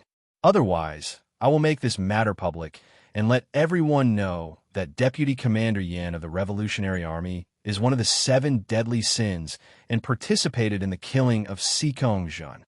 Yin Moxie's heart sank. The other party had said this. If he still refused today, he would probably die before Si Kong-jun died. "Okay," he nodded. "I wonder how many people Lord Pride plans to send this time? Or would you want to do it yourself?" Sun Mu said lightly, "My real body is not in Xingqing. The only 7 deadly sins nearby are jealousy and lust. The 2 of them are enough. Now there's one more you. If 3 gold masters can't kill Si Kong-jun, then you can just commit suicide." Master Xianqing shouted in dissatisfaction. "Chief, why do you let that guy jealous come? I can handle a mere Si Kong-jun." "Shut up. I have my own arrangements." Master Xianqing shrank his neck in fear, dared not speak again, and drew circles with his hands, aggrieved. Yin Moxie on the side was horrified. Another gold master. Pride is gold. Lust is also, and now there is jealousy. He now believes more and more in the rumor about the 7 deadly sins, 7 people, and 7 golds. "Deputy Commander Yin, let us tell you the specific plan. I hope you won't let me down." After saying that, Arrogant's figure slowly became transparent until it completely disappeared. It was this method again. No matter how many times I looked at it, I couldn't see any clues. Yin Moxie frowned and stared at the place where Sun Mu disappeared. At this time, Taoist Xianqing came over and patted Yin Moxie on the shoulder. "Hey, uncle, don't hold me back when the time comes." Hearing Lust's innocent voice, Yin Moxie's heart moved. Lust was not very old, and perhaps he could get more information about the 7 deadly sins from him. "Sir Lust, Sir Arrogant just asked me to disguise myself as one of the 7 deadly sins. Who do you think I should disguise myself as? Of course it's gluttony. Taoist Xianxing took out a silver-white mask with a big mouth, as if swallowing food, from his arms and handed it to Yin Moxie. Yin Moxie was stunned. Why gluttony? Because there's only one vacant position left in our organization, gluttony. The leader gave each member a gluttony mask, just to let us find new members, so you can play gluttony first. At this point, Taoist Xianxing suddenly leaned close to Yin Moxie's ear mysteriously. I'll tell you a secret, the people in the organization are not very good-tempered, often fighting over a disagreement. Only the arrogant boss can suppress them. So you'd better not pretend to be them. Otherwise, if they know, they will definitely cause trouble for you. Yin Moxie's eyes moved. The 7 deadly sins are not in harmony? It seems that they rely entirely on the powerful strength of the arrogance. This information is very important. Maybe we can use it to persuade some of the 7 deadly sins to join the revolutionary army in the future. He sneered in his heart. Although lust is powerful, he is too young after all. It seems that more information can be dug out from him. Sir Lust, what kind of person is jealous? Don't get me wrong, I have no other intentions. The main thing is that the 3 of us are going to act together. I hope to know in advance to avoid unnecessary trouble. Jealous of him. Taoist Xianxing put his hands behind his head and stretched his body and said, he is a strange person, very lonely, not talkative, and pale, just like a mouse hiding in the dark every day without seeing the sun. So when you see him, it's best to ignore him. You don't know. Once he and Fury had a fight. You can't guess why they fought. Why did they fight? For information, Yin Moxie acted as a good supporting role. Taoist Xianxing sneered. Just because Bao Wu said a few more words to him. Jealousy thought Bao Wu's voice was better than hers, so she was deliberately showing off. And then the 2 of them started fighting. Yin Moxie was stunned. What kind of bullshit reason is this? They actually fought because of such a thing? Is jealousy a psychopath? Do you also think jealousy is a psychopath? He has a personality. He's a psychopath. He once fought with me because he was jealous that I was younger than him. By the way, Lord Lust, who won when Bao Wu and jealousy fought? No one won. As soon as the 2 of them started a fight, they were stopped by the arrogant boss. It seems that Lord Arrogance has been worried a lot on weekdays. Yin Moxie perfunctorily said, but his heart was stirred up. Another golden strongman. Jealousy is gold, and Bao Wu who can fight with him must be gold. It seems that there are currently 6 people in the 7 deadly sins, and all 6 of them should be golden powerhouses. 6 gold masters. This strength has surpassed the revolutionary army. Damn, where did these 6 gold masters come from? Yin Moxie's mind turned around, and he couldn't figure it out at all. Gold masters are not cabbages. They could be found everywhere. For any empire, gold masters are truly strategic weapons. The country with more gold masters basically represents the strength of that country. It is even said that a country with 30 gold masters can be considered to have a foothold in the international arena and be qualified to be called an empire. This is called 30 and standing. Similarly, if a country has 40 gold masters, then there is nothing in the world that can confuse it. This is called 40 and no confusion. 50 in knowing destiny means that if a country has 50 gold masters at the same time, other countries will know who is the real destiny. 60 in obedient ears with 60 gold masters. No matter what this empire says, other empires will listen very well. 70 and free to do what one wants without breaking the rules is easier to understand. With 70 gold masters, this empire has the capital to do what one wants, and no empire dares to violate the rules you set. Although it is a joke, it also reflects the weight of gold masters. That's why Yin Moxie was so shocked. 6 gold masters can be put outside to establish a small country. Just when Yin Moxie was shocked, Taoist Xianxing said again, "Hey, uncle, don't be dazed. I'm going to explain the battle plan next. You should be serious." Okay. Yin Moxie was stunned for a moment, forced to suppress the messy thoughts in his heart, and listened carefully. Taoist Xianxing smiled and said, "This battle plan is very interesting. It is a trap set by our 7 deadly sins specifically for Xikongzhen. Hasn't he been looking for us? So we will use the same trick to make him find us. How do we make him find us? Show up and lure Xikongzhen out." Taoist Xianxing looked at Yin Moxie with disdain. "Do you think Xikongzhen will be fooled by such a simple trick? Don't treat others as fools, okay?" Yin Moxie clenched his fists. If he was not afraid of Lust's powerful strength, he really wanted to beat this kid up. His words were really unpleasant to hear. A truly brilliant plan is always to let the enemy take the bait. People will doubt the clues that are delivered to their door, but they will never doubt the clues they have worked hard to find. Do you understand? I don't understand. In order to get more information from Lust, Yin Moxie could only suppress his unhappy mood and act as a supporting role. "Hey, I knew that you wouldn't understand with your brain." "Hard." Yin Moxie's fist hardened. Taoist Xianxing said proudly, "I won't keep you in suspense. I'll tell you directly. Xikongzhen couldn't find any clues to the 7 deadly sins, so he wanted to use extraordinary power to find the 7 deadly sins by predicting the future." Predict the future? Yin Moxie was shocked. He didn't expect that the Red Flame Empire still had such a hidden method. If it was used on the Revolutionary Army, I'm afraid the Revolutionary Army would be in danger. He couldn't help but feel fortunate that the Revolutionary Army had never dared to kill the nobles before, allowing the Red Flame Empire to focus its energy on the hostile Blood Moon Empire outside. It's a pity that the arrogant boss saw through it, deliberately giving Xikongzhen a wrong future picture to lure him into the game. What? Yin Moxie couldn't believe his ears. He believed that as a golden strongman and the deputy commander of the Revolutionary Army, he had seen everything, but the words that Lust said together really challenged his imagination. Predicting the future can also be seen through, can also give a wrong picture of the future. How is it done? Predicting the future has already involved the scope of time. Does pride have the ability to interfere with time? As he learned more information about the 7 deadly sins, he felt that pride was unfathomable.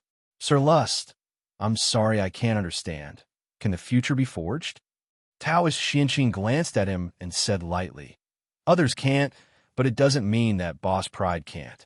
Don't ask more details. Just follow my instructions when the time comes." After the two left, Su Mu's figure appeared out of thin air. He walked to the place where Yin Moxie and Taoist Xianxing had fought before and looked at the bloodstains on the ground. That was the blood that Yin Moxie shed after being injured. The reason he wanted to see the blood was not because he wanted to see it, but because of Booby. After a period of unlimited spiritual power feeding, Booby had already grown up and communicated more and more clearly, like a babbling child. Just now, when I was watching the 2 people fighting in my dream, I saw Yin and Mo Xie transformed into a shadow monster. There was a strange movement, but at that time Su Mu was helping Taoist Xianxing fight, so he didn't see anything that I understand. Later, when I asked Booby again, Booby conveyed a very interesting message. "Booby, are you saying that Yin Moxie and you are of the same clan?" Sumu asked. Booby immediately felt negative emotions, and his chaotic consciousness kept interweaving. It took Sumo a while to understand what Booby wanted to express. "You mean you and Yin Moxie are not of the same clan, and your clan is Shadow Demon?" This time, Booby confirmed it. Sumo was slightly surprised. The Golden Law, Shadow Demon, is obviously a law. So how could it be Booby's clan? Although both sides use the power of shadows, can nightmare monsters and laws also be of the same clan? Booby expressed it in a babbling voice, but this time Sumo couldn't understand it because Booby said a long string. He guessed through the few words he could understand and gradually had some ideas in his mind, but he couldn't verify it for the time being. "You want Yin and Mo Xie's blood? We'll help you." Booby walked out of Su Mu's shadow, transformed into a 5-meter-tall shadow monster, and nodded vigorously. "Well, go get it." Su Mu nodded in agreement. Booby immediately stretched out his shadow palm, and his slender and sharp fingertips touched the dark red blood on the ground. Immediately, like a straw, he sucked all the blood and absorbed it into his body. After doing all this, Bubai returned to Su Mu's shadow and sent a message saying that he would sleep for a while. Under Su Mu's connection, the seemingly calm Star City began to surge undercurrents. He wove a big net behind the scenes, covering the three forces of the Blood Clan, the Revolutionary Army, and the Red Flame Empire. The Golden Strongmen they each represented also entered the game unknowingly and became chess pieces on the chessboard. 2 days later, Lord Xuan, this is the mask of jealousy that I prepared for you, and also a tuxedo of the same style as the 7 deadly sins. Murong Yin respectfully picked up the clothes and mask and handed them to Xu Yuan. Shui Yuan took the clothes with a contemptuous smile on his proud face. The style is good. It seems that the 7 deadly sins have some taste. Seeing that Shui Yuan was in a good mood, Murong Yin asked tentatively, Lord Shui Yuan, the woman I locked up in the villa before is gone, she? Shui Yuan glanced at Murong Yin coldly. Do you think I am your nanny? Murong Yun's face changed drastically, and he said in fear, I dare not. Trash. You're always thinking about women. Remember your mission. After Murong Mengli dies, you will seize the time to control everything in the Murong family. I don't want to hear the rest from you. After Shui Yuan taught Murong Yin a lesson, he picked up the jealous mask and tuxedo and disappeared. Only Murong Yin, with a gloomy face, was left there. He couldn't even tell whether Jasmine was taken away by Shui Yuan. His words just now were a bit ambiguous. 100 miles away from Lanshan, in a dense forest. Brother Shintu, I'm going to trouble you this time. Sikong Zhen said to a middle-aged man with a sturdy figure and dark face. This man looked about 50 years old, with rough skin as if he had experienced countless hardships. His thick eyebrows were like ink pens slanting into his temples. Under his eyebrows, he had a pair of big eyes like copper bells, and his short hair was as straight as steel needles, adding a bit of majesty and heroism. Shintu Lai grinned. I am obliged to help the Empire. Sikong Zhen nodded politely, but he sneered in his heart. He knew the faces of these imperial nobles very well. They all said nice things to help the Empire, but in fact they were all for their own interests. This time, in order to invite Shinalai to take action, he paid a lot of money. Thinking of the reward, his mood improved slightly. It was also thanks to Shinalai's greed that he could make a small profit. Brother Shintu, I have already mobilized all the elites of the law enforcement bureaus in nearby cities. But in order to prevent jealousy from finding out, I didn't let them get close, and they were all ambushed 100 miles away. I will disguise myself as greed and meet jealousy later. When my sneak attack succeeds, I will fire a signal gun, and then you will lead them to completely surround and seal off Lanshan. Yeah, don't worry with me here. It's absolutely foolproof, and jealousy will definitely not be able to escape. Shinto Lai smiled cruelly, and his words were full of confidence in himself. At the Bronze Coffin Company, Nangong Mengli got on a black business car and set off. And on a skyscraper not far away from the Bronze Coffin Company, a man in a tuxedo and a silver-white mask was watching the black business car with interest. On the silver-white mask was a smile distorted by jealousy. The identity of this person is also about to be revealed. The 7 deadly sins of jealousy, Xu Yuan. Xu Yuan watched the business car gradually moving away from his sight. He jumped and disappeared into the dim sky. The vehicle drove for about half an hour and stopped at a gas station. In the dark, Xu Yuan frowned slightly. He didn't like to wait. He just wanted Murong Mengli to leave Xingqing quickly and go to Lanshan, and then he would kill the other party as jealous, leaving a few witnesses and the matter would be completed.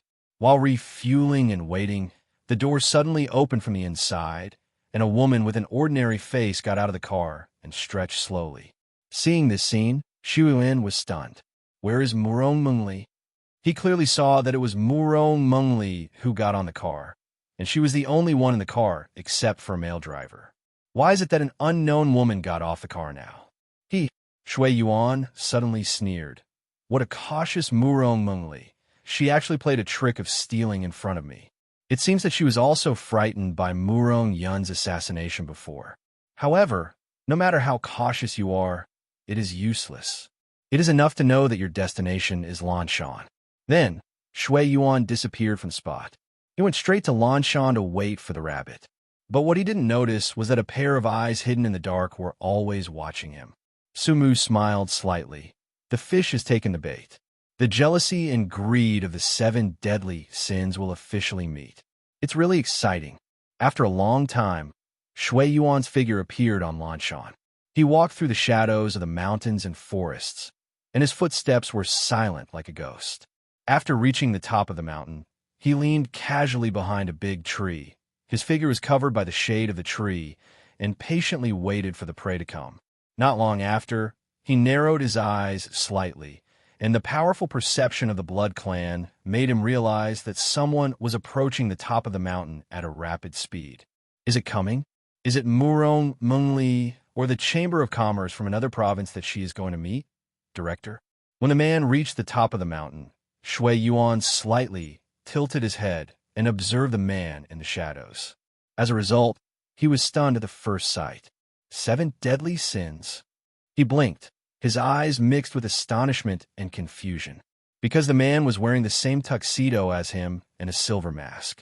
The only difference was that his mask was jealousy, while the man's mask was a greedy smile. What's going on? Could it be?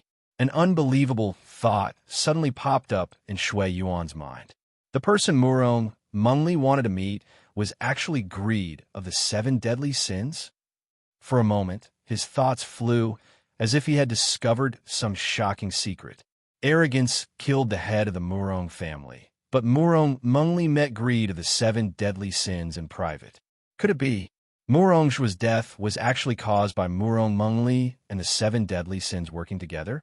Just as he was thinking, Sikong Zhen, who was disguised as greed, suddenly said, "Come out."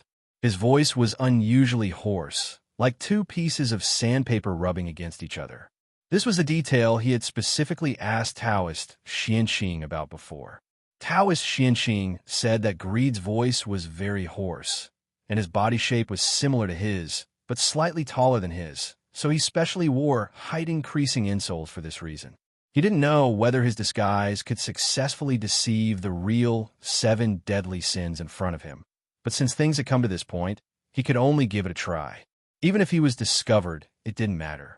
As long as the signal gun sounded, Shun Tully would rush up with a large group of people. Shun, who was behind the tree, felt a sinking feeling in his heart. The fact that he could be discovered meant that Greed was very likely to be a gold powerhouse. The most important thing was that he was now wearing a mask of jealousy, and he happened to meet the real 7 deadly sins. This couldn't be explained at all. It seemed that this battle was inevitable. He walked out from behind the tree with a gloomy face. The silver-white mask on his face covered his expression, and only a pair of gloomy eyes were exposed. At this point, the 7 deadly sins of jealousy and greed met for the first time. In the dense forest, 2 men in tuxedos and silver masks looked at each other from a distance. The breeze in the mountains blew the leaves around them and the corners of their clothes. Shui Yuan looked at Greedy solemnly. This intuitive encounter made him realize that Greedy was very strong. He was definitely a gold master. He did not act rashly. He would easily reveal his flaws if he acted rashly without knowing the other party's ability. Sikong Zhen looked at jealousy solemnly. The induction between the strong made him realize that jealousy's strength was not bad. Just as the result deduced by Taoist Xianxing, jealousy was a gold master. The other party's gloomy eyes did not surprise him, because he had already learned from Taoist Xianxing that jealousy and greedy were incompatible. In the future, the 2 even fought in Lanshan. There was only gloom and hostility in jealousy's eyes, but there was no doubt, which meant that his disguise had not been seen through for the time being. Jealousy and greedy stared at each other for a long time. The atmosphere was very silent, and no one spoke first. Sikong Jin knew that he couldn't keep silent any longer, or Envy might notice something strange. So he said in a hoarse voice, "See you again, Envy." He didn't know if speaking like this was in line with Greedy's personality, but at least saying hello shouldn't expose him. Unexpectedly, as soon as he said this, he clearly felt Envy's body tense up. Oh no, Has the flaw been discovered? Xu Yuan's body shook, and he suddenly realized that Greedy had mistaken him for envy. The other party mistook him for envy. He thought that Greedy would directly fight against his fake, but he didn't expect that the other party would actually make a mistake. It seems that his body shape is very similar to that of the real envy, and the mask he wore caused the other party to make a mistake. Perhaps he could use this to get some information about the 7 deadly sins. The 7 deadly sins openly killed nobles and have been fighting to the death with the Red Flame Empire. If handled properly, the 7 deadly sins might be used by the Blood Moon Empire. Just when Sikong Jun felt that he was exposed and was about to take action, jealousy on the other side spoke. The words were very brief, just a light hum, but this also made Sikong Jun relieved. It's good that he didn't see through. He also wanted to take the opportunity to find out some information about the 7 deadly sins and why jealousy asked Greedy to meet and what their purpose was. Both parties with the same purpose were waiting for the other party to speak first, so the result was that the two fell into silence again. Sikong Jun frowned slightly. Have jealousy and Greedy been incompatible to this extent, not even willing to say a word? Then why did you invite Greedy here? Helplessly, he had to continue speaking. Tell me, what do you want from me? Xu Yuan was stunned. He didn't know how to respond to this, but he also learned from this sentence that Greedy in front of him seemed to be invited by the real jealousy. Bad.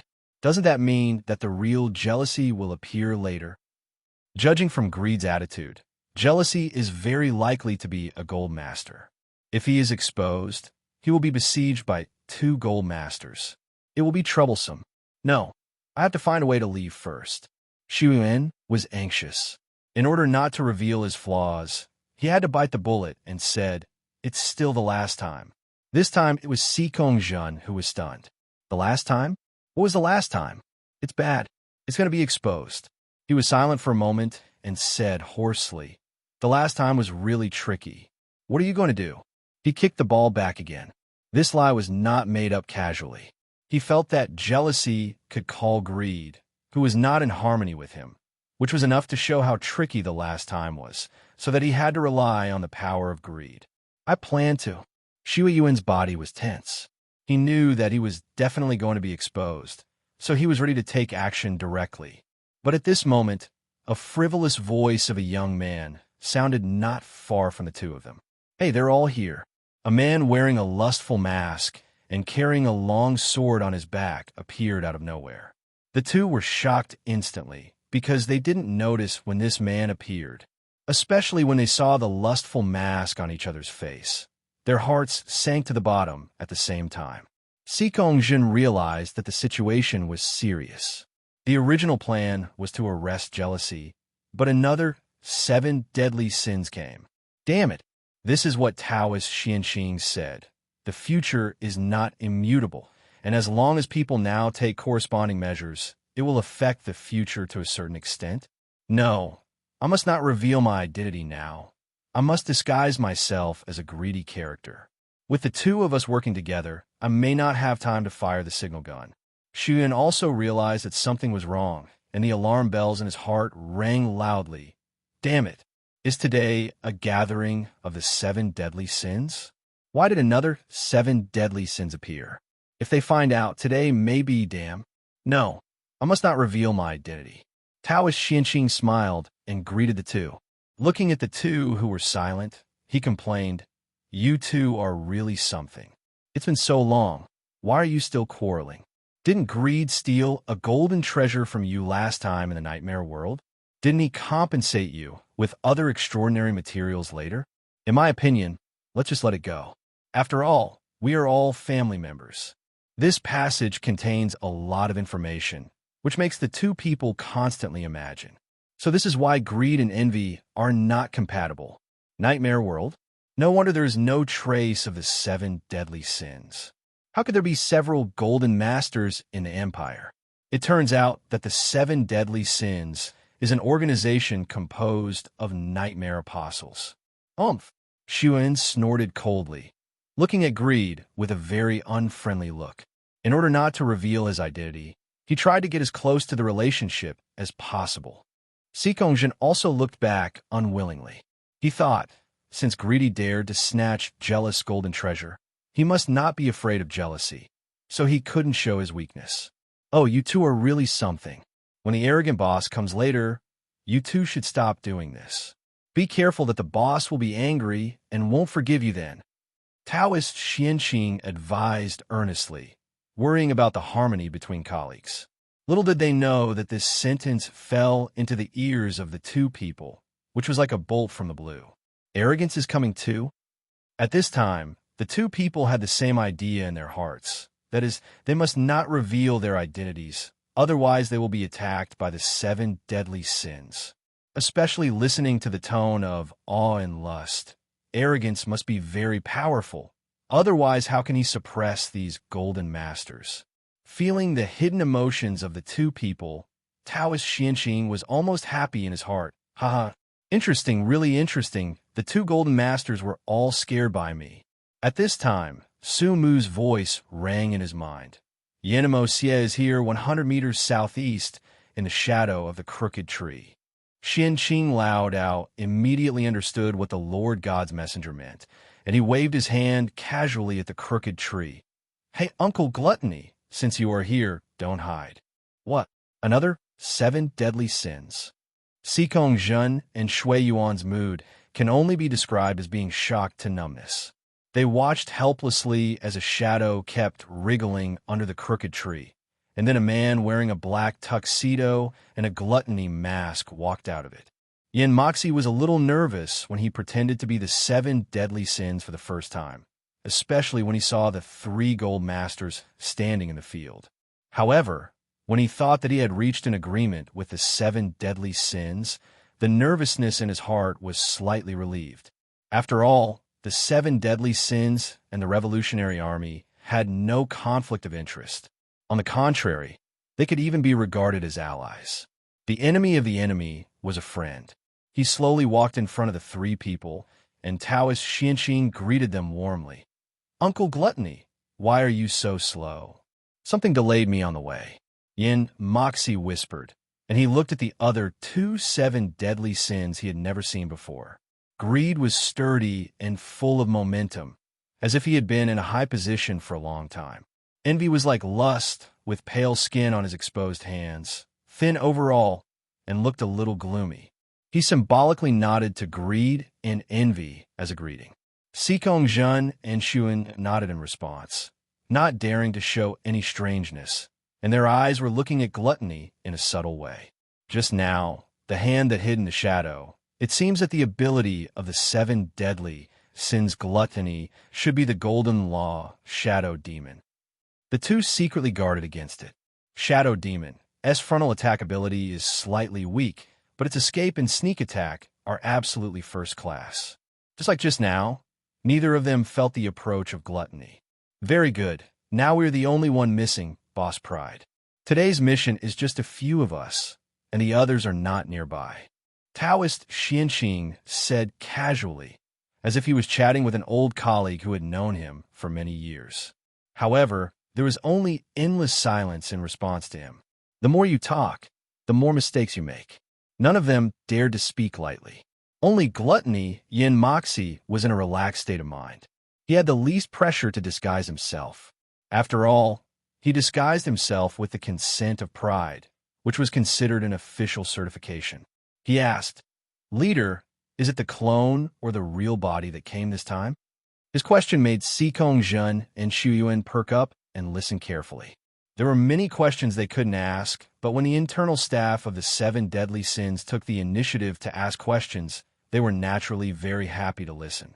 Of course it's a clone.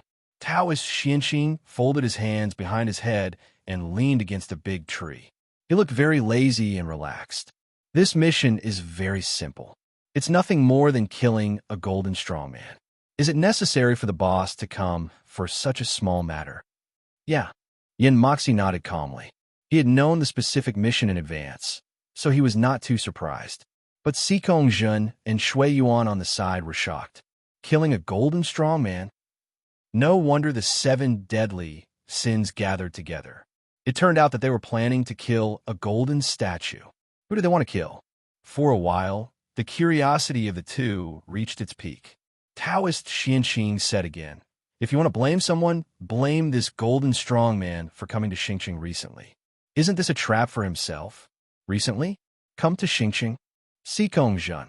Is this about me? Shui Yuan. My whereabouts have been discovered.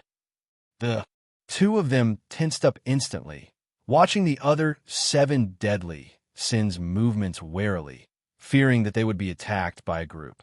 Are all the people here? An arrogant male voice suddenly sounded in the field, as if wrapped in a biting cold wind, cold and hard. Xikong Zhen and Shui Yuan were startled instantly, and hurriedly turned around to see a tall and straight figure standing behind them. The silver-white mask on his face depicted a contemptuous smile, like an arrogant emperor, looking down on all living things, as if the whole world should submit to him. The head of the 7 deadly sins. Pride. The elusive way of appearing made the two of them feel like they were facing a great enemy. The only thing they were thankful for was that pride didn't seem to notice them. The other party walked past them without even looking at them. Meet the leader. Taoist Xianqing was the first to react and hurriedly greeted him respectfully. Gluttony Yin Moxie was the second one. Leader. The pressure instantly fell on Xikong Zhen and Shui Yuan. The two hesitated slightly, and then immediately imitated everyone else, bowed their heads slightly, and said respectfully, "Meet the leader." Yeah. Sumu nodded indifferently, without any extra nonsense, and went straight to the point. Today's mission is very simple. The spies I planted inside the Empire obtained intelligence. The Law Enforcement Bureau got news about the organization from somewhere, saying that jealousy will appear in Lanshan today. So they set up an ambush and prepared to ambush jealousy. So I plan to use the trick against you and gather you here to catch all the people from the Law Enforcement Bureau in one fell swoop. As soon as these words came out, Xikong Zhen and Shui Yuan were shocked. If it weren't for the masks covering them, the two people's abnormality would definitely be noticed. Xikong Zhen was completely confused. What's going on? Time paradox? Because I asked Taoist Xianqing to deduce the future, I learned that the 7 deadly sins would appear in Lanshan. So I deliberately buried them here in Bush, and the 7 deadly sins did not intend to appear in Lanshan, because they learned about this mission from the Empire's spies. So they came to Lanshan to counter the ambush. In other words, this future was entirely caused by me. If I hadn't gone to find Taoist Xianqing, the 7 deadly sins would not have appeared in Lanshan. Damn it! How could this be? Didn't Taoist Xianqing only see jealousy and greed in the future? He carefully recalled Taoist Xuanqing's previous words. The previous conversation came to mind. Fail. Successful, but this statue was newly carved, which caused the power of Changsheng Tianzuan to be transmitted smoothly. So the future picture displayed could not be formed at all, and it was intermittent, but fortunately I was sincere and still glimpsed a corner of the future. Intermittent? Glimpse a corner of the future? Fuck, it's really a corner. I didn't see more. It was precisely because Taoist Xianqing only saw a corner that he dared to lead his troops here and let things develop completely according to the future trend. If he had known that so many 7 deadly sins were coming, he would never come here to die. That's right, they are all right. For the first time, he felt what the real future was, and he was completely played by the so-called future. Wait, what's going on with jealousy and greed fighting in the future? Is it after this incident that jealousy and greed are fighting? Or, in fact, it's not jealousy and greed that are fighting, but jealousy and myself? I will be exposed later. Xikong Zhen's pupils suddenly contracted. It's true that he is a golden strongman, but this doesn't mean he is not afraid of death. Xuan was also in shock at this time. The Law Enforcement Bureau brought people to ambush jealousy? But I'm not jealous. What's going on? Where's the real jealousy? Sumu continued indifferently. I have already inquired when I came here. The leader of this team is Shun Tully, and there are a group of elites from law enforcement bureaus in various places, lying in ambush around Lanshan. Taoist Xianqing immediately shouted, "Boss, I know that old guy, Shun Tully. He is always arrogant, but his strength is just SOSO. I can deal with this kind of guy by myself." Xikong Zhen's mood became heavier. He didn't expect that Lust was young, but his tone was not small. He didn't take Shin Tuli, who was at the same level, seriously in his words. Fortunately, these people didn't seem to have discovered their identity yet. Maybe the chance of survival lies in it. Sumu shook his head. Shin Tuli can't come by himself. Sikong Jun, who was sent by the royal family to investigate the 7 deadly sins, must have come, but he seems to be hiding. Jealousy and greed will take the lead to deal with Shun Tuli, and lust and gluttony will hide in the dark and wait for Sikong Jun to appear before taking action. Sikong Jun was ecstatic. The opportunity has come. As long as the 7 deadly sins don't act together and disperse, he will have the opportunity to sneak attack Envy, who is traveling with him. If the operation is done properly, he may be able to make them lose a general first. At that time, he and Shinalai can join forces to deal with lust and gluttony. Because pride came as a clone, he did not consider it. Xu Yuan's heart sank. He and Greedy took the lead? Even if he and Jealousy were of similar size, what about their abilities? It's impossible that their abilities were the same. As long as he took action, his identity would be exposed. What should he do? There were too many people in the 7 deadly sins. His only chance was to take advantage of the fight between the Law Enforcement Bureau and the 7 deadly sins, and then take the opportunity to escape. Got it. He could wait for Greedy and Shinalai to fight, and then sneak attack Greedy. In this way, the 7 deadly sins, which had lost one person, would only have lust and gluttony left.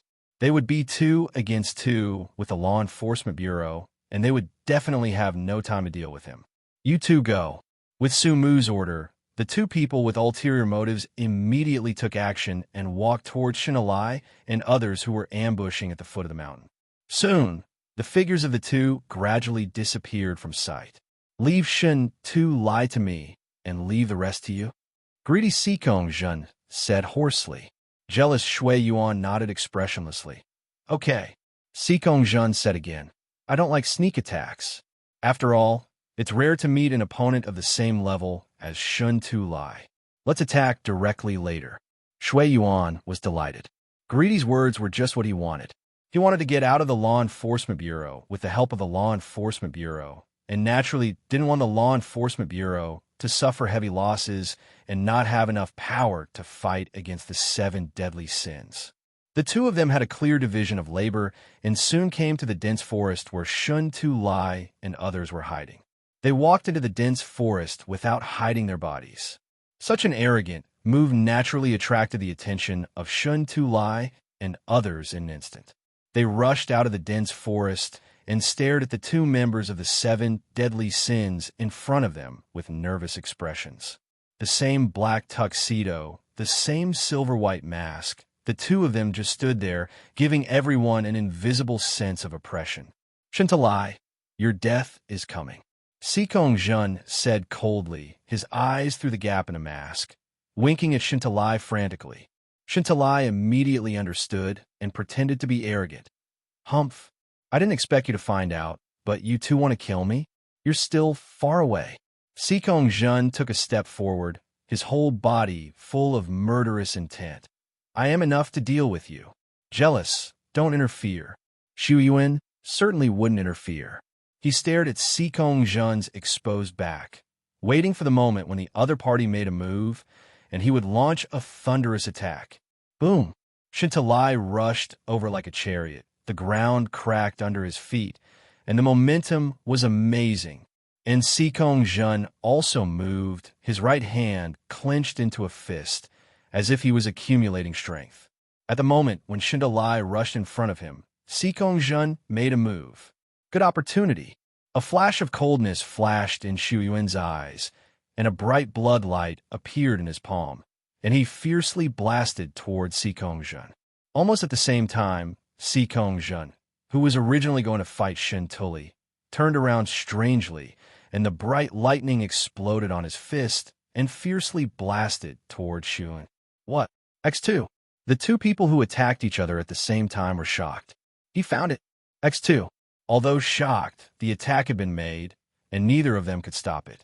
The eyes flashed with violent fierceness and attacked with all their strength. Boom! The blood light and lightning light instantly illuminated the entire sky, and the sky seemed to be divided into two by two different lights and fiercely clashed. The eyes on the two silver-white masks looked at each other solemnly, and both saw the fear in their eyes. The greedy Golden Law turned out to be the Luais, known for attack. Jealousy turned out to be the Blood Clan. This bloody power must be wrong. The Golden Law, Blood Angel. When the two were in a stalemate, Shun Tuli had already rushed over. Shui Yuan immediately sneered and said, "I want to see, Greed. You are attacked from both sides. How to deal with it?" As a result, Shun Tuli didn't even look at Si Kong-jun and punched Shui Yuan. His right arm swelled wildly. Countless muscle tumors surged, and in the blink of an eye it became a flesh and blood arm as thick as a tree. What? Shui Yuan was shocked, but he had no time to defend himself and was hit in the chest by Shun Tuli. Boom! Shui Yuan was knocked out, and his chest collapsed completely as if it was trampled by a giant elephant, and blood and white bone residue were clearly visible. Just as Si Kong-jun and the others were about to chase, two figures suddenly appeared on the scene. They were gluttony and lust. Taoist Xianqing looked at the miserable Shui Yuan and joked, "Okay, don't pretend to be dead. A mere fatal injury is nothing to you, blood race. Come on, let's fight 3 against 2. We will definitely win." Shui Yuan, whose chest recovered rapidly, was stunned when he heard this. "What's going on? What is going on? Greed attacked me. Didn't it realize that I was not jealous? But after listening to lust, it still believed that I was jealous. Could it be that jealousy was really a vampire? Someone in the Blood Moon Empire actually joined the 7 deadly sins?" He instinctively felt that something was wrong, but he had no time to think about it, because Si Kong-jun had already rushed towards him. Si Kong-jun's idea was very simple. Instead of hurting 5 fingers, it was better to cut off 1 finger. Since jealousy was already injured, it was the best breakthrough point. Kill jealousy first, and then solve gluttony and lust. Bastard! Xu Yuan quickly stood up and fought with Si Kong-jun. He originally wanted to escape, but now he couldn't get away at all. His original plan was to let the 7 deadly sins go to war with the Law Enforcement Bureau, but now it became himself. Si Kong-jun, do you really think your disguise is flawless? Ha! We have just been playing a play with you. Taoist Xianqing revealed the truth, letting Si Kong-jun understand why jealousy suddenly attacked, and it turned out that he had been seen through from the beginning. But it was too late to say anything now. The battle had already begun. Shui Yuan couldn't be so stupid as to say that he wasn't jealous when he was injured, because once he said it, there would be only one consequence, which was to be isolated and helpless and offend the Law Enforcement Bureau and the 7 deadly sins at the same time. The Blood Moon Empire was already hostile to the Red Flame Empire, so the only solution now was to borrow the power of the 7 deadly sins to deal with these lackeys of the Red Flame Empire first. Uncle Gluttony, Shun Tuli is in your hands. I'll go deal with those scumbags and come help you later. How cunning Taoist Xianqing was. He turned around and rushed towards the elites of the Law Enforcement Bureau. There were no less than 100 elites, all of whom were drawn from nearby major cities. The weakest was also a bronze level 3, and the strongest was a silver level 3. Although there seemed to be a large number of people, in terms of strength, these hundreds of people could not match a gold strawman. Based on the principle of life and death, Taoist Xianqing took the lead in picking the soft persimmon. Yan Mo Xie did not waste any words and went straight to war with Shun Tuli. He had just watched in the dark and understood the cause and effect thoroughly. The 7 deadly sins must have known Si Kong-jun's disguise a long time ago. Otherwise, why would jealousy sneak attack Si Kong-jun from behind? Countless shadow balls smashed towards Shun Tuli. Shun Tuli roared wildly, and countless deformed flesh and blood poured out his body. His body collided wildly, and in a blink of an eye he turned into a flesh and blood giant more than 5 meters tall. He roared and waved his hands, destroying all those shadow balls. Golden Law giant monster. Yan Mo Xie recognized Shun Tuli's law at a glance. and a trace of fear flashed in his eyes. He positioned himself as an assassin, and Shun Tu Lai was undoubtedly a meat shield fighter, which was the enemy that he was most reluctant to face as an assassin. With thick skin and flesh, it was difficult to play a key role even if he hit the opponent many times. Facing the attacking Shun Tu Lai, he could only jump in the shadows and attack from a distance. "Damn, Flea, is all you can do? Fight me head-on if you dare." Shun Tu Lai roared wildly, and rocks flew wherever he passed. Compared with Yin Moxie's disadvantage, Shui Yuan was in a worse situation.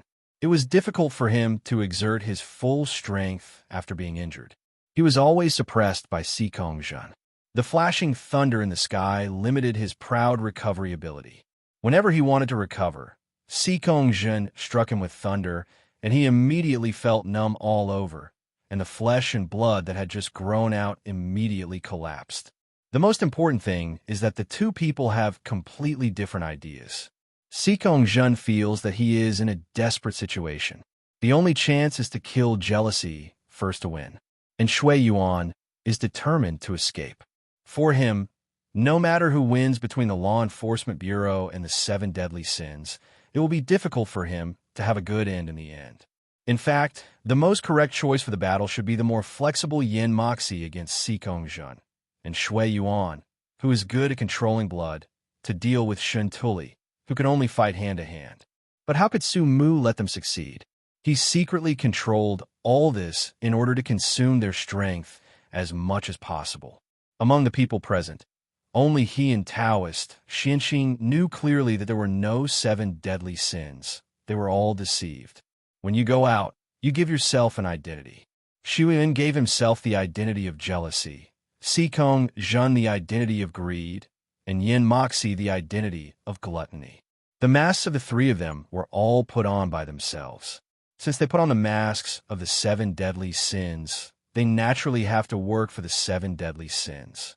The truth is that the so-called 7 deadly sins are to deceive the 3 forces of the Revolutionary Army, the Blood Clan, and the Red Flame Empire, so that they are afraid of each other, guard against each other, and try their best to hide their identities, and finally form the 7 deadly sins. Is this the feeling of fooling a golden strongman? Interesting. Su Mu, whose real body is hidden in the dream, smiled, and his eyes behind the brown glasses flashed with excitement, so that a sickly blush appeared on his fair cheeks. Suddenly, he cast his eyes on Taoist Xianxing, who was being besieged, and said in a voice transmission, "When Xu Yuan is seriously injured, you will join forces with Yin Moxie to deal with Shun Tuli." "Okay, boss, Lord God's envoy," Taoist Xianxing replied. He was so excited about the performance that he was a little too immersed in the role. "That, Lord God's envoy, can you help me? These little guys seem to be really fierce. I don't have much life left, and I have to save it for Shun Tuli later." Taoist Xianxing, who was hastily parrying the attacks of everyone, said with a guilty conscience. Su Mu frowned slightly. He thought that Taoist Xianxing was acting, so he looked more tired. He didn't expect the other party to be so dragged out. When fighting Yin Moxie, he said that his lifespan was not enough. Now he is fighting against a group of bronze and silver. Is his lifespan not enough? Is the gold strongman so weak? Su Mu guessed that either Taoist Xianxing was really serious, or Taoist Xianxing was too cunning and didn't want to waste all his life in battle, so he wanted to save some for himself. It seems that it is most likely the latter, because Taoist Xianxing is currently only using the strong physical fitness blessed by Changsheng, Tianzuan, and swordsmanship to fight, and the longevity Taoist magic is useless.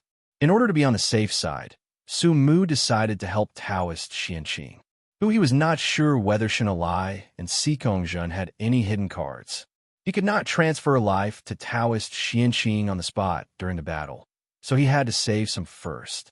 So he teleported to the center of the crowd, and those elites of the Law Enforcement Bureau who were fighting fiercely did not notice his presence. The next second, endless demonic sound was activated. The whispers of the sea god instantly exploded in the crowd. A sneak attack is always the most cost-effective way of fighting.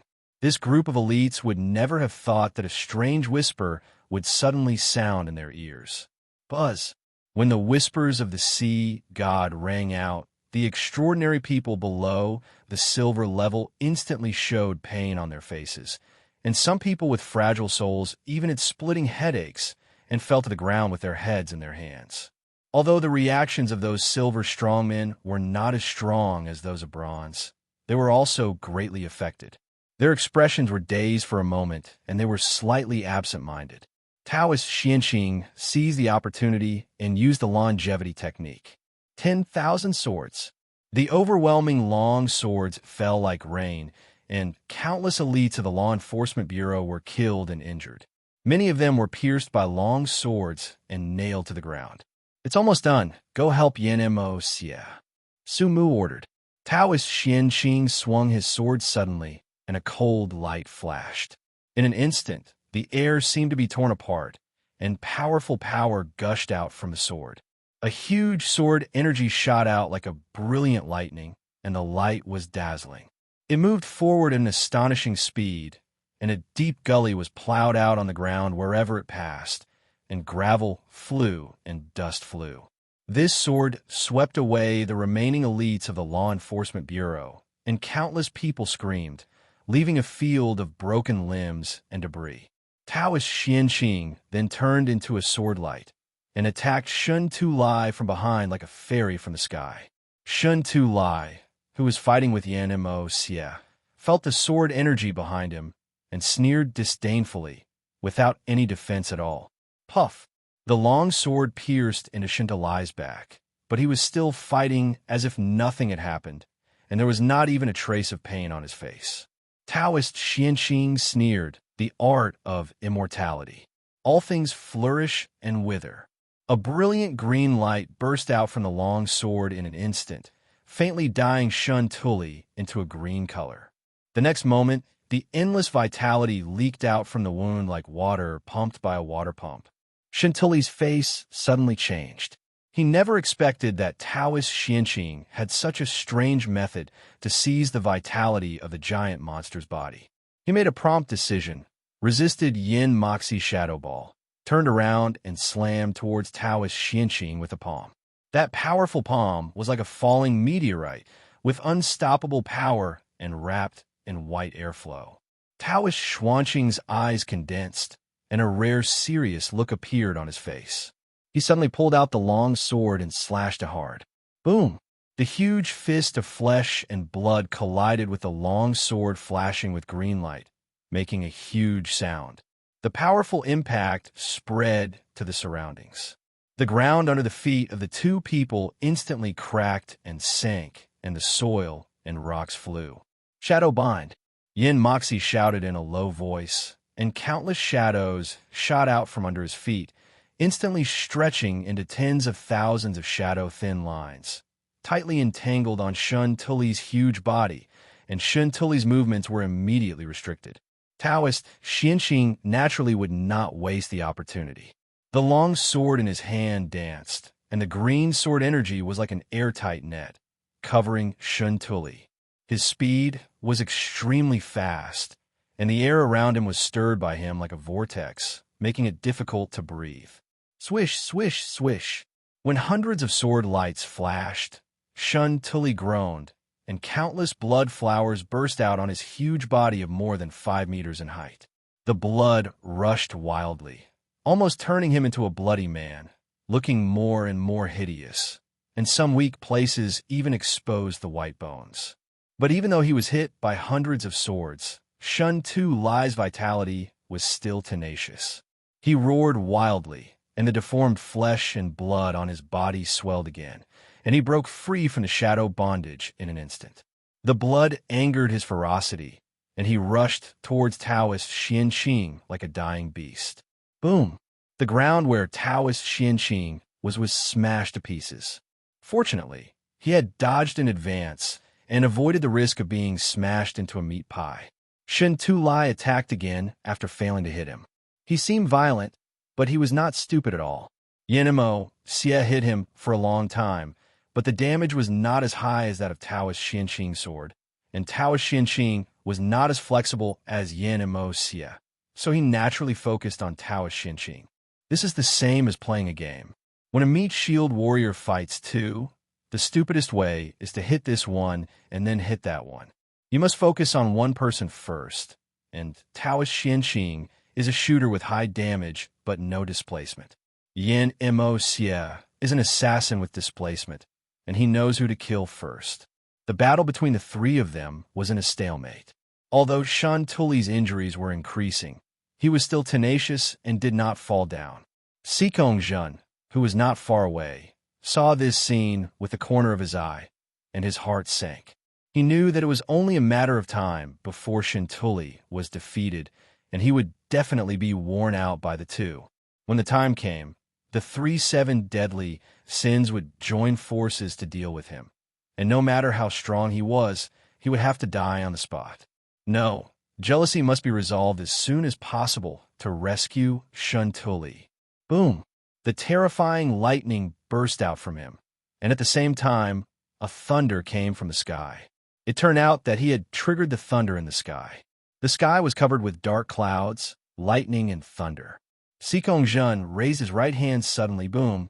A terrifying thunder that seemed to tear the world in half fell from the sky and struck him fiercely, but the thunder did not cause him any harm. Instead, it kept condensing on his body, transforming into a thunder armor.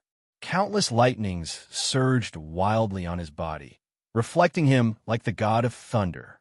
The air around him was ionized, and there were constant crackling and harsh sounds. Die! Sikong Zhen shouted, and the whole person rushed toward Xu Yuan like a flash of lightning, and the speed shocked Xu Yuan. Xu Yuan did not sit still and wait for death. Endless blood and energy surged out of his body, and the clothes behind him were torn instantly. A pair of more than 2 meters long black bat wings grew out from his back. With the power of the wings, he ran wildly, tried to distance himself from Sikong Zhen. But how could the flesh wings outrun the thunder? The next moment, boom, endless lightning pierced Xu Yuan, and he was blasted away fiercely. The entire upper body was almost hollowed out by lightning, revealing a huge hole. The flesh and blood on the edge of the hole had already been charred, emitting bursts of burnt smell. Solved? Just as Sikong Zhen was thinking this, a low shout suddenly sounded. Kill the royal court. A drop of blood fell between heaven and earth, and slowly spread out like falling into a pool of water. In an instant, the whole world was dyed red with blood, and all turned into a bloody color. The dying Xu Yuan stood there, and his pale palm was lightly raised. Swish! The blood color in the air gathered instantly. Tens of thousands of blood blades formed a blood blade waterfall, washing towards the elites of the Law Enforcement Bureau. Ah! Ah!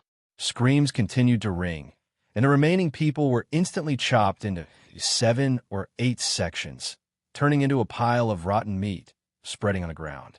Even because the blood blades were too fast, those limbs that were broken into 7 or 8 sections did not die immediately, and were still twitching and wriggling on the ground. Only some law enforcers who were farther away and slightly stronger survived. The blood instantly dyed the earth red, almost gathering into a blood-colored lake.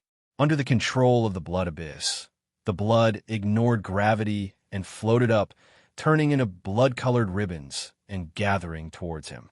The terrifying big hole in his chest was filled with blood and recovered at a speed visible to the naked eye. Is this the strength of the gold strongman? It's really powerful. Su Mu, who had been observing from the side, had a more intuitive understanding of the strength of the gold strongman. It was indeed powerful to the point of being inhuman, and was completely different from bronze and silver. The gap was too large. Even if these gold masters are willing, they can kill any silver transcendent in seconds. Damn it! Sikong Zhen's face suddenly became ugly. Looking at Jealousy, who had recovered a lot, he knew that he would definitely not be able to kill him in a short time, and what he lacked most now was time. On the other battlefield, Shan Tuli had already been completely unrecognizable, and his flesh and blood were a mess. This kind of tragic injury would have killed an ordinary person 100 times, but he had not fallen down yet. However, from his gradually slow movements, it could be seen that he was already at the end of his strength. Seeing this scene, Si Kongjin knew that it was impossible to do anything. This mission was a complete failure. Once Shun Tully died, he would face the siege of 7 deadly sins and would definitely die. For now, he could only abandon Shun Tully. Thinking of this, he couldn't help but look at jealousy, because he knew that jealousy's goal was to kill him, so he would definitely not let him escape. He must find a way to severely injure jealousy and make him unable to pursue. Feeling the strong killing intent coming from Si Kongjin, Shui Yuan's heart sank. He saw that Shun Tulai was about to lose, which was not what he wanted. Once the 7 deadly sins won, how would he, the fake jealous one, deal with it? He instinctively wanted to escape, but looking at Si Kongjin, who was like a roadblock, he knew that he would not be able to leave unless he severely injured Si Kongjin first, or even killed him. He could not show his back to the enemy when he ran away. The two looked at each other in silence, and the killing intent in their eyes almost overflowed. The next moment, a lightning and blood light collided with each other, and the two fell into complete madness. In order to survive, they completely gave up defense and attacked each other frantically, just to temporarily injure the opponent. In terms of attack power, Si Kongjin is naturally more powerful, but Xu Yuan's recovery ability is too strong. Several times, he had to withstand the thunder and exchange injuries. Both sides were bleeding, and they had already fought a real fire. Thunder shines in the sky, scarlet funeral. The terrifying lightning covered the entire Lanshan mountain, and the gushing blood covered the earth. Boom! The full-strength attacks of the two Golden Masters collided at this moment, and Lanshan mountain collapsed in an instant. Countless rubbles flew, and accompanied by 2 muffled groans, Si Kongjin and Xu Yuan flew backwards at the same time. Si Kongjin was covered in blood and had become a bloody man, and Xu Yuan looked even more miserable, with a broken body and even most of his head blown off. At this time, Shun Tulai roared in despair, and under the attack of Yan Mo Xie and Taoist Xianqing, his huge body fell to the ground. In order to prevent the other party from reviving, Taoist Xianqing burned his life and slashed with a sword. The brilliant green sword light directly cut off Shun Tulai's head. Shun Tulai dead. Si Kongjin's eyes were bloodshot. The golden strongman of the Qian Empire was killed. This was the first time since the peaceful era that a golden strongman was killed. He could almost imagine what a huge storm this news would cause after returning to the imperial capital. Of course, the premise is that he can go back alive. When Shun Tulai fell, he fled to the distance without thinking, and the thunder and lightning stimulated his body crazily. He fled at the cost of overdrawing his body's potential. Shui Yuan was overjoyed when he saw this, and shouted loudly, "Don't run!" Swoosh! He dragged his broken body to chase Si Kongjin, looking like he was loyal to the 7 deadly sins. Yin Moxie was about to chase him, but was stopped by Taoist Xianqing. In his puzzled eyes, Taoist Xianqing said lightly, "Uncle, didn't I tell you before that jealousy has a strange temper? Si Kongjin is his prey. If you intervene now, he might kill you first." Yin Moxie was stunned, but I think jealousy seems to be seriously injured. Even if he is a vampire, such injuries will be life-threatening. Taoist Xianqing patted Yin Moxie's shoulder nonchalantly. "Don't worry, jealousy is not so easy to die. If he really dies, it means that he is just SOSO. Yin Moxie was silent. He suddenly found that these people of the 7 deadly sins were extremely indifferent. They didn't care about the life and death of their companions. At this time, a slippery tentacle suddenly emerged from Taoist Xuanqing's clothes, and the top of the tentacle was still wrapped around a mobile phone. "This matter is over. Let's call the boss to report." Yin Moxie stared at the tentacle tightly and was shocked. What is this thing? Just when his whole mind was attracted by the tentacle, he didn't notice the smile of conspiracy in the eyes of Taoist Xianqing. Swish! Taoist Xianqing made a lightning move and took off the gluttony mask on Yin Moxie's face. Yin Moxie was shocked. At this time, he heard a click. It was the sound of a mobile phone taking a photo. A photo of Yin Moxie, lust, and Shun Tully's corpse was taken. The most annoying thing was that Taoist Xianqing made a scissors gesture with his other hand on Yin Moxi's shoulder. You, Master Xianqing quickly dodged and said with a smile, "Don't be excited, this is also to preserve the key evidence. As long as you deliver one of the 12 swords of the kingship obediently afterwards, nothing will happen. Otherwise, the headlines of newspapers in a few days will be shocking. The deputy commander of the Revolutionary Army is actually a member of the 7 deadly sins." Yin Moxi was furious. He didn't expect that lust would play a trick on him at this time. Just as he was hesitating whether to snatch the phone, he saw that lust's body had gradually become transparent and finally disappeared slowly. "Uncle, see you next time." Master Xuanqing's naughty voice echoed in the original place, and the person had disappeared. Where did he go? Of course, he was pulled into the dream by Su Mu. Although it is difficult for the dream to accommodate a golden strongman, as long as the golden strongman gathers his strength with all his strength and does not resist at all, he can still do it. "Boss, Lord God's envoy, what shall we do next?" Su Mu smiled slightly. "Of course, we will kill Shui Yuan." Master Xianqing was stunned. "Don't you want to kill Sikongzhen? Shun Tu Lai is dead, and the goal of shocking the Qian Empire has been achieved. There is no extra benefit in killing another Sikongzhen. Shui Yuan is different. He secretly supports Murong Yun and wants to control the Murong family. The Murong family has long been regarded as something in my pocket, so he must die." Su Mu's mind moved, and he immediately teleported to where Sikongzhen was. Location. At this time, Sikongzhen was flashing with lightning and running in the dense forest at a very fast speed. He looked back from time to time and found that there was no jealousy chasing him. He couldn't help but secretly breathe a sigh of relief. It seemed that jealousy was seriously injured and couldn't catch up at all. In fact, what he didn't know was that jealousy didn't chase him at all. After disappearing from everyone's sight, Xu Yuan ran away alone. "Lord God's envoy, didn't you say to kill Xu Yuan? Why did you come to Sikongzhen?" Su Mu looked at Sikongzhen, who was fleeing in a panic, and the corners of his mouth curled up slightly. "Of course, let him take a message to the Qian Empire." Immediately, endless demonic sound was activated. Sikongzhen, you can't escape." Xu Yuan's ferocious voice suddenly sounded behind Sikongzhen. Sikongzhen was instantly shocked and turned around to see a vague figure approaching rapidly from a distance behind him. "Damn it, he actually caught up with me." Sikongzhen didn't dare to look anymore and ran for his life, fearing that he would be caught up by jealousy.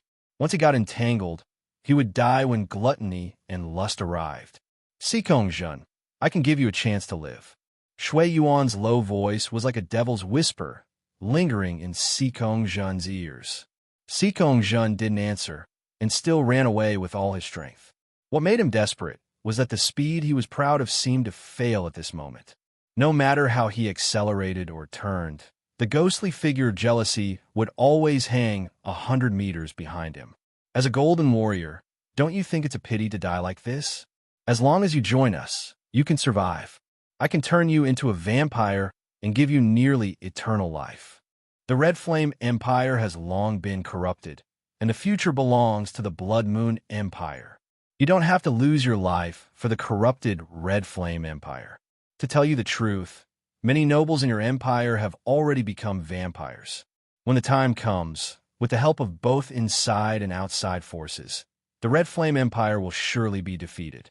Seeing that you are strong, I will give you a chance to survive now. Sikongzhen's pupils shrank into needles in an instant.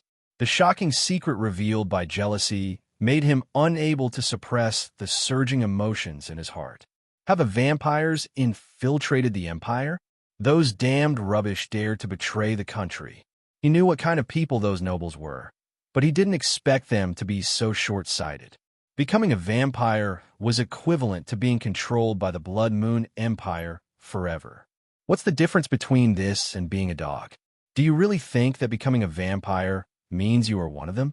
In the Blood Moon Empire, because there are too many vampires, there are not enough humans to share, and a large number of vampires have been cannibalizing each other. Even the internal people are like this, let alone these traitors. He realized that he had to survive and pass this information to the Qian imperial family. Although he was greedy, he at least understood the principle that no egg would be left intact when a nest is overturned. With this thought, Sikong Jun took out a bottle of extremely high-quality violent potion from his arms and drank it all. The capillaries on his body burst instantly, turning into strands of blood and qi in the high-speed galloping. At the same time, his speed also increased sharply. After drinking the violent potion, he couldn't help but think of the old face of Taoist Xianqing in his mind, and his teeth began to itch with anger. If it weren't for Taoist Xianqing embezzling the healing potion, he would never have ended up in such an embarrassing situation. As his speed increased, Xu Yuan's angry voice sounded 100 meters away. "Sikong Jun, you can't run away." The voice became farther and farther away until it disappeared. Sikong Jun felt relieved and continued to run wildly without looking back. Little did he know that Xu, who was originally chasing him, had already stopped strangely in the same place, and his figure was shattered like a dream bubble. That's right, this Xu Yuan was fake, and the voice was also fake. They were all simulated by Su Mu using Sun Luo Wanxiang and endless demonic sound. The reason why the distance was so far was naturally to prevent Sikong Jun from discovering the clues. Sikong Jun, who was exhausted and seriously injured, did not notice the abnormality. Su Mu's goal is to put it back, bring the news to the Qian royal family, and expose the vampires hidden in the empire. Only by making the Qian royal family chaotic and even thinking that the 7 deadly sins are related to the Blood Moon Empire can the royal family's attention be successfully diverted. Although he played a group of Ghoul Masters around this time, he did not despise the Qian royal family at all. Despising the enemy is the most stupid behavior. The fact that the Qian royal family was able to find the 7 deadly sins through the fortune-telling of Taoist Xianqing this time does not mean that they cannot continue to search through other methods. This time, it was mainly a coincidence that Taoist Xianqing was successfully subdued, and Jun Wushang was the future lust, which led to Taoist Xianqing not revealing the information about the 7 deadly sins. Otherwise, Su Mu could imagine that he would have become a wanted criminal by now. After designing Sikong Jun, Su Mu launched the dream teleportation again and found Xun, who was also exhausted. The broken Shui Yuan did not dare to take off the mask of jealousy on his face, because he had seen the shadow of gluttony lurking and the sudden appearance of lust and arrogance. So he was afraid that a member of the 7 deadly sins would suddenly appear and find out that he was not jealous. Now, wearing a mask and a tuxedo, at least when he meets a member of the 7 deadly sins, he can still lie to them and say that he lost Sikong Jun. Then he can just make up a reason for being seriously injured and let the other party chase Sikong Jun. Just as he was thinking this, the figure of lust appeared in front of him out of thin air. "Oh, how did you catch up here?" Sikong Jun is in the opposite direction. Taoist Xianqing's side. Shui Yuan was startled. "What? Damn Sikong Jun. I'll go after him." Just as he was about to turn around, he suddenly groaned and stopped in place, looking like he couldn't catch his breath. "No, I'm too badly injured." Master Xianqing immediately asked with concern, "Are you okay? I have a bottle of healing potion here, which should help your injury." As he said that, Master Xianqing took out a bottle of healing potion and threw it to Shui Yuan. Shui Yuan was overjoyed. As a golden strong man, he had naturally heard of the name of the healing potion, which was known as a treasure that could bring the dead back to life. As long as he had the healing potion, his chances of escaping would be higher. However, just as he was using the healing potion, bang, the bottle of healing potion suddenly exploded, turning into a thick purple fog that enveloped Shui Yuan. What? The corrosive poisonous gas spread over his body, making a sizzling sound of corroding flesh and blood. Hee hee, jealous, you are so naive. You actually thought I would help you? Do you know that I have disliked you in the organization for a long time? If it weren't for you, how could I be punished by the arrogant boss last time? This account should be settled today. Master Xianqing made up a random excuse, drew his sword, and killed Xu Yuan. Xuan was shocked and felt that he was unlucky for 8 lifetimes. He never expected that the 7 deadly sins would be so chaotic. If he was not found out, there would be such a life-threatening situation. Seriously wounded and attacked by poison, he hastily fought back, his hands covered with rich blood, and he faced the long sword. After a few simple exchanges, his movements became slower and slower, and he was finally pierced through the chest by Taoist Xuanqing's sword. A fatal injury was naturally harmless to the Blood Clan, but Taoist Xuanqing immediately launched the longevity Taoist technique. All things withered and flourished. Xuan only felt that the vitality in his body was being madly extracted. His eyes were bloodshot. In order to survive, he didn't care about anything else in a panic. He took off the jealous mask on his face and shouted, "Look carefully, I'm not jealous." Taoist Xuanqing looked at the pale and panicked face and smiled lightly. "No, you are." Xu Yuan was stunned. At this moment, he finally realized something. Many things that were wrong before surged into his mind and gradually became aligned, but it was too late. "You knew I was fake a long time ago." Taoist Xuanqing smiled, but didn't say anything. Shui Yuan understood everything at this moment. He was fooled. How could there be so many coincidences in this world? Jealousy is similar in size to him, and they are both vampires. It turns out that only lust and gluttony are real among the 7 deadly sins, while he and greed are both fake. But we both thought that the other party was real, and we were worried that the other party had more people, so we tried our best to hide our identities and dare not reveal them. Damn it, if I had realized this earlier, I could have easily escaped. In fact, this matter was a trap from the beginning.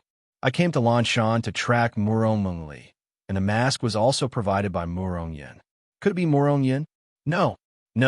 Murong Yin has become a vampire and cannot betray me. What's going on? Who is the mastermind behind this? He suddenly thought of a person who is always high above, a dragon that can't be seen from head to tail. Arrogant. Shui Yuan, who knew the truth, no longer had the strength to reveal the truth. He fell down weakly, and the light in his eyes gradually dimmed. "Don't kill him first." Sumu's voice suddenly sounded. "Yes, boss." Taoist Xuanqing immediately stopped the longevity magic, and Sumu, wearing a silver-white mask, slowly walked to the fallen Shui Yuan. Shui Yuan's dim eyes were full of resentment. This feeling of being played with was even more uncomfortable than killing him. He raised his pale palm with difficulty and grabbed Sumu's trouser legs tightly. It seemed that he would bite off a piece of Sumu's flesh even if he died. Sumu smiled slightly, and the contemptuous smile on the silver-white mask was deeply engraved in the eyes of Shui Yuan, the golden strongman. He raised his leg, then slowly stepped down and stepped on Shui Yuan's hand tightly under his feet. He gently pushed, and Shui Yuan groaned in pain. The hatred and murderous intent in his eyes were just like a demon crawling out of hell. Sumu slowly leaned down, his gentle eyes staring at the dying Shui Yuan, and smiled faintly. "It's so ugly. It turns out that when a golden strongman is about to die, he is no different from an ordinary person. I want." Shui Yuan's face was bulging with blue veins, and he roared his mouth full of blood foam, but the next second a light blue tentacle suddenly inserted into it. Shui Yuan's eyes suddenly bulged, and his lifespan was madly passing away. After a moment, he turned into a dried corpse. Taoist Xuanqing looked at Su Mu's god's touch with envy, feeling the great power of Changsheng Tianzuan coming from it, and his eyes became more and more respectful. Although he also has tentacles, they were obtained through the blessing of Changsheng Tianzuan. Compared with the real god's touch, is simply a poor imitation. Especially Su Mu's god's touch also has the ability to absorb and store lifespan, which makes him envious. As a believer of Changsheng Tianzuan, although he can also extract the lifespan of the enemy, this is the same as working for the capitalists. No matter how much profit he creates, the money can only be earned by the capitalists, and he can't keep a penny. But Sumu is different. He has the speed of divinity, which is equivalent to owning shares. He can extract dividends from how much money he earns. After solving the blood abyss, Sumu felt the lifespan he absorbed and frowned slightly. It's less than 10 years? Isn't it said that the Blood Clan has endless lifespan? Taoist Xianxing immediately explained, Lord God's envoy, don't listen to the Blood Clan's bragging. They claim that they have unlimited lifespan, but it's all bullshit. They can live by constantly sucking the blood of living people. If they don't suck for a while, they will die directly. In fact, they can't store much lifespan in their bodies. And even if there's an unlimited supply of blood, they will die sooner or later because the body can rely on blood to survive, but the soul cannot. Yes, when their souls gradually age and die, they will eventually become a kind of monster called a ghoul, which has no reason at all and only knows how to eat people. This kind of soul symptom will become more serious as they suck more blood, because when they suck the blood of living people, they will inevitably absorb part of the other party's thoughts, affecting the purity of the soul. I see. Sumu nodded. He felt that this was more reasonable. If the Blood Clan really had an infinite lifespan, the Blood Moon Empire would have unified the world long ago. How could it not even take down the Red Flame Empire without a king until now? Well, Lord God's envoy, you see, I have made a lot of efforts this time and even sacrificed a lot of lifespan. Taoist Xianxing walked over with a flattering face. Sumu was also very generous. At that time, the touch of God swung and fell on Taoist Xianxing, transmitting the lifespan of the blood abyss to him. He didn't need lifespan at all because he was really a dead man with a lifespan of 0, and he was completely relying on the support of the divinity of the sea god to live. Besides, lifespan is everywhere for him. He can take any time he wants. In the Xingqing Law Enforcement Bureau, a flash of lightning flashed, instantly shattering a window and falling into the hall. The law enforcement officers who were working were shocked, and many of them had already drawn their weapons, thinking it was an enemy attack. However, when they saw the appearance of the person coming, they put down their weapons. The person coming was Sikongzhen. Lord Sikongzhen, what happened to you? How could you be so seriously injured? A law enforcement officer exclaimed.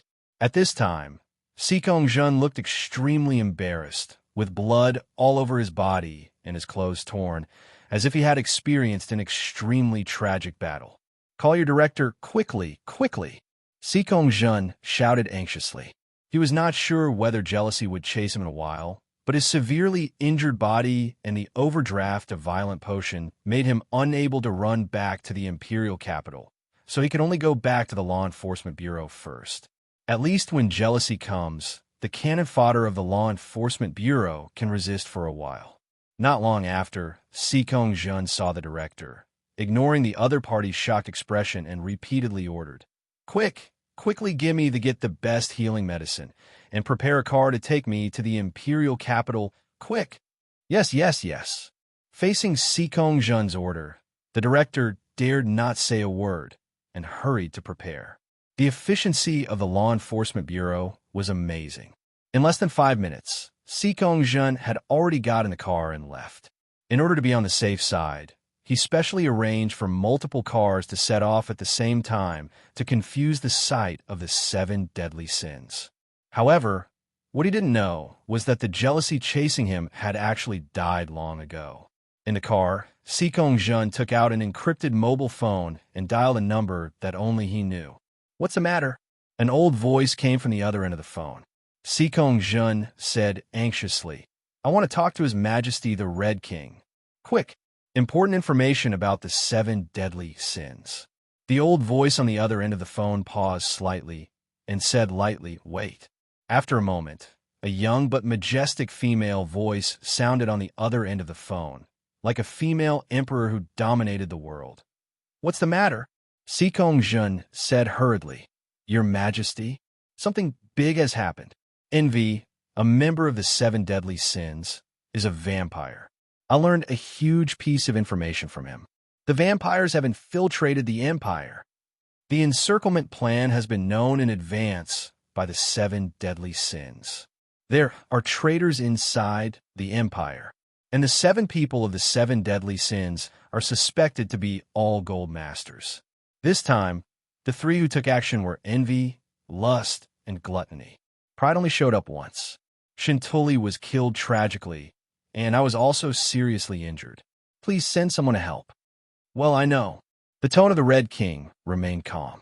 Even though Sikong Jun had such shocking news, the confidence in her tone was not affected at all, as if the 7 deadly sins and the blood race were not a thread in his eyes. Bang! After the phone call was hung up, Sikong Jun breathed a sigh of relief. He knew that as long as the news was passed on, he would basically be saved because he had absolute confidence in the Red King. Even if the other 7 kings did not recognize that the Red King was one of the 7 kings and believed that she and her family were thieves of the country and proclaimed themselves kings, the real king of the Red Flame Empire was the one who was erased. However, Sikong Jun was willing to believe that the ability of the Red King was definitely not weaker than that of the other 7 kings, and was even stronger. Inside the palace of the Red King, a woman over 1.7 meters tall was sitting on the throne. She was wearing a gorgeous dark golden robe with a lifelike phoenix pattern embroidered on it, which sparkled brightly in the sun. Her long hair, as black as ink, was piled high, and a few strands of hair naturally fell on both sides of her cheeks, adding a bit of charm. Her face was absolutely beautiful. Her skin was as white as snow, delicate and smooth as if it could be blown away. Her slightly raised eyebrows were born with majesty, and the whole person exuded a noble and inviolable aura of a king. However, as the phone was hung up, the noble and inviolable aura of a king on the face of the Red King instantly collapsed, and the originally straight body also collapsed, and the whole person collapsed on the throne like a depressed homegirl. Oh, so annoying. The Red King kicked his long legs angrily, and his slender white calves kept slapping the edge of the throne. At this time, a white-haired old man on the side reminded expressionlessly, "Your Majesty, King Chi, pay attention to your image." "Oh, there's no one else here. Why should I pay attention to my image?" King Chi pouted his red lips in dissatisfaction, and took off the crown on his head and threw it aside casually. She seemed to still feel uncomfortable and swung her long legs hard, throwing off the heavy shoes on her feet, revealing her white feet painted with black nail polish, and then sat cross-legged on the throne. "Your Majesty, why did Sikongjian come to you?" "What else could it be? He said that there are 7 people in the 7 deadly sins, all of whom are gold strongmen, and then they killed Shuntuli.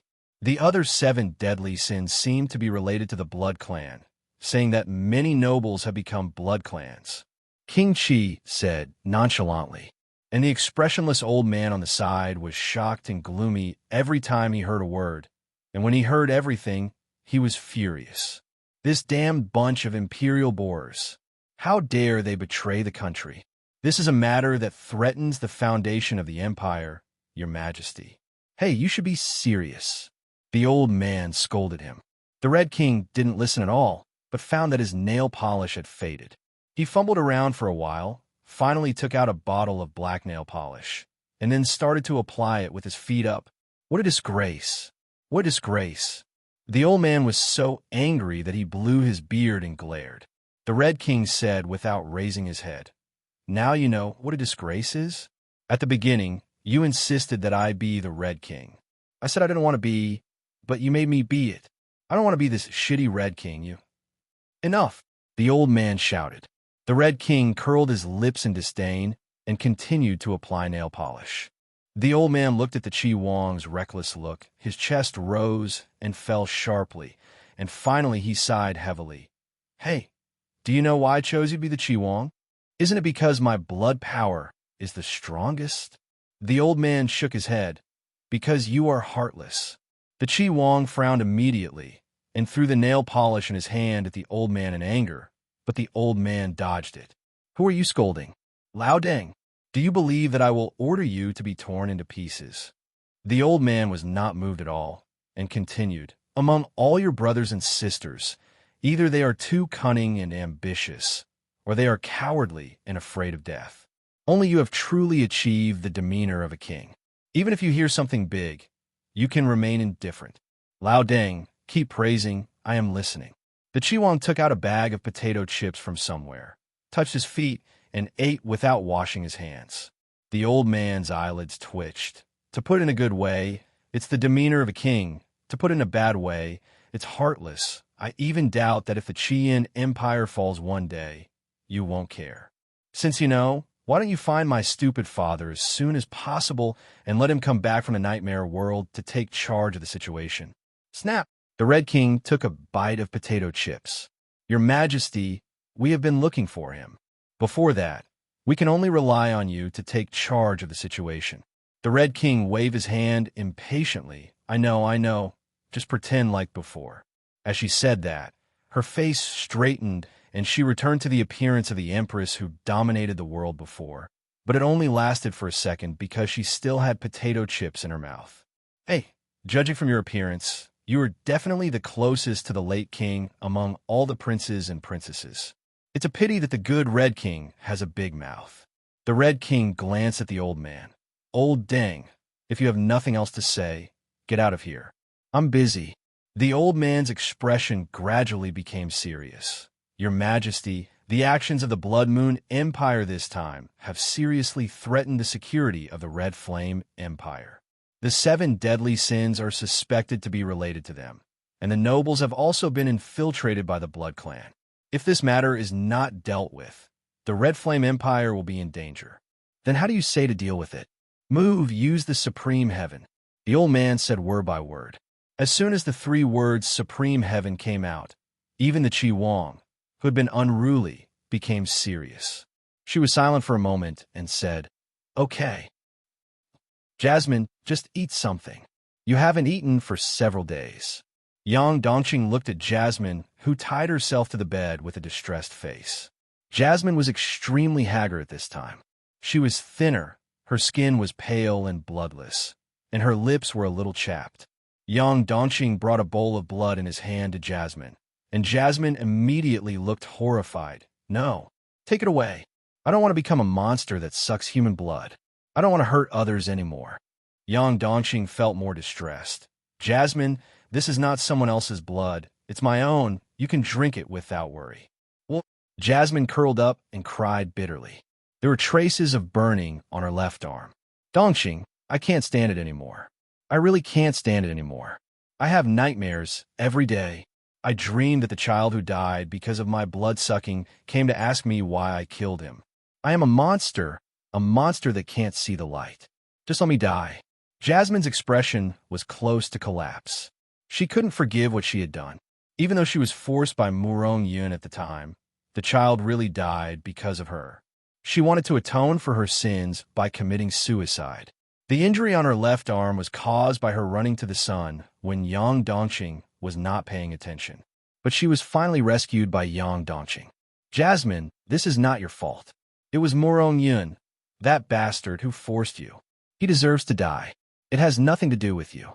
Don't worry, I will definitely find a way to heal you. We can still live like before. I can't go back. I can't go back a long time ago. I can't even see the light, let alone sing in front of the audience. Sometimes I even worry that I will go crazy and rush to the audience to suck blood. Yang Dongqing clenched his fists tightly. Looking at Jasmine's collapse, he almost wanted to rush to kill Murong Yun immediately. He hugged Jasmine and comforted her with red eyes. Jasmine, don't worry. Everything will be fine. Everything will be... Jasmine. He suddenly stopped and looked at Jasmine in disbelief. At this time, Jasmine began to slowly become transparent, as if she was about to be wiped away by something. Jasmine, what's wrong with you? What's going on? Yang Dongqing was as panicked as a child, completely lacking the calmness of a supernatural being. He wanted to grab Jasmine's hand, but ended up grabbing nothing. Jasmine's hand disappeared. Her limbs had all become transparent and completely disappeared, and the only remaining torso and head were also becoming more transparent. Jasmine opened her mouth to respond, but no sound came out of her mouth. She seemed to understand something, and her slightly panicked expression became relieved. I'm leaving. Yang Dongqing. Jasmine's bloodless lips opened and closed, and although there was no sound, Yang Dongqing still understood. No, no, no. Don't leave, Jasmine. Don't scare me. Yang Dongqing panicked, not knowing what was happening. He could only feel that Jasmine was disappearing from the world. He wanted to grab Jasmine madly, trying to keep his lover in this stupid way, but it was all in vain. His hands could not touch Jasmine at all and passed through the translucent body directly. When he was young, he saw the green smoke produced by firecrackers during festivals and tried to hold it in his hands, but the effort to hold it only made the green smoke dissipate faster. He's the same now, facing things in life that are destined to leave you. Keeping them will only speed up their departure.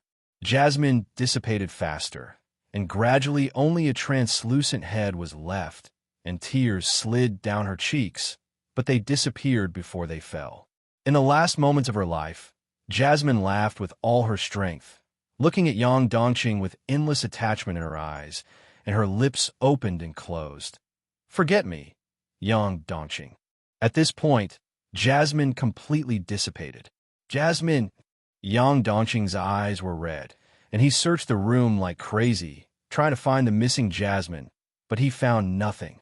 He didn't understand why Jasmine disappeared, nor did he want to understand. He just wanted Jasmine to come back. Jasmine was like a ray of light in his dark life, making him feel the warmth of the world for the first time.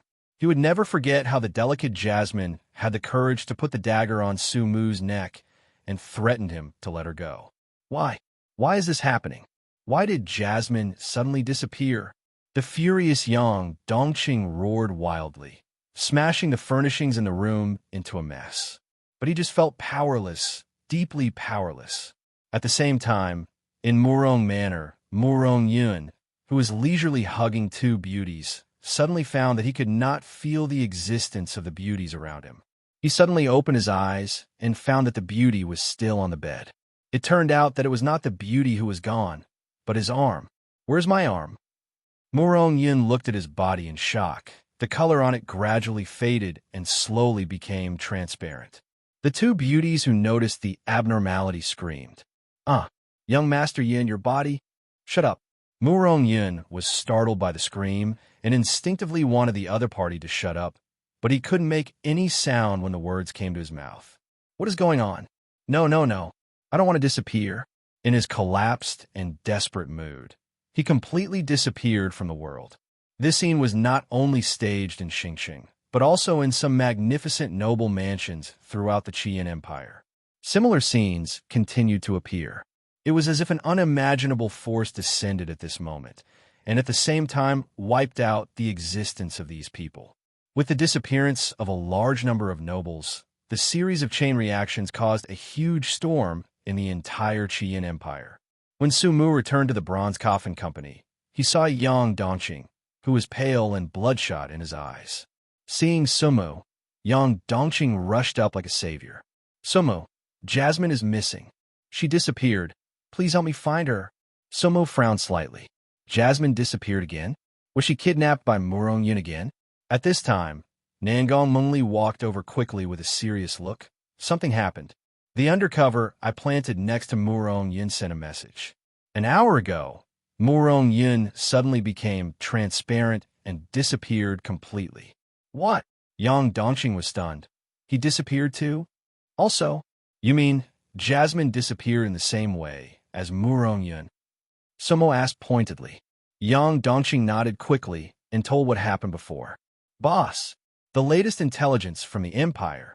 An employee of the Bronze Coffin ran over in a hurry, waving a piece of paper full of intelligence in his hand, looking panicked. Nangong Mengli took the information and looked at it. Her pupils slightly dilated, and her eyes were filled with disbelief. Sen, what happened? You can read it yourself. Nangong Mengli handed over the information in her hand. Su Mu looked at it carefully. There were 2 notices written on it. It was just issued by the royal family of the Red Flame Empire. The content was very long. The general meaning of the notice was that the infiltration of the Blood Moon Empire was discovered in the country. Some nobles had committed treason. The Empire had taken severe measures to eliminate all traitors and demanded that the Blood Moon Empire give corresponding explanations and compensation. Otherwise, it would launch a war. And the second notice was about the 7 deadly sins. In the notice, the 7 deadly sins had been identified as the most vicious terrorist organization in the history of the Red Flame Empire. The crimes were extremely bad. They killed 2 imperial nobles, Murong Jua and Shun Tuli, and nearly 100 law enforcers. The royal family issued a reward. As long as any one of the 7 deadly sins could be captured, he could be made a noble. There is some information about the imperial capital below the notice. Today, the imperial capital was in turmoil. A large number of law enforcement officers took to the streets to maintain order. Many nobles were raided. In some public places, many people witnessed several nobles in public. Seeing this, Sumu roughly understood what happened. This was a countermeasure of the Red Flame royal family against the invasion of the Blood Moon Empire. What he didn't expect was that this countermeasure was so strange that it even exceeded the scope of ordinary people's understanding. Directly wipe out all the people who have become blood clans? What kind of power is this? Whether it is the nobles who have joined the blood clan in the imperial capital, or Murong Yun and Jasmine who are far away in Star City, they are basically wiped out by this unknown power at the same time. Is this kind of fixed-point annihilation that ignores space and location really something that a transcendent can do? It's simply a means of God. No wonder the Red Flame Empire can still stand firm, even though it is so corrupt internally and under external and internal troubles. As long as this power is not eliminated, the Red Flame Empire will never fall. As we all know, there are only 6 of the 7 kings, and the Red Flame Empire, which is no real king, can stand side by side with the other 6 empires, which is enough to explain the problem. What is written on it? Yang Dongqing on the side was extremely anxious. He could roughly guess that this information might be related to the disappearance of Jasmine. Sumu handed the information over, and Yang Dongqing read it impatiently. As he kept reading, his face became paler and paler, and finally he couldn't stop shaking. What does it mean? Jasmine is dead? Yang Dongqing asked in disbelief. Nangong Mengli looked at the other party's expression close to collapse and felt a little reluctant. She said tactfully, Jasmine's life or death cannot be judged yet. After all, no one knows what means the imperial family used.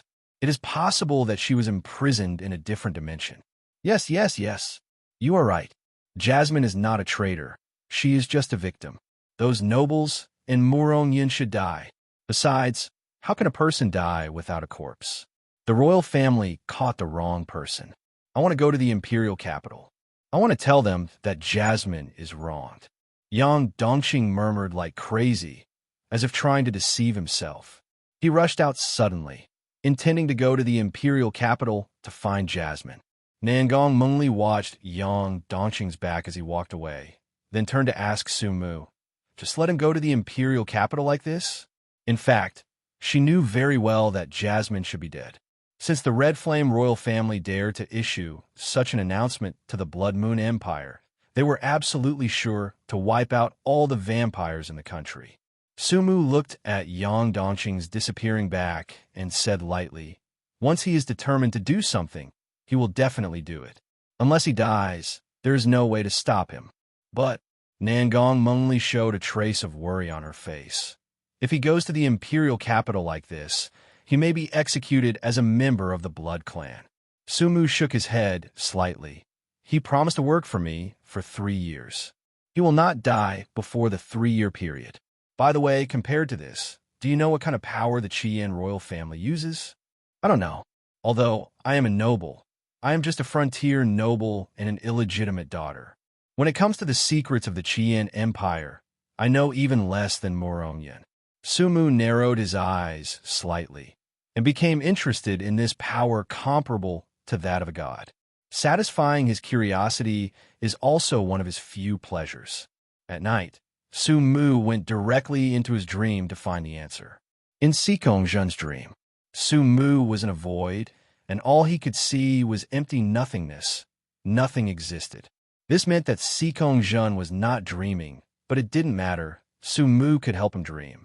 Under Sumu's control, the dream gradually began to change, and pride appeared.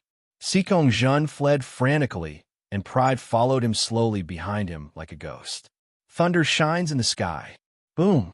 In the thick night, countless winding thunders suddenly lit up, and they fell down and struck Pride, and the destructive scene illuminated the world. But such a powerful attack was wiped out by Pride with just a slight wave of his hand. Sikong Jun's eyes were bloodshot, and he ran towards the direction of the palace without looking back. Enemy attack! Enemy attack! He roared in the direction of the palace, and soon, countless extraordinary guards emerged from the palace and besieged Pride. Just when Sikong Jun breathed a sigh of relief, he saw Ao Wang pressing down with one hand, and the thick night sky was stirred up immediately.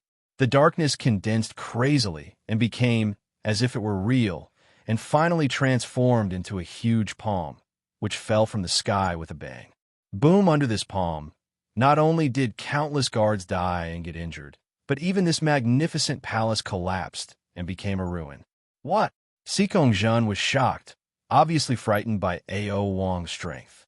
Arrogant walked towards him step by step, and the contemptuous smile on the silver-white mask pierced his soul. Sikong Jun, you can't escape. In this world, no one can save the people I want to kill. This sentence seemed to remind Sikong Jun. His pupils shrank, and he hurriedly shouted to the ruins of the palace, "Your Majesty, the Red King, save me." The next moment, a young woman wearing a dark golden phoenix robe and peerless beauty walked out of the ruins. Her steps were light, and the gravel on the ground did not cause any hindrance, because wherever she passed, all the gravel was melted by the terrifying high temperature. As she got closer and closer, the dark golden phoenix seemed to come alive. A touch of hot flames suddenly rose, and the terrifying flames illuminated the night into day. Under the arrogant mask, Sumu narrowed his eyes and carefully looked at the legendary Red King, the supreme ruler of the Red Flame Empire. He didn't know the Red King, but it was enough for Sikong Jun to know him. This was Sikong Jun's dream. He only needed to deliberately guide him, and the other party would naturally transform everything in the dream. I didn't expect that the Red King was actually a woman. Feeling the waves of power coming from the Red King pressure, that overwhelming pressure was like the sky was about to fall.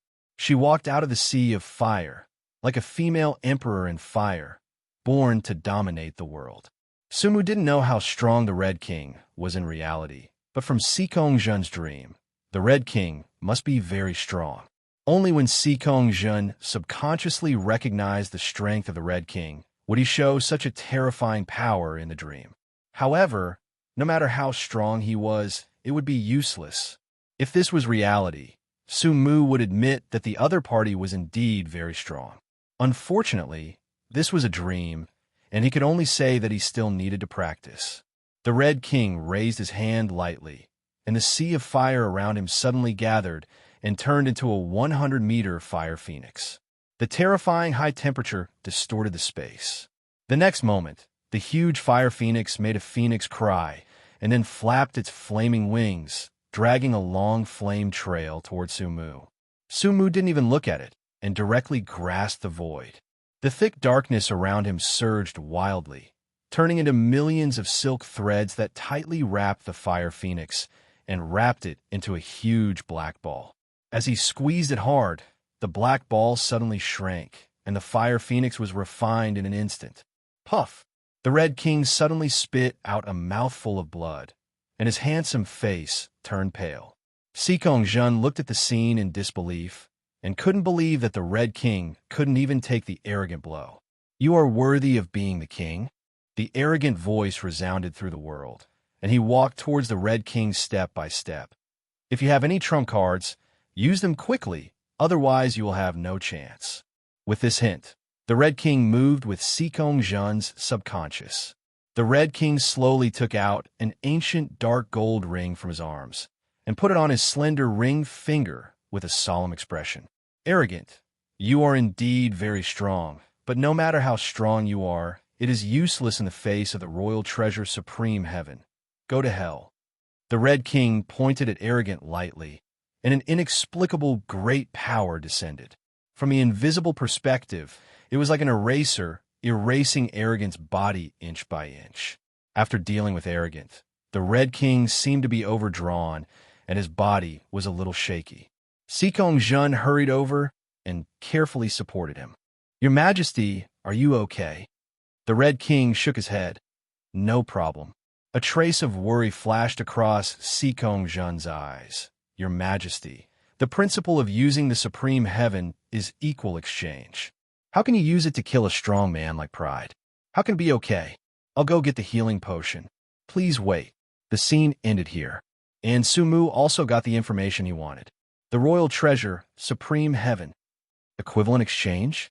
It seems that this is the power to wipe out the entire Red Flame Empire's blood clan. No wonder the Red Flame Empire obviously has such a powerful force, but it doesn't use it much on weekdays. It was not until it was threatened to the root this time that it was willing to use it. Among the nobles who transformed into blood clans, there must be many gold strongmen. The price paid by the royal family to wipe out these gold strongmen is terrifying. From this point of view, the use of supreme heaven should not be limited to the user himself paying the price. Otherwise, even if the Red King is strong, how can one person pay the price of killing several gold strongmen and a group of blood clans? The next day, the two reports about the imperial family were thoroughly fermented, and major media rushed to report them, spreading all over the country. This time, not only the whole country, but also foreign countries had corresponding reports. The popularity of the 7 deadly sins has reached its peak. Not long ago, an imperial noble was killed in public. Not long after, a golden noble was directly killed. This was considered a big deal in the Red Flame Empire. The names of the 7 deadly sins also appeared in some news reports in other empires. According to the current trend, the 7 deadly sins have already shown a tendency to develop into the world's first evil organization. 7 golden masters gathered together, and they were a force that could not be underestimated in any empire. Blood Moon Empire, Royal Palace. On an oval long table, several pale, young men and women gathered together. They were all high-level officials of the Blood Moon Empire. Each of them was a person who could shake the entire Blood Moon Empire 3 times with a stomp of their feet.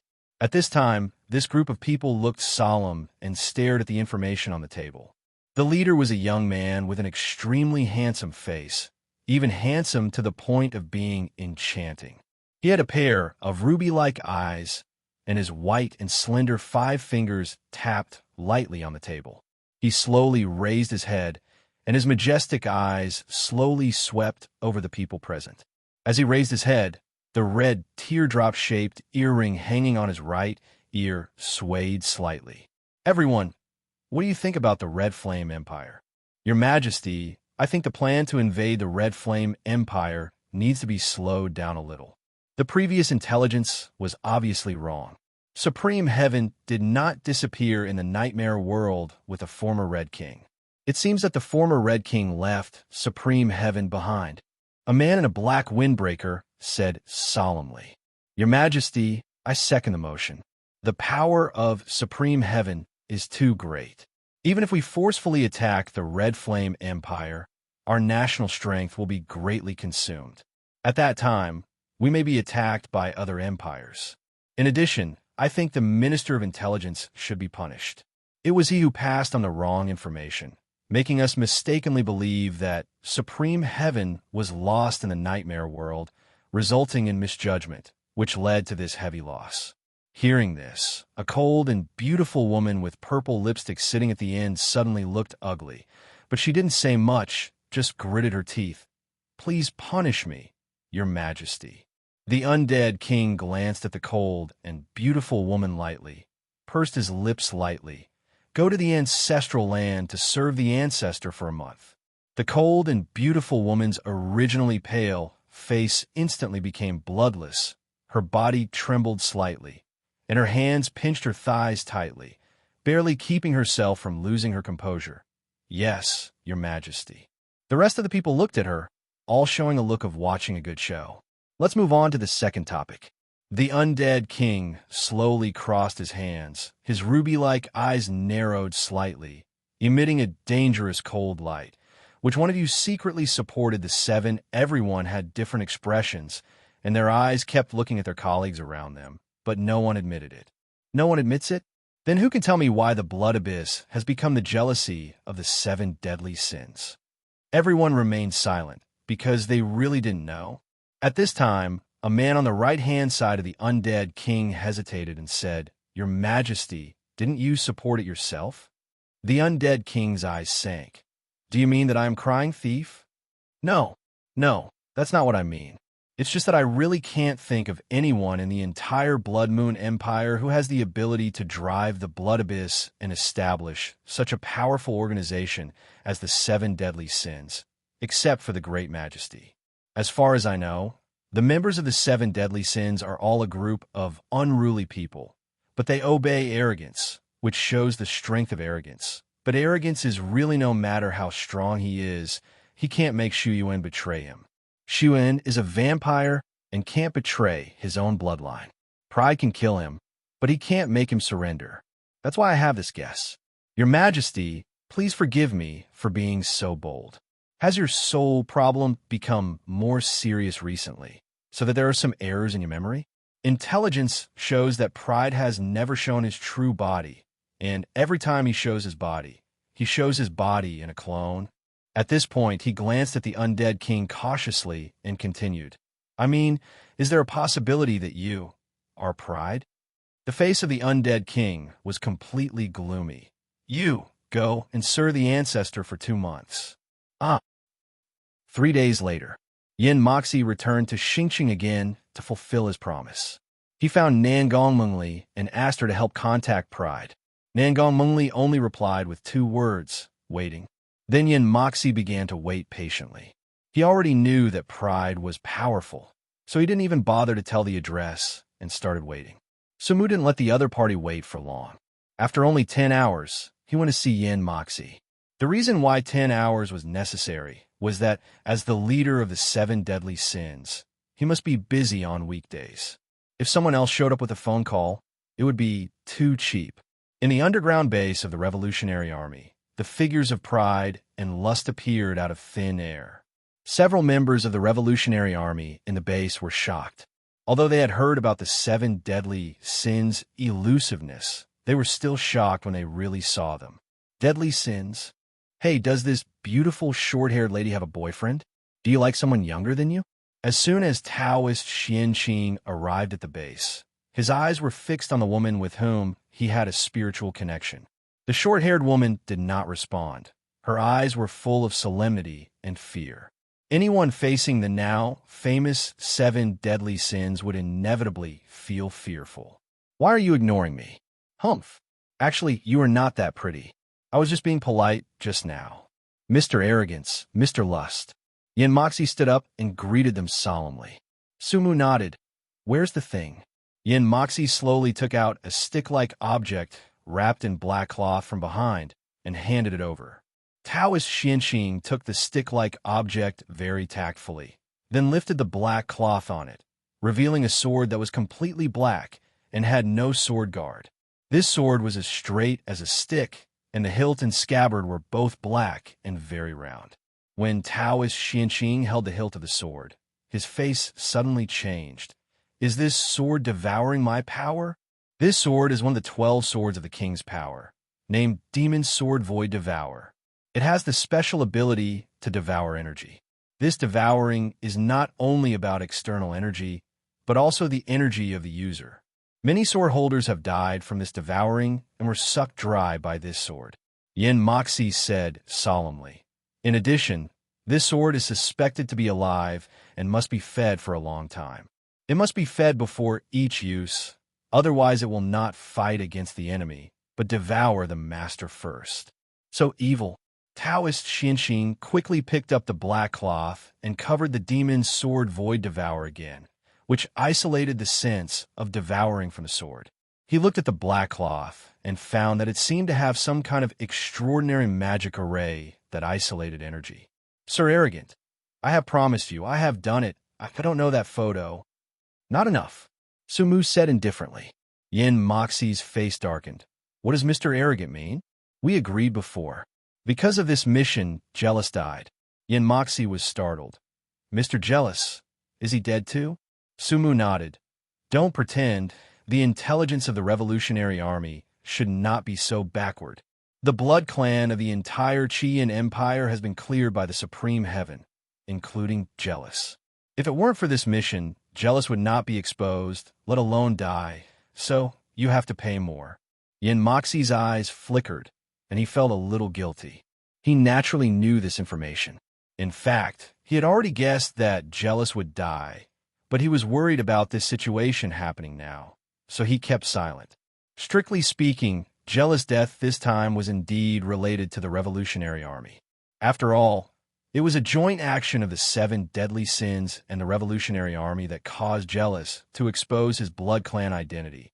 But the fundamental reason was Jealous himself, who made Jealous a weirdo who didn't want others to interfere in his battle, causing Sikong-jun to escape and pass the information to the Qian royal family. Mr. Arrogant, I'm sorry for Jealous' death, but this is beyond the scope of the agreement. Yin Moxie, I'm not negotiating with you, but informing you, understand? Either pay more, or you go down to accompany Jealous. Sumu's indifferent tone did not change at all, but anyone could hear his indifference to life, and he didn't seem to be joking at all. The atmosphere in the field was instantly stagnant, and the faces of the Revolutionary Army members present were visibly tense. I'm the immortal, heavenly venerable. Even the value of the dead has to be squeezed out, worthy of being the Lord of God. Taoist Xianxing secretly exclaimed. Yin Moxie's face was ugly. He had guessed long ago that the people of the 7 deadly sins were definitely not easy to deal with. When the commander proposed to cooperate with the 7 deadly sins before, he was opposed. If you seek the skin of a tiger, you will be bitten back. What does Your Excellency Pride want? Gold-level extraordinary potion. Yin Moxie took a breath of cold air. Your Excellency Pride, the Revolutionary Army does not have gold-level extraordinary potion. Lust, go and make the photo public. The Red Flame Empire suspected that the 7 deadly sins were related to the Blood Clan, so they used the Supreme Heaven to wipe out the Blood Clan. I am very curious. Once they know that the 7 deadly sins are related to the Revolutionary Army, will they use the Supreme Heaven again to wipe out the Revolutionary Army? Okay, boss. Wait. Yin Moxie gritted his teeth. Veins on his face were visible. I'm telling the truth. The Revolutionary Army has been besieged by the Red Flame Empire for many years. How could they keep the gold potion unused? Not only the gold potion, but also the silver and bronze potions were used as soon as they were obtained. For us, the only way to survive is to work hard to strengthen our own strength. Yeah. Sumu nodded and said very reasonably, I understand your experience very well. Lust, what are you still standing there for? Master Xianxing immediately took a step and was ready to leave. Yin Moxie hurriedly stopped him. What? You want to fight, uncle? Don't forget how you lost last time. Do you want to try again? Master Xianxing said frivolously. Sir Arrogant, I am willing to exchange all the extraordinary ways mastered by the Revolutionary Army. Can I use them instead of extraordinary potions? Sumu narrowed his eyes slightly. Extraordinary ways belong to the category of knowledge. Sometimes, if you only have extraordinary potions but don't know the extraordinary path, blindly advancing will ultimately be nothing. Okay. Huh. Yin Moxie breathed a sigh of relief. Please wait. After that, he turned and went to an office, took out a pen and paper from it and started writing. As the deputy commander of the Revolutionary Army, these secret knowledge were unknown to others, but he knew them clearly. Soon, 3 extraordinary paths were written out. Sumu took the paper and saw that the 3 extraordinary paths written on it were the Golden Law, Troll, Shadow Demon, and Elemental Master. Each Golden Law has corresponding silver and bronze laws under it. This knowledge seems simple, but it is actually worth a lot of money. Such simple knowledge is enough to block most extraordinary people. Except for the chosen ones, all extraordinary people who take extraordinary potions to advance, as long as they don't know the subsequent promotion path, they can't even figure out what potion to take. How can they be promoted? Once the wrong potion is taken, it will trigger an extraordinary conflict, and the soul will collapse and die directly. Of these three extraordinary paths, the one that most interests Somu is Troll, because it is the promotion path for the Silver Law, Servant of Power. Now he has the two bronze laws, Giant Power Fist and Iron Ambition. As long as he gathers Endless Recovery, he will have the capital to be promoted to Silver One. He must go down this extraordinary path. Although it is called the most common extraordinary path, it is indeed strong in increasing the body and is the most suitable path for him. At this time, Yin Moxie said solemnly, "Mr. Arrogant, the things have been given to you, and we are now even." His subtext is that this is the last time. Even if Sumu is greedy in the future and uses photos to threaten, the Revolutionary Army is ready to fight to the death. Perhaps out of concern, he added, "Strictly speaking, the 7 deadly sins and the Revolutionary Army are allies. Once I'm exposed, it's not certain who the Red Flame Imperial family will use the Supreme Heaven to eliminate.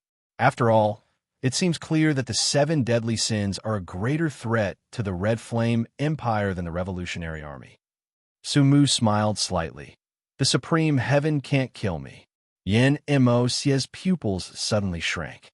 He instinctively didn't believe it, but when he heard the arrogant and disdainful tone, he was slightly shaken and couldn't help but test it. "Your Excellency Arrogant, don't joke. The royal treasure is one of the most powerful forces in the world.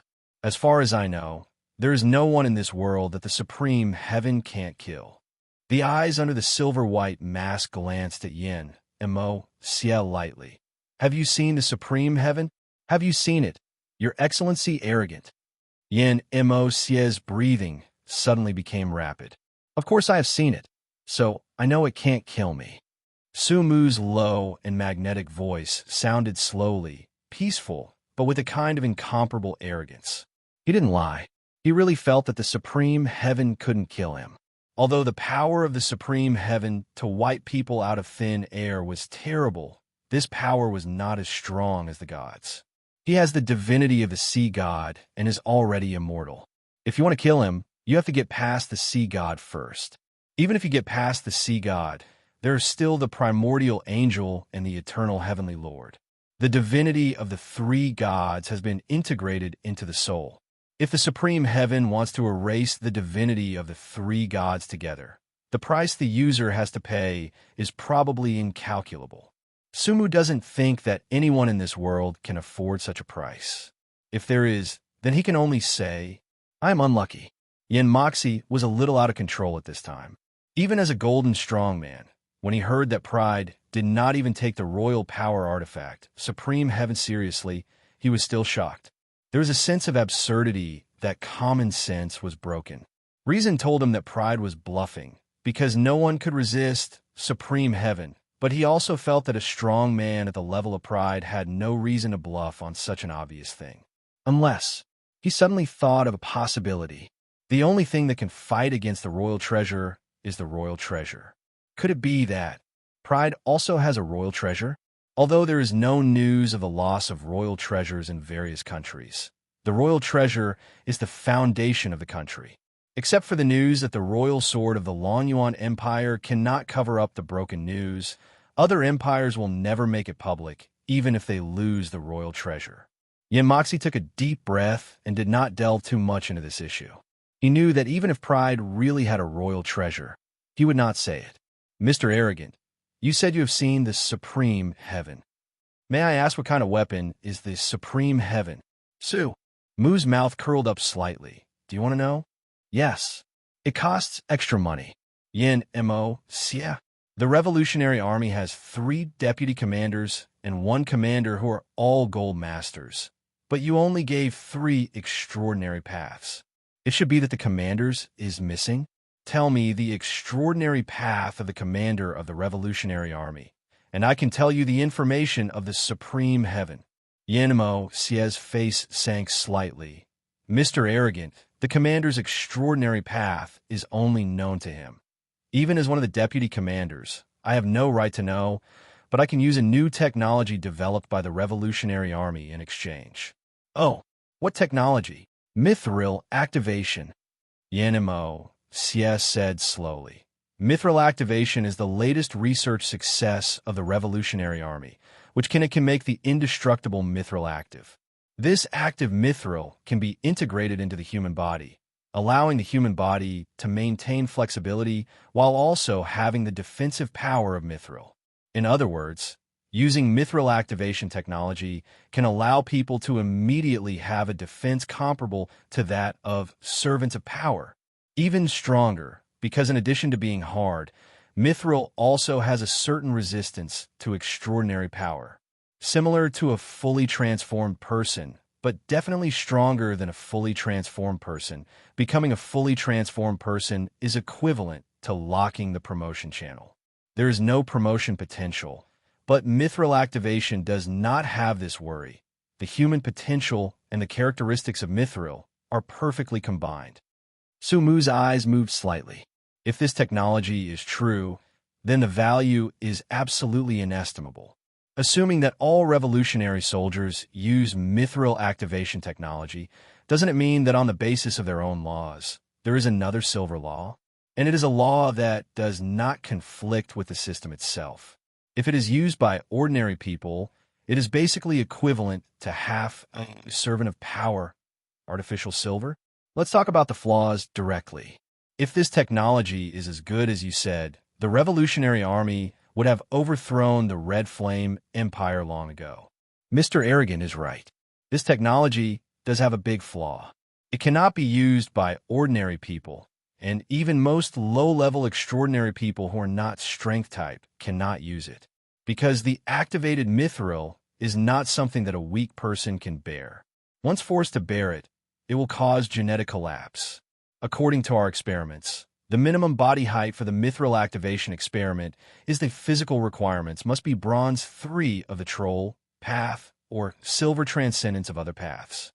Sumu nodded, not surprised. The more powerful the technology, the higher the corresponding requirements. There should be other defects, right? Otherwise, all transcendents of your Revolutionary Army who are silver and above should now have mithril bodies, including you. Yen Mo, Sia nodded. Yes, even if the minimum physical requirements of the experiment are met, it is only the first level. The second level is willpower. When active mithril is integrated into the body, it will produce unimaginable pain, which even exceeds Lingqi. Lingqi can be cut by thousands of knives at most, but the integration of active mithril acts on every cell, like billions of knives cutting the body at the same time, and it lasts for 3 days. We have conducted this experiment many times, but only one case was successful. The experimental subject was a silver-eye servant of power. After the success, he had a defense far beyond the same level. Although he became stronger, he was also crazy. The experiment destroyed his spirit and turned him into a completely irrational madman. Speaking of this, Yin Moxie hesitated. Sir Arrogant, I know this technology has great flaws, but its prospects are immeasurable, so... Ring, Sumu said indifferently. What? Yin Moxie was stunned. Supreme Heaven is a ring, a dark gold ring. Sumu raised his palm lightly, and countless lights and shadows were pulled to his palm, slowly interweaving into a dark gold ring with mysterious patterns. Yin Moxie stared at the ring and even forgot to breathe. He tried his best to remember it, fearing that he would miss a single detail. In the Qian Empire, any information about Supreme Heaven is top secret, and the outside world only circulates the legend of Supreme Heaven, and no one has even seen it with their own eyes. In the past, all the major empires sent people to sneak into the Red Flame Palace in an attempt to find the Supreme Heaven, but the problem was that they didn't even know what the Supreme Heaven was, so it was like looking for a needle in a haystack, and they naturally failed. No wonder Yin Moxie was excited, because the Supreme Heaven was a hurdle that the Revolutionary Army could not bypass. They wanted to overthrow the rule of the Red Flame Empire, and the most critical point was how to take away the Supreme Heaven. Otherwise, no one could defeat the Red Flame royal family that owned the Supreme Heaven. The rule for using the Supreme Heaven is equal exchange. Equal exchange? Yin Moxie became more and more excited. as if he had heard the supreme secret of the world. He trembled and said, "What else?" "There is, but you have to pay more." Yin Moxie's excitement cooled down instantly, as if someone had poured a basin of cold water on his head. He really couldn't afford to pay more. If he paid more, he could sell all the Revolutionary Army to the 7 deadly sins. "Forget it then." Sumu nodded, saving the need to lie, because there was only so much information about the Supreme Heaven, and he could only make up stories later. "Please wait a moment, Mr. Arrogant. I will report to the headquarters, and the technology of mithril activation will be sent to you later." After saying that, Yin Mo Xie left in a hurry. He had to quickly pass the information of Supreme Heaven to the headquarters of the Revolutionary Army. After a long time, Yin Mo Xie came back with a relieved burden, holding a thin booklet in his hand with 5 big words, "Mithril Activation," written on it, and handed it to Lust respectfully. Taoist Xianqing pretended to read it carefully and then nodded to Sumu. How could he, a fortune-teller, understand any technology, but he felt that the Revolutionary Army would definitely not dare to provide fakes. "Deputy Commander Yin, I look forward to our next cooperation," Sumu said indifferently, and then the 2 figures slowly disappeared from the spot. After Sumu left, Yin Mo Xie finally breathed a sigh of relief. Facing a lawless strong man like Arrogance, he was always on edge, fearing that a fight would break out if he said something wrong. "Bronze Coffin Company. Do you understand? I recognize all the words, but I don't recognize them together." Nangong Mengli pouted playfully. Since Murongj was deaf, when facing Sumu, her disguise became less and less, and she even showed the attitude of a little girl in line with her age from time to time. Sumu's eyes moved slightly. He was good at seeing through people's hearts, so he could naturally see through Nangong Mengli's psychology, but he didn't say much, but acted ambiguous, commonly known as hanging. He valued Nangong Mengli's ability very much, and he knew a truth very well. If you control people with benefits, they will disperse when the benefits are gone. If you control people with power, they will abandon when the power is lost. Only if you control people with your heart can you achieve long-term success. The owner of the highest sequence of the Silver Law deserves his treatment. Looks like we need to find a professional. Well, this involves a lot of extraordinary materials. It is through the interaction of multiple extraordinary materials and mithril that the activation effect is finally produced. If you want to find an expert in this area, I'm afraid you can only hire one from the Federal Pharmaceutical Company. That's not necessary. I have a better candidate. Sumu's mind appeared an image of a girl wearing a JK uniform and a princess-cut hairstyle. Mu Qing. Calculating the time, the endless recovery potion prepared by Mu Qing should be almost ready. Ooh, you will see it when you have a chance. By the way, this is for you. Sumu took out a silver-white mask and handed it to Nangong Mengli. Nangong Mengli took the mask and looked at the jealous smile on it. She couldn't help but smile. The 7 deadly sins lost a general. Do you want me to replace him? Arrogant. Your Excellency, Sumu said gently, not a replacement. Xu Yuan is fake, and you are real. This position was originally reserved for you. Nangong Mengli smiled lightly. Her eyes curved in a crescent and took the jealous mask with a smile. Are you implying that I am jealous? Sumu smiled silently and did not answer. Night.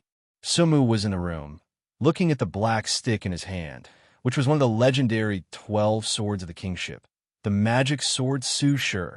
The moment he held Su Shi, he could feel a greedy hunger coming from it.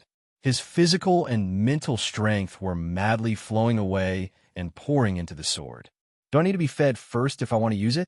Interesting. Sumu's mouth curled up slightly, and he immediately mobilized his powerful mental power and rushed into the Void Devourer. After a moment, his mental power was devoured, but the Void Devourer was still not satisfied and wanted to devour the power in his body. Good appetite. He covered the Void Devourer with a black cloth and hypnotized himself to sleep. A minute later, he opened his eyes, and his mental power was instantly replenished. The crystal blue light flashed. He poured his mental power into the Void Devourer again. This time, The feeling of hunger from the void devourer gradually dissipated. Clang! The black sword was drawn out, and the snow-like shiny blade flashed with sharp cold light under the moonlight. Are you full already? Sumu tried to swing the void devourer. He didn't use any force, just waved it lightly, and the air around him was stirred instantly. Boom! The violent sword energy exploded like thunder in the plane bang. The windows of the whole room shattered, and glass fragments scattered all over the floor. Not only that, the room seemed to have experienced a long Quan wind. The wardrobe, bookshelf, tables, and chairs were all overturned by this terrifying sword pressure.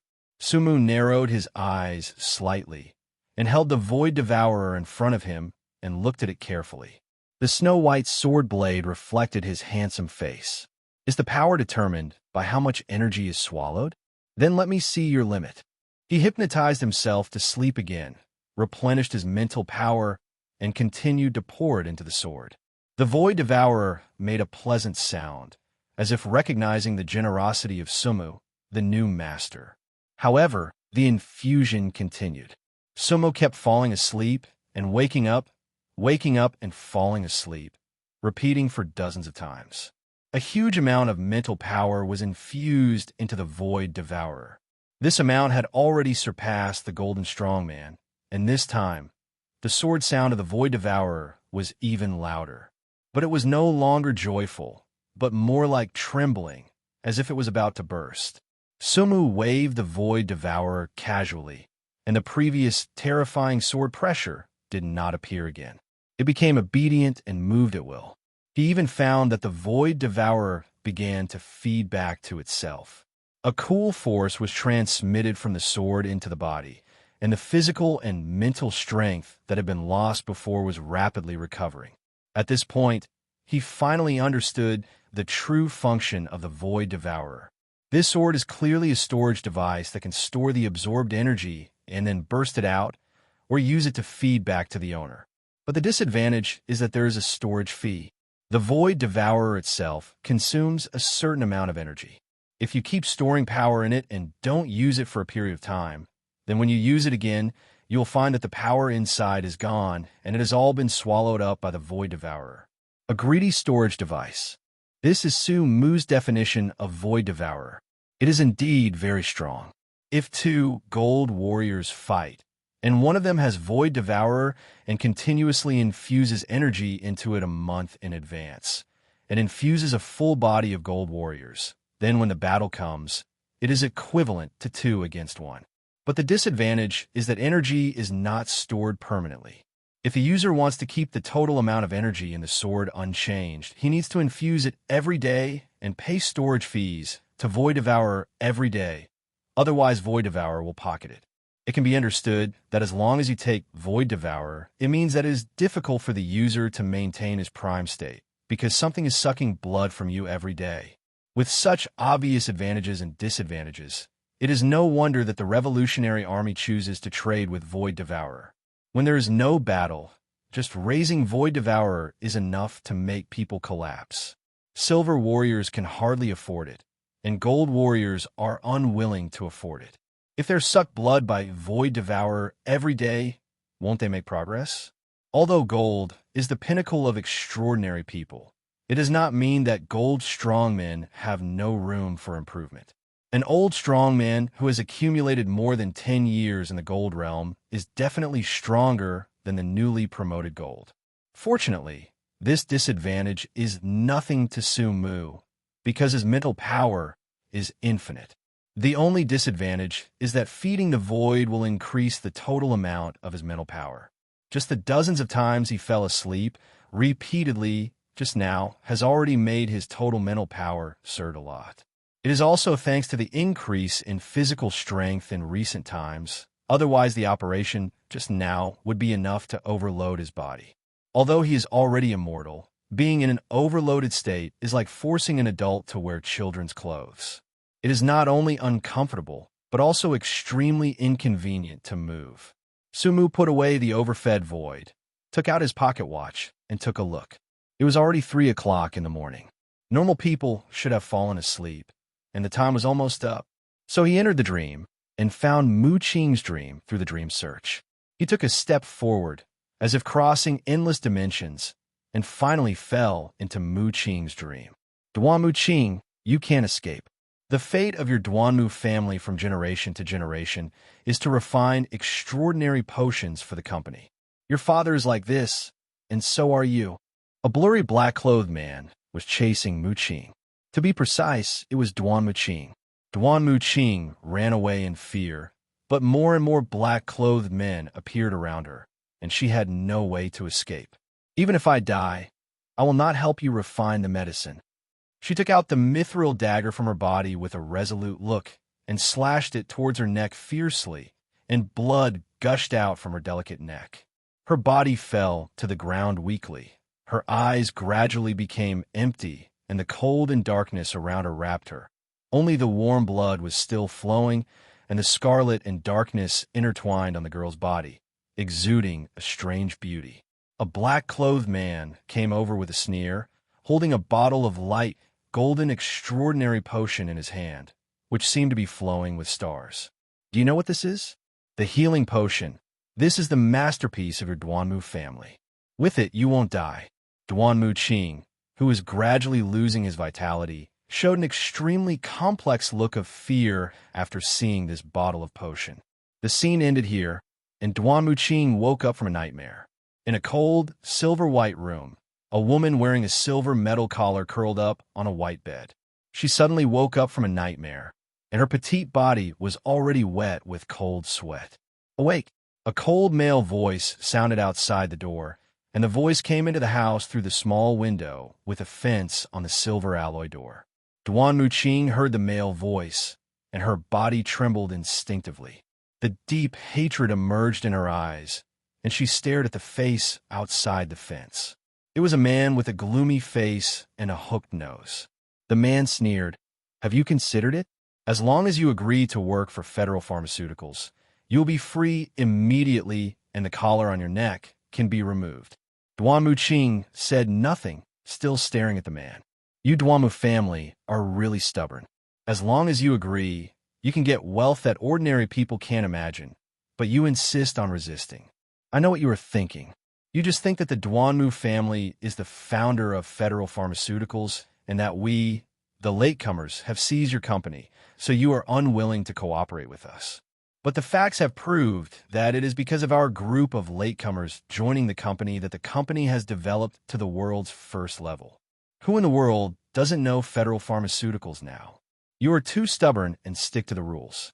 The chairman is kind-hearted. He didn't kill you losers. Instead, he kept you in the company, but you don't know how to be grateful. Chushan, you are a beast. How can you say such a word as ungrateful? Duanmu Qing said expressionlessly, "You are my father's only disciple. He helped you refine the golden potion and turned you into gold. But you turned evil for your kindness and helped the company capture my father, imprison him, and forced him to refine extraordinary potions for you day and night." The sneer on Chu Shang's mouth gradually turned cold. Master can have today's end. It is entirely his own fault. Who made him block the chairman's steps to make money? You call releasing plague and then selling treatment potions as making money? Do you know how many people in this world have died because of you? The anger in Duanmu Qing's eyes grew higher and higher. The reason they died is because they didn't work hard to make money. Who can they blame for not being able to afford medicine? You are just a beast. Duanmu Qing, you should understand the principle that the winners are the kings and the losers are the bandits. Your Duanmu family is finished. As the last one, if you don't want the Duanmu family to be completely extinct, then you should cooperate with us obediently. You are dreaming. The collar on Duanmu Qing's neck suddenly made an electric sound, and countless tiny blue electric currents drilled out and raged wildly on her petite body. She screamed miserably and twitched continuously on the bed. A minute later, Chu Shang released the button of the remote control in his hand and sneered, "Duanmu Qing, although the chairman has told me not to hurt you and can only give you a slight punishment, if you are still stubborn, don't blame me for not thinking of our past friendship. Thanks to your Duanmu family, the number of extraordinary potions in the company has exceeded 1,000, and there are even some hidden potions. If I were not worried about causing irreversible damage to your soul and affecting the refining of extraordinary potions in the future, I would have used them for you a long time ago. I will give you one last day to think about it. You must think it through. After saying that, Chu Shang ignored Duan Muqing, who looked like a dead body, and turned away. On the white bed, Duan Muqing lay with empty and desperate eyes, staring at the equally white ceiling. Dad? Mom? Everyone. The relatives who had been persecuted kept flashing in her mind, and those happy scenes now turned into tears and slid silently. After all, she was just a girl. Facing the current desperate situation, she was unwilling to compromise. The last measure of resistance she could think of was suicide, but she couldn't do it, because the collar on the neck can always monitor the strong thoughts of the holder. As long as there is suicidal behavior, it will immediately trigger an electric shock, causing the suicide to be terminated. Moreover, in this federal pharmaceutical Qian branch, there are too many excellent healing potions. Even if the suicide is successful, medical staff will immediately come to the door to heal the wound and save the person. Prisoners of her level can even call for divine healing potions, and they can't die at all. As for using the nightmare world to get out, it's not that she didn't think about it, but Chu Shang was more thoughtful than she thought. There's at least half a month before she enters the nightmare world next time. Chu Shang has already prepared the sleepless potion and will let her take it when the time comes. A bottle of sleepless potion can make people unable to sleep for a month. Chu Shang's original plan was to let her take the sleepless potion all the time and give up sleep forever. Although people will die if they don't sleep for a long time, Chu Shang will use various rare potions to keep her alive. Even if this will greatly reduce her lifespan, the company does not care about the life and death of a tool person, but only cares that this tool person can create the value he deserves as much as possible while he is alive. Duan Muqing thought of all the ways she could think of, but in the end there was no way. She realized that she might never be able to take revenge and even be controlled by her enemies and imprisoned forever to make medicine. The most terrifying thing is that the company will squeeze out her last value and wait until the last stage of her life to force her to conceive and give birth to a new, with spirit breath. Despair, endless despair. Why is this world always full of despair? Duan Muqing muttered to herself with empty eyes looking at the ceiling. Ms. Mu, is my medicine ready?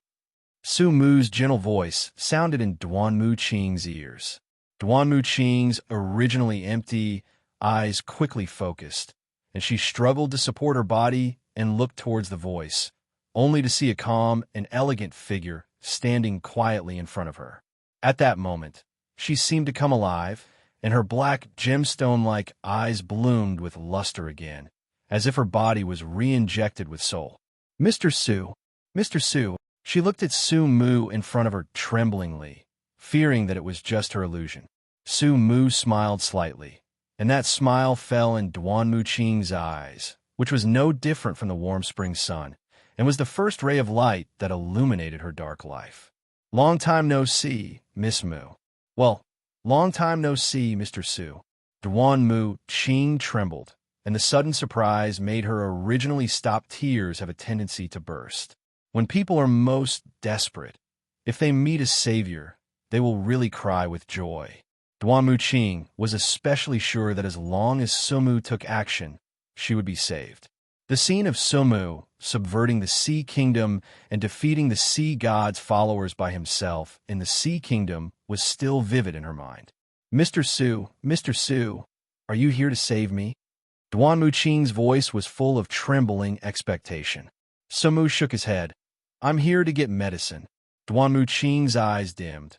I'm sorry, Mr. Su. I haven't gathered the raw materials for endless recovery, and I was caught by the company's people. Sumu's smile remained unchanged. I really can't do anything about you. It seems that I have to save you first, then remember to help me make medicine after you go out. Duan Muqing's delicate body trembled, and her beautiful eyes looked at the man in front of her without blinking, and the gentle smile on the other's mouth quickly filled her desperate and empty heart. Suddenly, she burst into laughter and nodded vigorously. Well, it's a deal.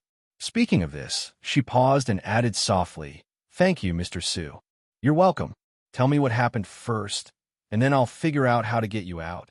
Duan Muqing was about to speak, but her expression became nervous. "Mr. Su, someone will come to check on my cell every once in a while.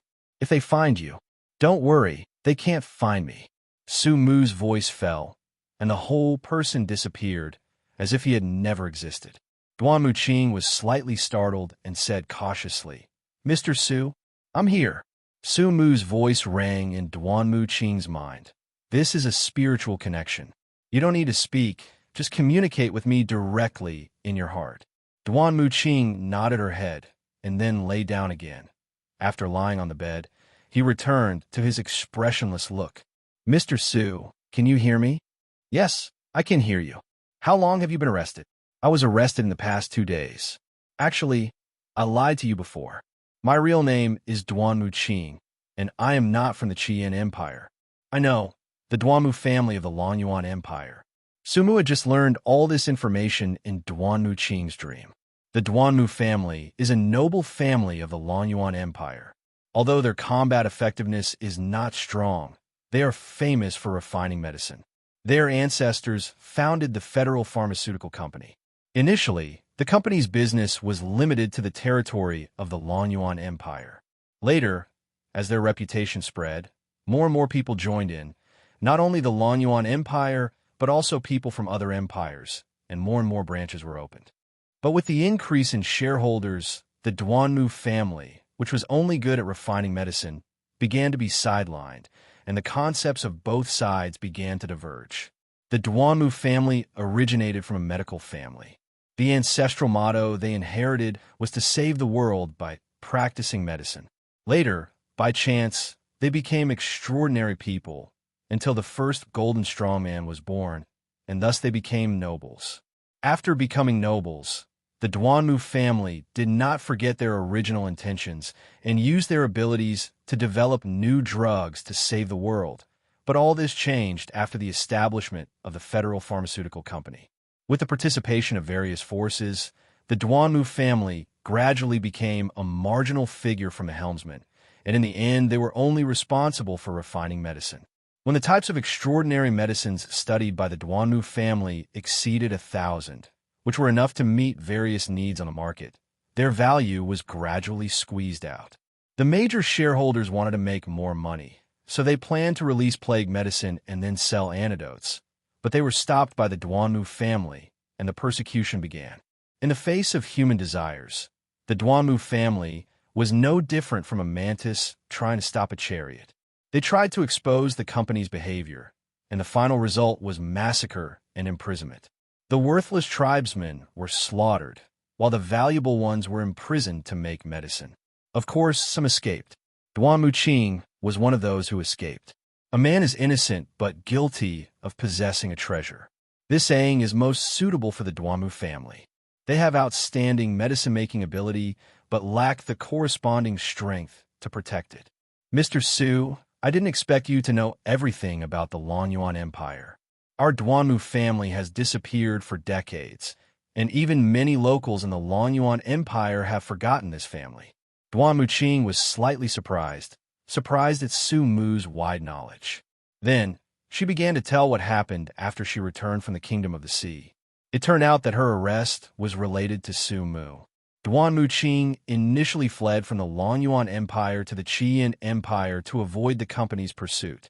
There's also a branch of the Federal Pharmaceutical Company here, so she usually keeps a low profile and rarely goes out.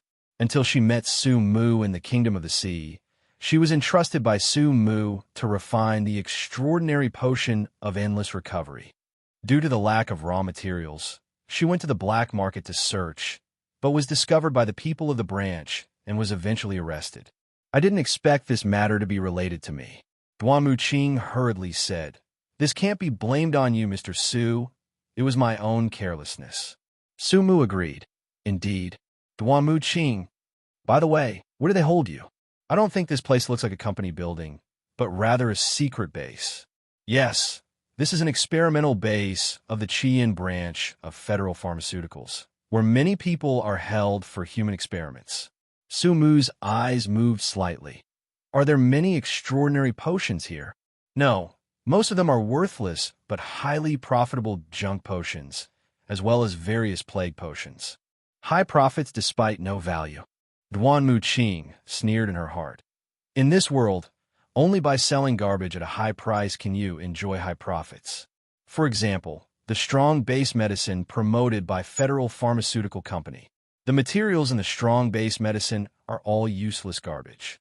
After drinking it, it has no benefit to the human body.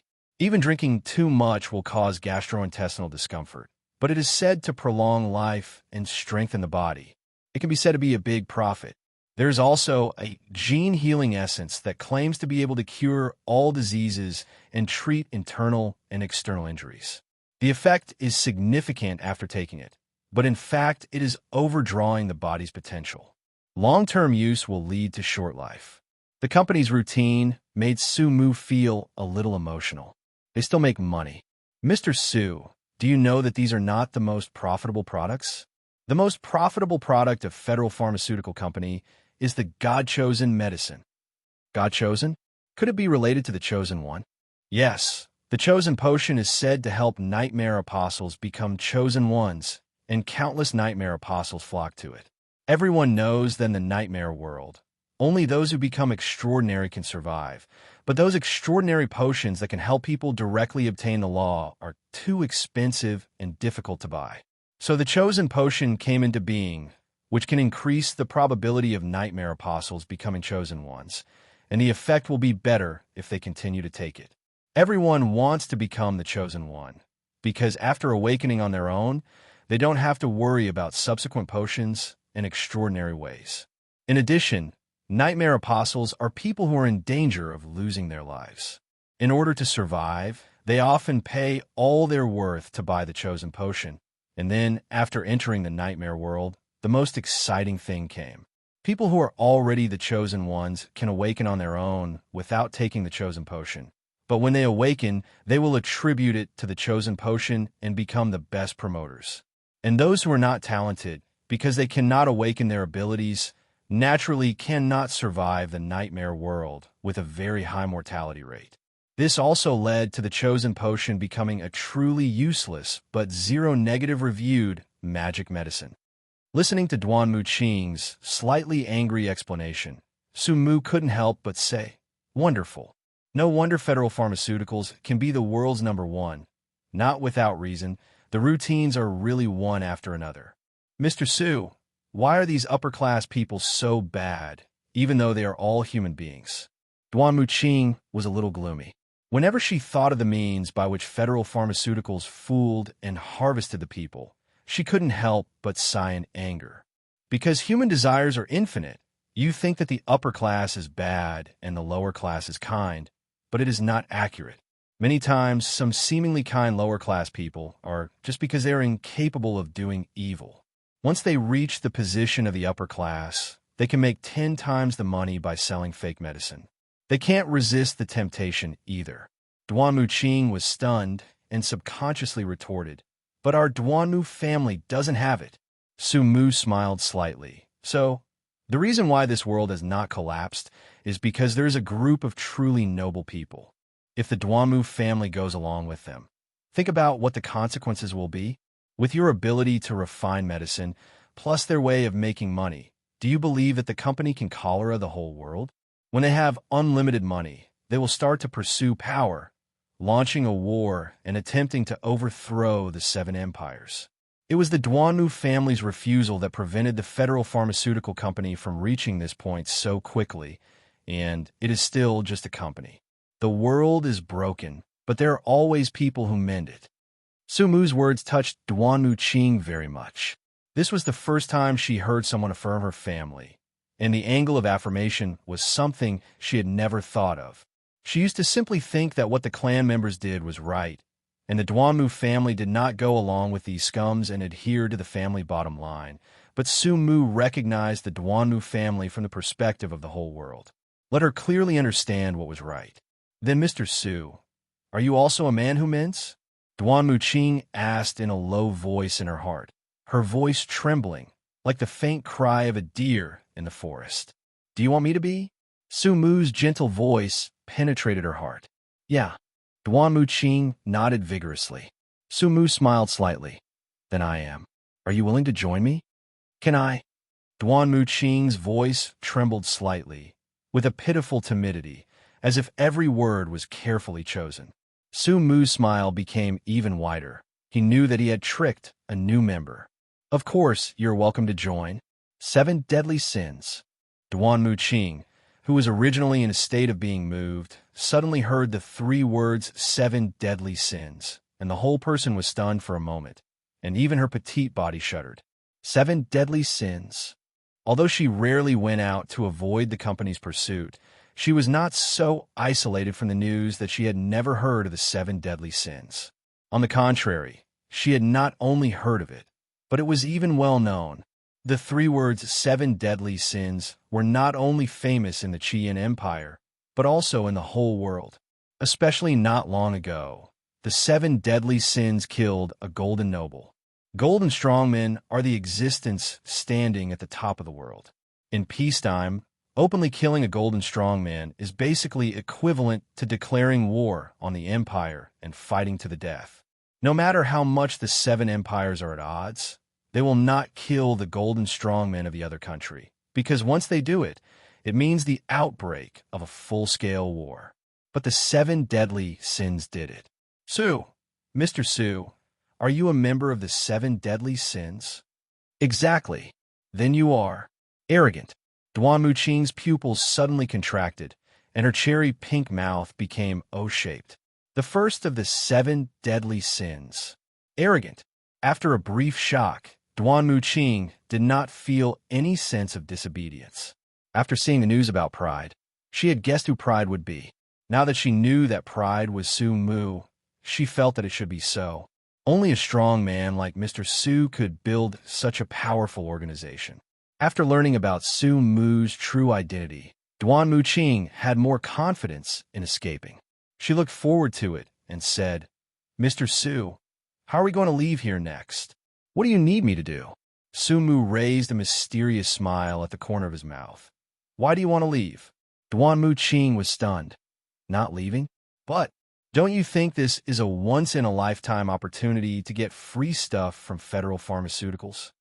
Duan Muqing became more and more confused and did not understand Su Mu's meaning at all. Su Mu explained, they arrested you to make you refine extraordinary potions. So will they provide you with raw materials for free? What do you mean? Duan Muqing's eyes widened and she reacted instantly. Yes, you will agree to make medicine for them tomorrow. The federal pharmaceutical company will definitely not let you make those rubbish medicines, but rare medicines with extremely high technical difficulty, which means that the raw materials they provide will also be extremely precious.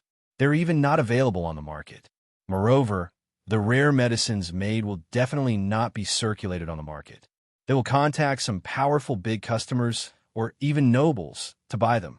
Imagine that after those big customers pay the deposit, I will replace these medicines, and the federal pharmaceutical company will deliver fakes when the deadline comes. What will be the consequences? Duan Muqing's eyes lit up instantly. She hated the federal pharmaceutical company very much. Now, she can trip up the federal pharmaceutical company and even cheat a large number of extraordinary materials. She is very willing. As for whether Su Mu can take the refined, extraordinary medicine from the company, she is not worried at all. The next day, Chu Shang came to the cell where Duan Muqing was imprisoned again. Unlike the last time when he was empty-handed, this time he held a bottle of light pink medicine in his hand. His cold eyes looked through the bars on the silver alloy door. Have you considered it? If you are still stubborn, then I will have to use drugs to control you. I agree. Chu Shang was slightly stunned and stared at Duan Muqing's expressionless face. You agree? Well, I agree to work for the company. Chu Shang frowned, feeling that something was wrong. How could Duan Muqing, who was originally determined, suddenly change? He still had many tricks to use, so he gave in? Don't try to play any tricks. This base is heavily guarded.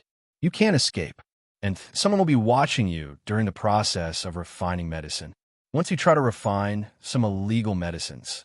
Chu Shang, I know that I can't leave here in this life. so I accept my fate. I will help you refine medicines, but I have a condition. What condition? My condition is that during the time I work for you, I want the best material enjoyment in the world. Although I've lost my freedom, I want to live a more comfortable life. Suddenly, Chu Shang smiled. It seems that you finally got it. This is right. Why should we fight with ourselves in life? You can't get over it? If you Duanmu family had this awareness earlier, you wouldn't have ended up like this. Duanmu Qing's eyes suddenly turned cold, with a chilling murderous intent flowing through them. I have a second condition, that is, get out. I don't want to see you, a beast, when I'm refining medicine. Not only when I'm refining medicine, but forever. Disappear from my sight forever. If these two conditions can't be met, then I'd rather die than work for you. Feeling Duanmu Qing's disgust and anger, Chu Shang smiled happily. He didn't care what the other party thought, as long as he could make money. Compared with Duanmu Qing's value, these two conditions were insignificant. Okay, I promise you, get ready for work. Chu Shang turned and left, and he really didn't appear again. Two staff members in white protective clothing came and took Duanmu Qing to a closed laboratory. The person in charge of the laboratory was a gray-haired old man. He seemed to have known Duanmu Qing's identity for a long time. He nodded slightly and pointed at the laboratory table indifferently and said, "Here we are developing the healing potion invented by your Duanmu family. Although the company has already mastered the prescription, the technical difficulty of the part about the fusion of extraordinary materials is very high. Without the help of Wood's spirit breath, the success rate of the potion is less than 1%. Since you are here, let's refine a batch of healing potions first to improve success rate." Duanmu Qing looked at the other person expressionlessly, with no disdain in her eyes. She walked to the experimental table without saying a word and started working. In the monitoring room, Chu Shang smiled and looked at the screen in the monitoring and nodded with satisfaction. With the addition of Duanmu Qing, the success rate of the healing potion will be greatly improved, which will greatly save costs for the company. A female secretary on the side said with a smile, "Boss Chu, this time thanks to you catching Duanmu Qing. With her, the performance of our branch will definitely be able to go to a higher level, and then maybe next year's board of directors will have a seat for you." Ha ha! Chu Shang laughed heartily, but the coldness in his eyes did not fade at all. Having said that, but during this period of time, we must send someone to keep an eye on Duanmu Qing. I know her. She has been a stubborn person since she was a child. I don't know if she really thought it through this time, or if she wants to do something secretly. Don't worry, Boss Chu. This base is full of our people, and Duanmu Qing alone can't make any waves. After a busy day, Duanmu Qing successfully made a bottle of healing potion. Everyone in the laboratory was excited because in addition to their fixed salary, they also received commissions for refining the finished product. As a magical medicine coveted by gold masters, the healing potion is priceless. The commission from this bottle can be equivalent to their salary for several years. Duanmu Qing dragged her tired body back to her room. The room was completely changed at this time. The silver wall was covered with pink bear wallpaper. The thin flat bed was also covered with a soft mattress, and a brown bear was placed next to the pillow. The table in front of the bed was filled with delicious food, all of which were delivered from high-end restaurants, including dishes, juices, cakes, and ice cream. These cute things were her favorites, but now she only felt extremely disgusted. If it weren't for Su Mu's request, she would never ask her enemy for such a request. Miss Duanmu, you did a great job. I have seen a new batch of extraordinary materials shipped here. Su Mu's gentle voice sounded in Duanmu Qing's mind. Great, Mr. Su. Do you know where Chu Shang hid the healing potion I made today? On the top floor, in the safe in his office. Password 276,394. Duanmu Qing's mood instantly became happy. Using the extraordinary materials provided by Chu Shang to make her own potion, this time, she will definitely cause the Federal Pharmaceutical Company to suffer heavy losses. Mr. Su, your method is great. Su Mu smiled slightly. Don't be happy too early, because there are more joys to come. Duanmu Qing's eyes lit up. Mr. Su, what other plans do you have? The truly valuable things are not extraordinary potions. What is that? It's the prescription in Chu Shang's mind. Federal Pharmaceuticals has been developing for decades. Even without the help of the Duanmu family, it has created many new extraordinary potions over the years with huge financial support. What we have to do next is to get all these prescriptions. Duanmu Qing was slightly stunned. Where do we get them? It's very simple. Enter a dream. Late at night, after Chu Shang and the female secretary fell asleep, Su Mu took Duanmu Qing into his dream. Because the extraordinary prescription involves too much professional knowledge, he took Duanmu Qing with him for the sake of caution, so as to better steal the prescription. The plan went very smoothly. Even if Chu Shang was a golden strongman, he would not set up defenses in his dreams. With the help of Duanmu Qing, some confidential prescriptions developed by Federal Pharmaceuticals were stolen. Su Mu did not steal too much at one time, because in a short period of time, it would be easy to wake up Chu Shang and cause him to notice. Just like it is difficult for people to complete a math test in a dream. But he was not in a hurry. There was plenty of time, and he could take his time. Days passed one by one. Duanmu Qing worked very actively, completing the tasks every day with quality and quantity. Maybe because she worked too hard, the raw materials of the healing potion were consumed. Chu Shang found other rare extraordinary materials and asked her to refine other potions, and she agreed one by one. During this period, in order to complete Su Mu's previous instructions, Duanmu Qing deliberately said that she wanted to improve the extraordinary potion of endless recovery, and cheated the raw materials of endless recovery from Chu Shang and successfully refined it. Later, Chu Shang also locked the extraordinary potion of endless recovery in the safe, ready to ship it together. As a result, that night, this bottle of potion was replaced by Su Mu and appeared in his hands. Seeing the effortless endless recovery, Su Mu drank it all up. Buzz! The big net of bronze law appeared again, and the star representing endless recovery descended and landed on Su Mu. So far, he has finally reached Bronze 3. That's right, Bronze 3. Because there are too many laws in his body which have seriously exceeded the standard, it is impossible to judge the level based on the number. For convenience, he simply judges the level according to the 3 sets of real men: giant power fist, iron ambition, and endless recovery. All immaculate heart, all things in the universe, and endless demonic sound are excluded and not included. Finally, I have the capital to be promoted to silver. Su Mu muttered to himself. The laws in his body are too messy. Except for the clear path of servant of power, he doesn't know how to be promoted to silver with other laws. Especially the laws that come with dreams. There is no relevant information in the current world. By the way, according to past experience, the laws that come with dreams should also appear, right? Su Mu frowned slightly. This time, although the connection to endless recovery mainly improves the physical body, it also brings a slight increase in spirit. It seems that the mental strength is not enough. He couldn't help but sigh in surprise. This third law is more difficult than he imagined. Obviously, in order to feed the void devourer, he has already improved his mental strength dozens of times. Now, with the addition of the mental strength provided by endless recovery, it is still not enough. This aroused his curiosity. So Su Mu stopped waiting and started the mental strength surge mode. That is, constantly falling asleep and waking up and falling asleep. After repeating this 6 times, the long-awaited third law finally appeared.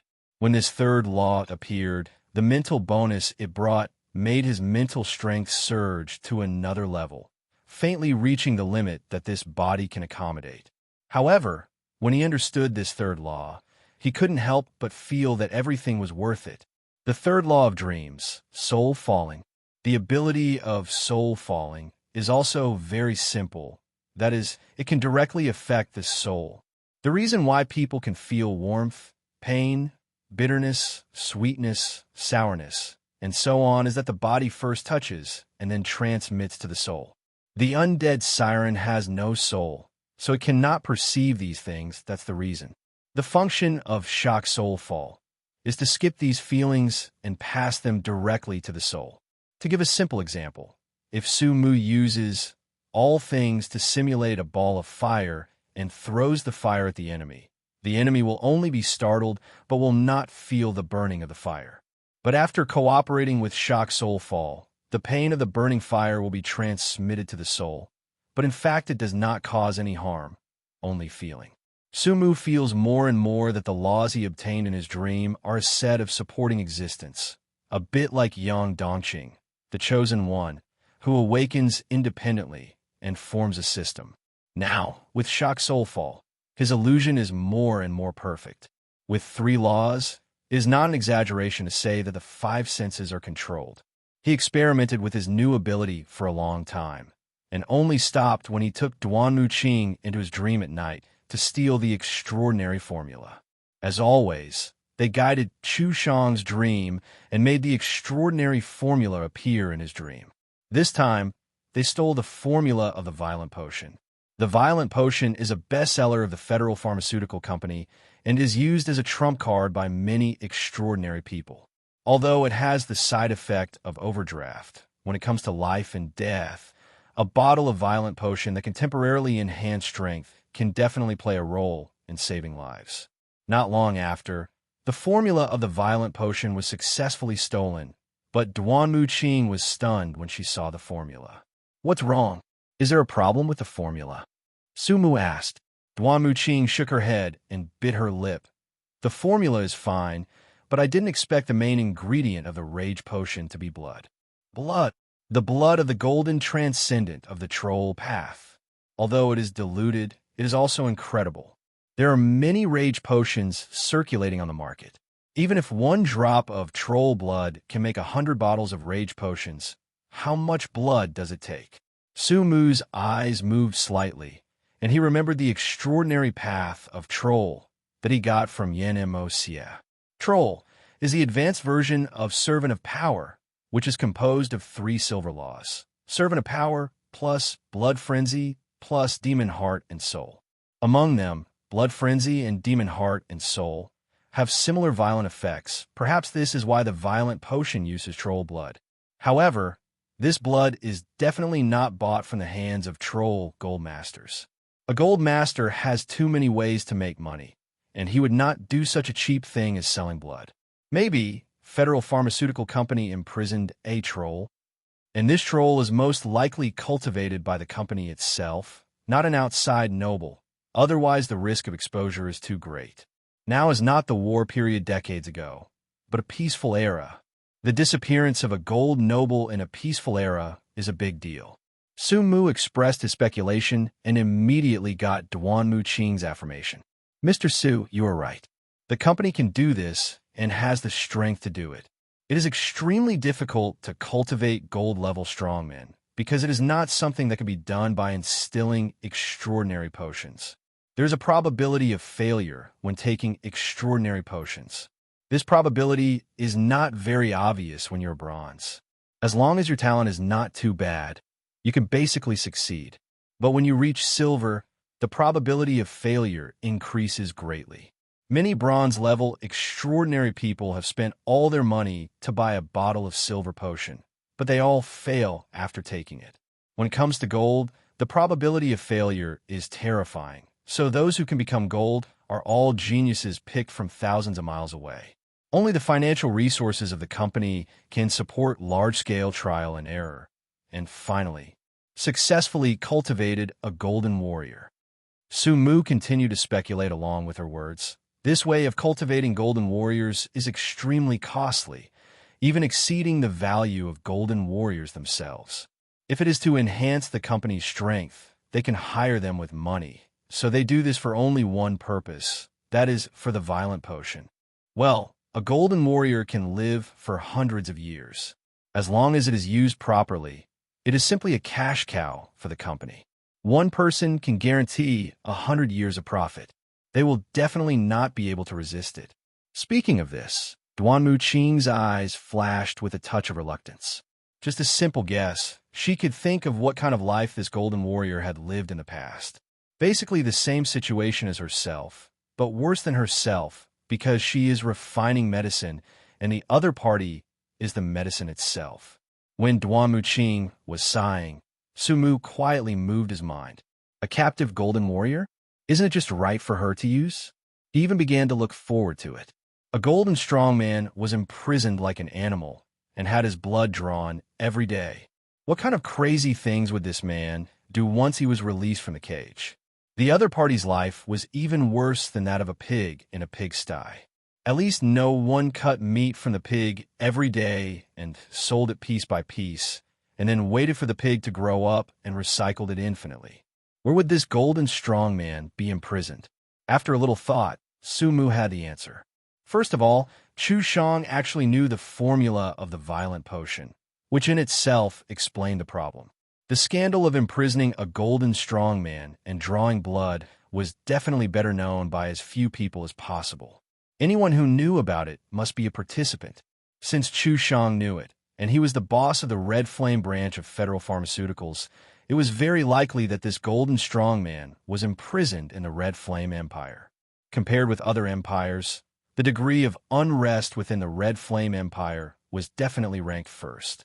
The existence of the Revolutionary Army was a sign of this, proving that the control of the Red Flame Empire was weak, so this was the most suitable soil. And Chu Shang chose to imprison Duan Muqing's important tool in this base, which means that he believes in the defensibility of this base. Then, at this point, Su Mu was almost certain in his heart. In order to check the answer, he sneaked into Chu Shang's dream again. A moment later, Su Mu came back. As expected, this golden strongman was imprisoned in this base, and the location was extremely strict, and the imprisonment level was higher than Duan Muqing. Located on the third floor underground, there are layers of guards and walls cast with mithril, which can be said that not even a fly can fly in. However, all this cannot stop Sumu.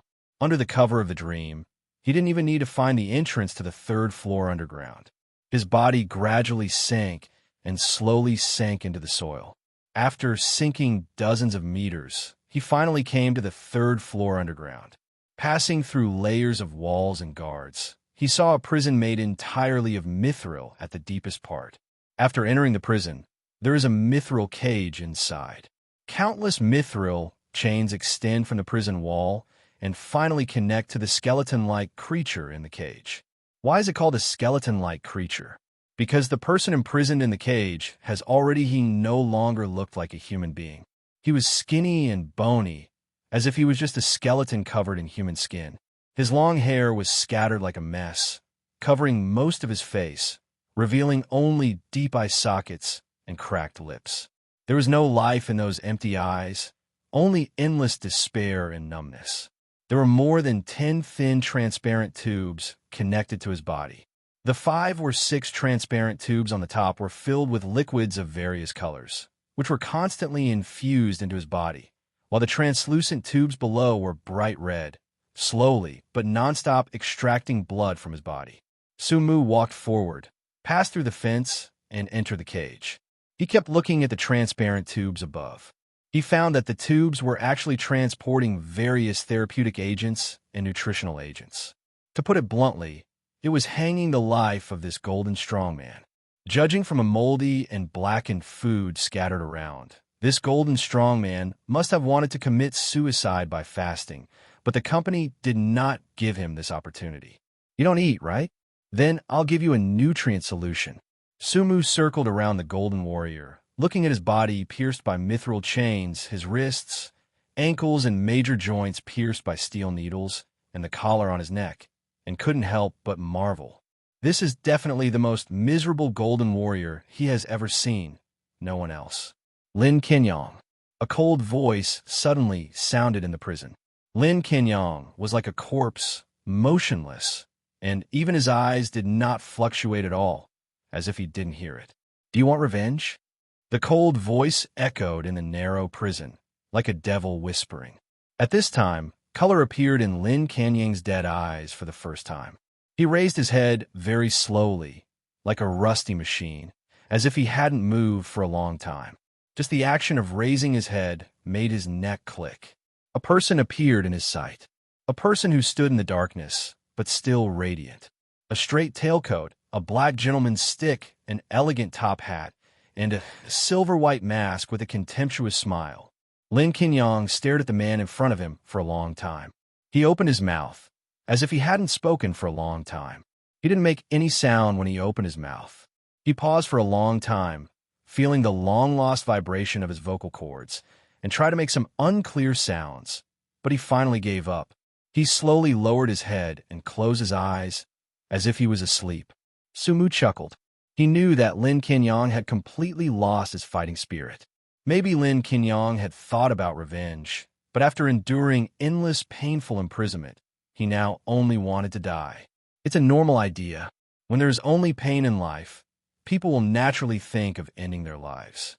But Sumu didn't come here to help Lin Qingyang get rid of it this time. No desire for life. It's very simple. Just help you rebuild it. People can endure darkness, provided that he has never seen the light. Since Lin Qingyang has forgotten what the light looks like, help him find it again. Sumu's figure slowly disappeared, like a ghost into Lin Qingyang's dream. The thick gray haze obscured the sky. The land was barren, cracks on the streets spread like spider webs, and weeds grew out of the gaps. Abandoned vehicles lay in all directions. The bodies were rusty. The high-rise buildings of the past had lost their colors. The windows were broken, and the walls were mottled. The wind shuttled through the empty corridors, making a strange whistling sound, like the city was wailing. There was no other sound here except the sound of the wind. No humans, no birds or beasts, and even the subject of the dream, Lin Qingyang, did not exist. Sumu was interested in seeing a dream without a subject for the first time. Based on his understanding of dreams, he guessed that Lin Qingyang's consciousness was probably on the verge of self-destruction. Lin Qingyang could not commit suicide. The extreme desire to die was squeezed for a long time and eventually gradually fed back to his self-consciousness, so that his consciousness became weaker and weaker, and he was self-destructing. This is the same as when people go crazy. When faced with unbearable stimulation, people will erase their own reason and turn themselves into lunatics in order to escape reality. Snap! Sumu snapped his fingers, and the dream changed instantly. The abandoned city suddenly turned into a sunny beach. The sun was as bright as a golden veil, gently covering the charming beach, shining against the blue sea and sky. The fine sand was like countless tiny gems under the sunshine. The waves gently hit the beach, making a refreshing sound, and layers of white waves appeared. The warm sea breeze blew on Lin Qingyang's body. He stared at the beautiful scenery in front of him like a stone sculpture, and heard the laughter of children running on the beach. The beauties in bikinis lay lazily on the beach chairs, and their faces under the sunglasses were filled with ease and joy. This is... Lin Qingyang raised his hands in disbelief, and his once skinny arms were filled with flesh and blood again, healthy and strong. He reached out and grabbed a handful of sand, the delicate and moist touch mixed with the warmth of the sun. A line of clear tears flowed from his eyes. No one could understand his mood at this moment, just like no one could know what it was like for a person who had been imprisoned in a dark cell for decades to suddenly see a bright and open beach. "Sir, this is your meal and drink." A waiter brought a plate full of food to Lin Qingyang. Lin Qingyang took the food blankly, watching the things that were once out of reach so close. He always had a sense of unreality. Is this a dream? But why is it so real? He picked up a chicken leg and took a bite, and the tender and juicy chicken meat exploded in his taste buds instantly. His eyes suddenly widened, and the whole person grabbed the food in front of him like crazy, constantly stuffing it into his mouth. He hadn't chewed for a long time, and he was choked soon. At this time, a pleasant chuckle sounded beside him, and then a fair and soft hand appeared in front of him, holding a drink. Lin Qingyang raised his head and was dazzled. It was a young woman in a bikini, with a bright smile on her face and a lot of water drops dripping on her fair body, like a mermaid who had just emerged from the water. "Husband, drink some drinks, don't choke." The woman's laughter was filled with the unique pampering between lovers. Lin Qingyang took the iced drink and drank it all. The refreshing pleasure surged through his body, and he was slightly stunned, What did you call me just now? Husband, what's wrong? You even forgot your wife after sleeping. The woman rolled her eyes at him, then lay down on the beach chair next to him, lazily stretching her graceful body. Come over and help me apply sunscreen. I'll be there in a while. I'm going to get tanned. The woman threw the sunscreen over, and Lin Kenyon caught it in a daze, and the whole person became more and more stupid. Dream? Is it a dream now? Or was the days of imprisonment a dream? Hurry up, the woman said angrily, and even kicked Lin Kenyon with her white feet. Lin Kenyon's heart suddenly became hot. This familiar and unfamiliar feeling made him feel unreal. But when applying sunscreen, the touch brought by the woman's delicate skin was extremely real. Ouch, where are you touching? Hateful. Lin Kenyon couldn't bear it anymore. The emotions that had been suppressed, and even the instincts of the body, broke out at this moment. He rushed forward, and then rushed to nothing. He fell on the beach like a dog eating shit, chewing a mouthful of sand. When he raised his head again, all the people on the beach were gone, and only the waves were surging lonely. What? He was horrified and opened his eyes suddenly. The cold and dark cell came into view. He subconsciously wanted to move, but he felt a tingling pain in his joints, and the mithril chains on his body creaked. The pain instantly brought him back to reality. This feeling of going from heaven to hell almost made him collapse. Awake! An indifferent voice sounded in his ears. Lin Kenyon raised his head suddenly and stared at the man wearing a silver mask. Who are you? What happened just now? His voice was extremely hoarse, like two pieces of sandpaper rubbing against each other. You can call me arrogant, and everything just now is your future. Future? What are you talking about? It was a dream just now, right? Sumu nodded. You can understand it as a dream, but isn't it your future? As a golden strong man, it is easy to have beach beauties. That is something you can enjoy at will, as long as you can get out of here. Lin Kenyon's breathing became heavy, and it was obvious that the beautiful dream just now aroused the desire in his heart. You are obviously a golden strong man, but your life is worse than that of a dog. Some dogs may be locked in a cage for their whole lives, but at least they don't have to draw blood every day and have food to eat. Now, I ask you again, do you want revenge? Sumu's low words seemed like the whisper of a devil tempting people to fall, and the ability of endless demonic sound continued to be activated. Why don't I want to? Lin Kenyon's eyes turned red, like a beast that devours people. I dream about it. But so what? I am already a useless person. My body is so weak that it is not even as good as an ordinary person, and my mental strength is exhausted. What can I use to take revenge? Sumu's mouth corners raised an arc.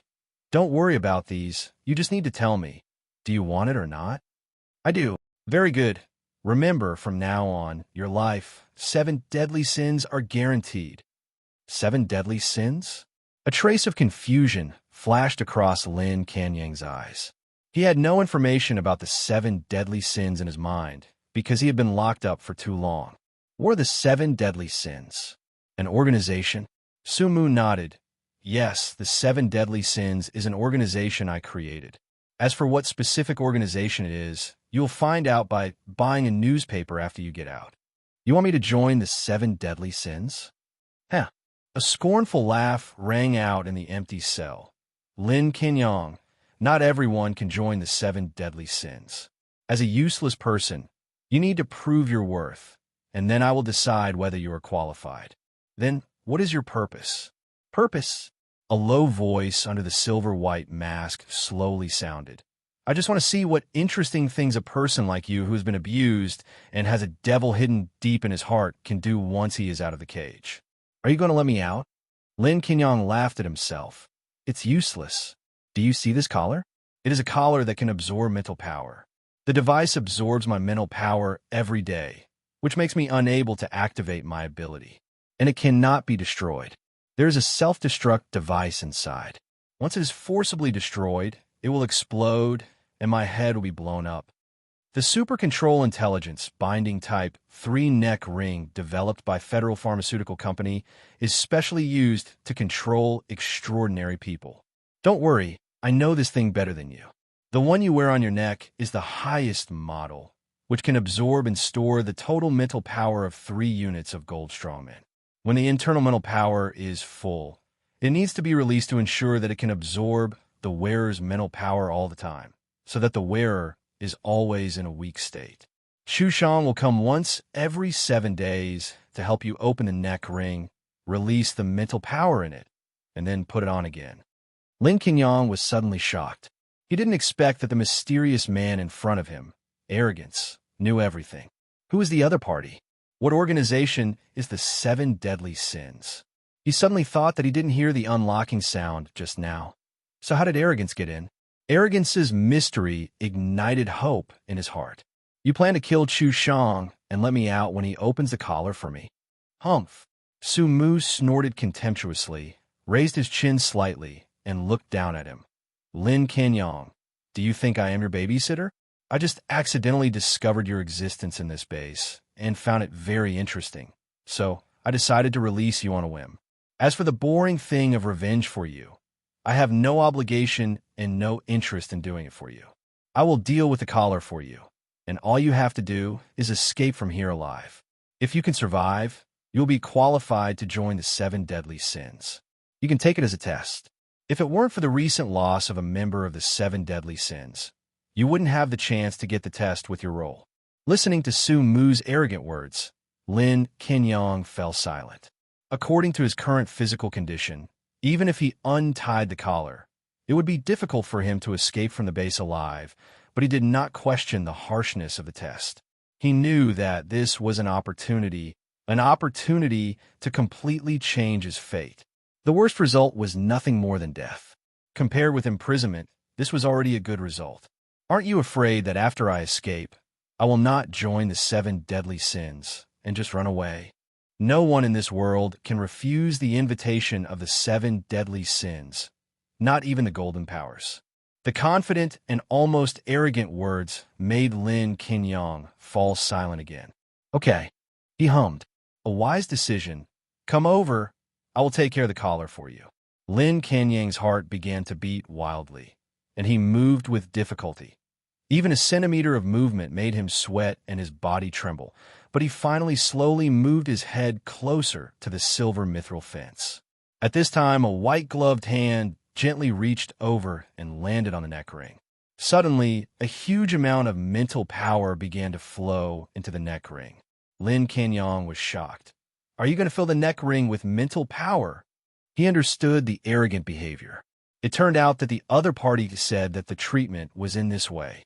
This is indeed a good way. As long as the neck ring is filled with mental power, it will not absorb his mental power.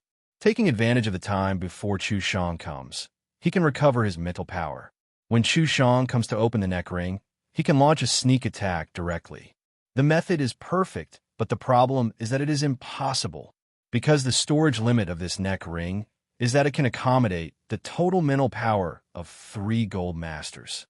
Even if the neck ring now has the mental power that he recovers every day, it currently only stores half of the total mental power of a gold warrior. This means that Pride must pay at least 2.5 times the mental power of an ordinary gold warrior to fill the gap. That's 2.5 times. Even a gold warrior of the spiritual system cannot have a total mental power that exceeds 2.5 times that of an ordinary gold warrior. Stop it. This is simply impossible. Sumu glanced at him indifferently and said indifferently, "Shut up and watch quietly." The majestic mental power continued to surge into the neck ring. Time passed by every second, but the mental power was like the sea, endless. Gradually, Lin Qingyang suddenly felt that the suction from the neck ring began to decrease. Originally, the mental power he recovered by himself was often sucked away instantly after a little recovery, but now he actually felt the existence of mental power for the first time in a long time. How is this possible? He looked at Pride in shock. The tall and straight figure made him feel even more unfathomable. After a moment, the suction on the neck ring completely disappeared, which meant that the neck ring was filled. Lin Qingyang was completely numb. If he hadn't seen it with his own eyes, he really couldn't imagine that there was someone in this world who had such a huge mental power, 2.5 times. No. Pride didn't look tired at all. The opponent's mental power was not exhausted. How much mental power did he have? Although mental power cannot be used as a decisive indicator to measure combat effectiveness, it is also a manifestation of strength. In the same level, if a person's mental power is more than twice yours, then the two sides don't need to fight at all. Su Mu slowly withdrew his hand and said indifferently, I have already dealt with the collar for you. The rest is up to you. If you still die in the end, it only means that you are not qualified to join the 7 deadly sins. Lin Kenyang took a deep breath. I know, Mr. Pride, the 7 deadly sins gave me the opportunity to be reborn. If I can really leave here alive, I will sell my life to the 7 deadly sins. Su Mu smiled slightly, and his figure slowly disappeared into the darkness. In Lin Kenyang's sight, Su Mu disappeared out of thin air, just as the other party appeared out of thin air. Mysterious, powerful. This is the impression Su Mu left on him. What he didn't know was that at this time, the mysterious and powerful Mr. Pride was tiredly leaning on the corner of the cell to sleep. Su Mu used the remaining mental power to activate Sunluo Wanxiang to hide his figure in the darkness. With Lin Kenyang's exhausted state, he didn't worry about being discovered at all. This time he really played a big game, almost draining his mental power, but fortunately there was a virtual bite. Su Mu thought with a little amusement that although his total mental power was huge, it had not reached the gold level. The reason why he could infuse so much mental power was because he had repeatedly slept dozens of times before to feed the Void Devourer. It can be said that the mental power that just filled the neck ring was basically provided by the Void Devourer. Alas, in order to strengthen the 7 deadly sins, this leader really worried about it. But fortunately, he deceived another one. He had to maintain his mysterious and powerful personality. Otherwise, how could he suppress the members of the 7 deadly sins? After falling asleep, Su Mu relied on dream teleportation and quietly left the prison. After returning to the Bronze Coffin Company, he walked out of his dream and felt the hunger from the Void Devourer in his hand. So he had no choice but to continue feeding it. After all the mental power was infused into it, the greedy Void Devourer expressed dissatisfaction, meaning that it was not full.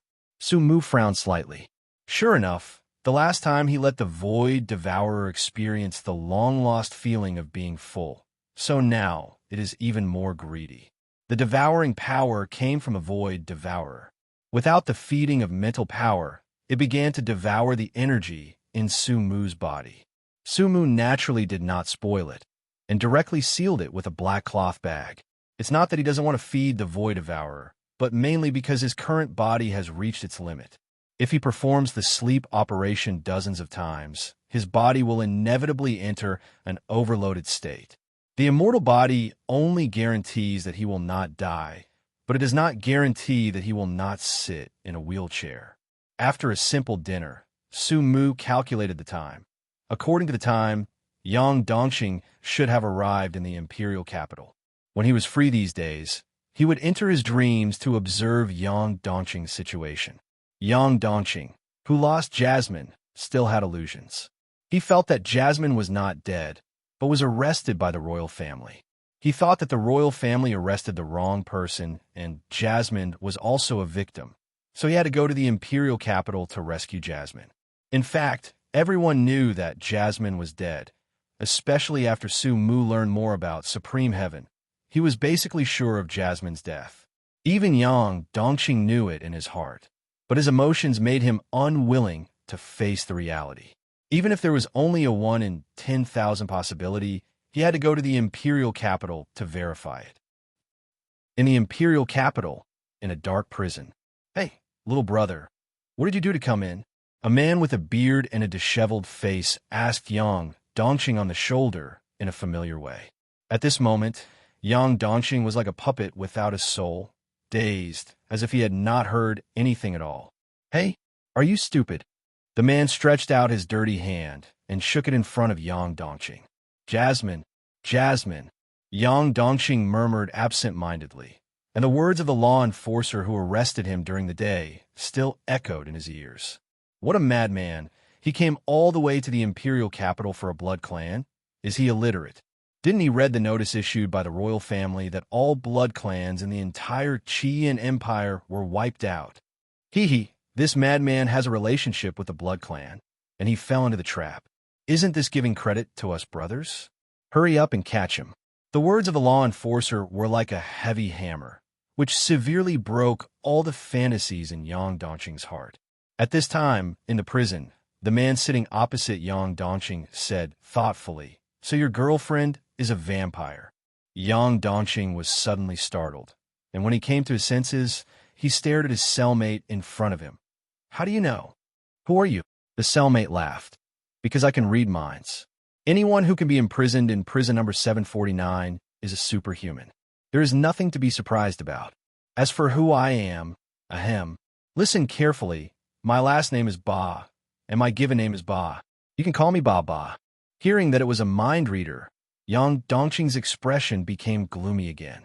If he had met a superhuman who could read minds in the past, he might have been interested, but now his mind was full of Jasmine. Why? Why did Jasmine, who was obviously a victim, not die like this? Why did the Qian royal family want to wipe her out? Do you think the royal family is a good thing? They don't care whether they are innocent or not. They decide who should die, and that person must die. Ba read Yang Dongqing's thoughts again, but Yang Dongqing ignored him. He hated it. He felt extremely unfair. It was obviously Murong Yun's fault. These nobles oppressed civilian women at will. But when the reckoning came, the royal family would kill even the victims. It's right to hate. It's because of the existence of nobles in this world that there are so many tragedies, and the royal family is the biggest noble. To be honest, my wife and children all died because of the nobles. I wanted to avenge them, so I joined the Revolutionary Army. Damn, this time I was unlucky and was caught by these bastards. Don't let me go out, otherwise sooner or later, I will overturn the rule of the nobles, pull down all these high nobles, make them kneel on the ground, and confess to all the civilians they oppressed. Ba's dark eyes ignited with a blazing light, like a flame burning. "Hey, little brother, do you want revenge?" Yang Dongqing raised his head slowly. He looked like a completely different person. The passion and kindness in his eyes were replaced by deep hatred. When he learned that Jasmine had died, his heart was completely dead. Now the only thought that kept him alive was revenge.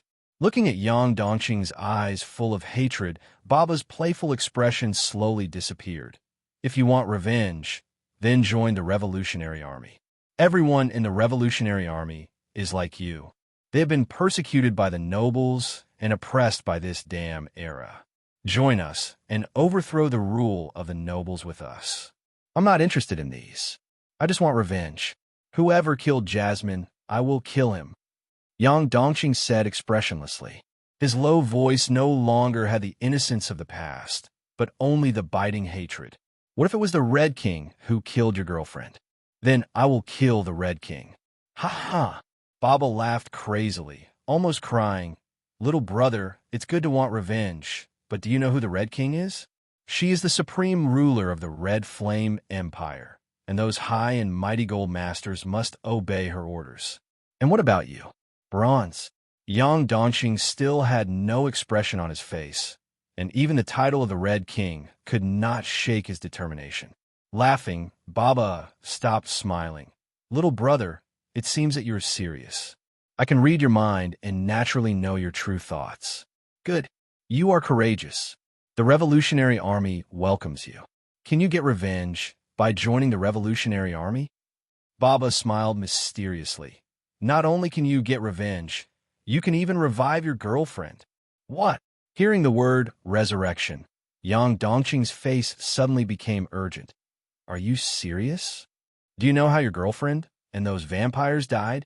Yang Dongqing couldn't help but think of the scene of Jasmine disappearing in his arms that day, and he shook his head.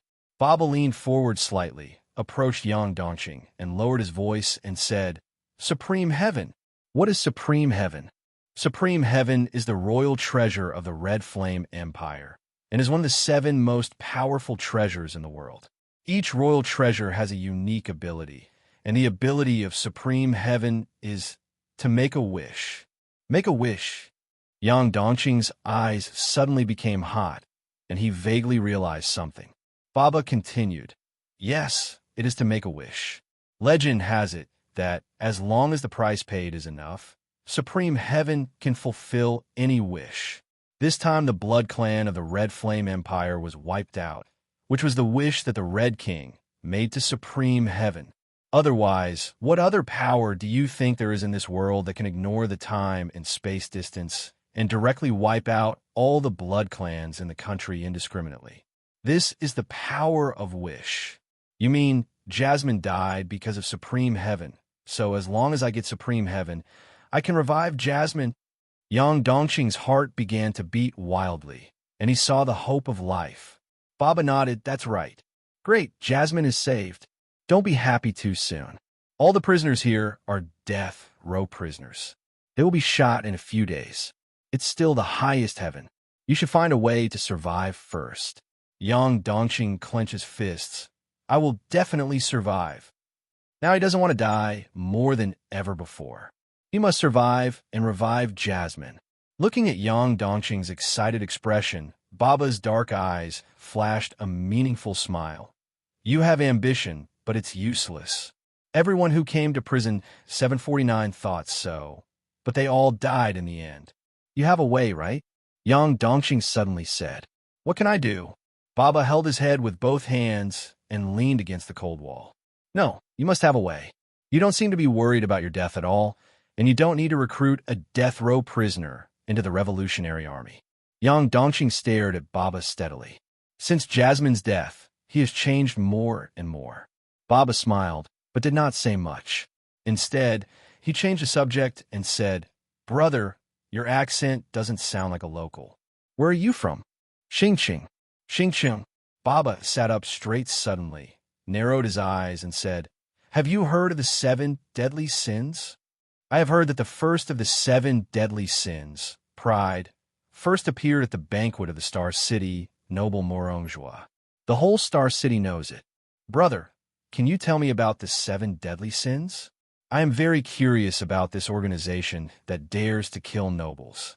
As a local, you should know more clearly, right? Have you seen pride with your own eyes?" "I haven't seen it, but I know someone has seen it."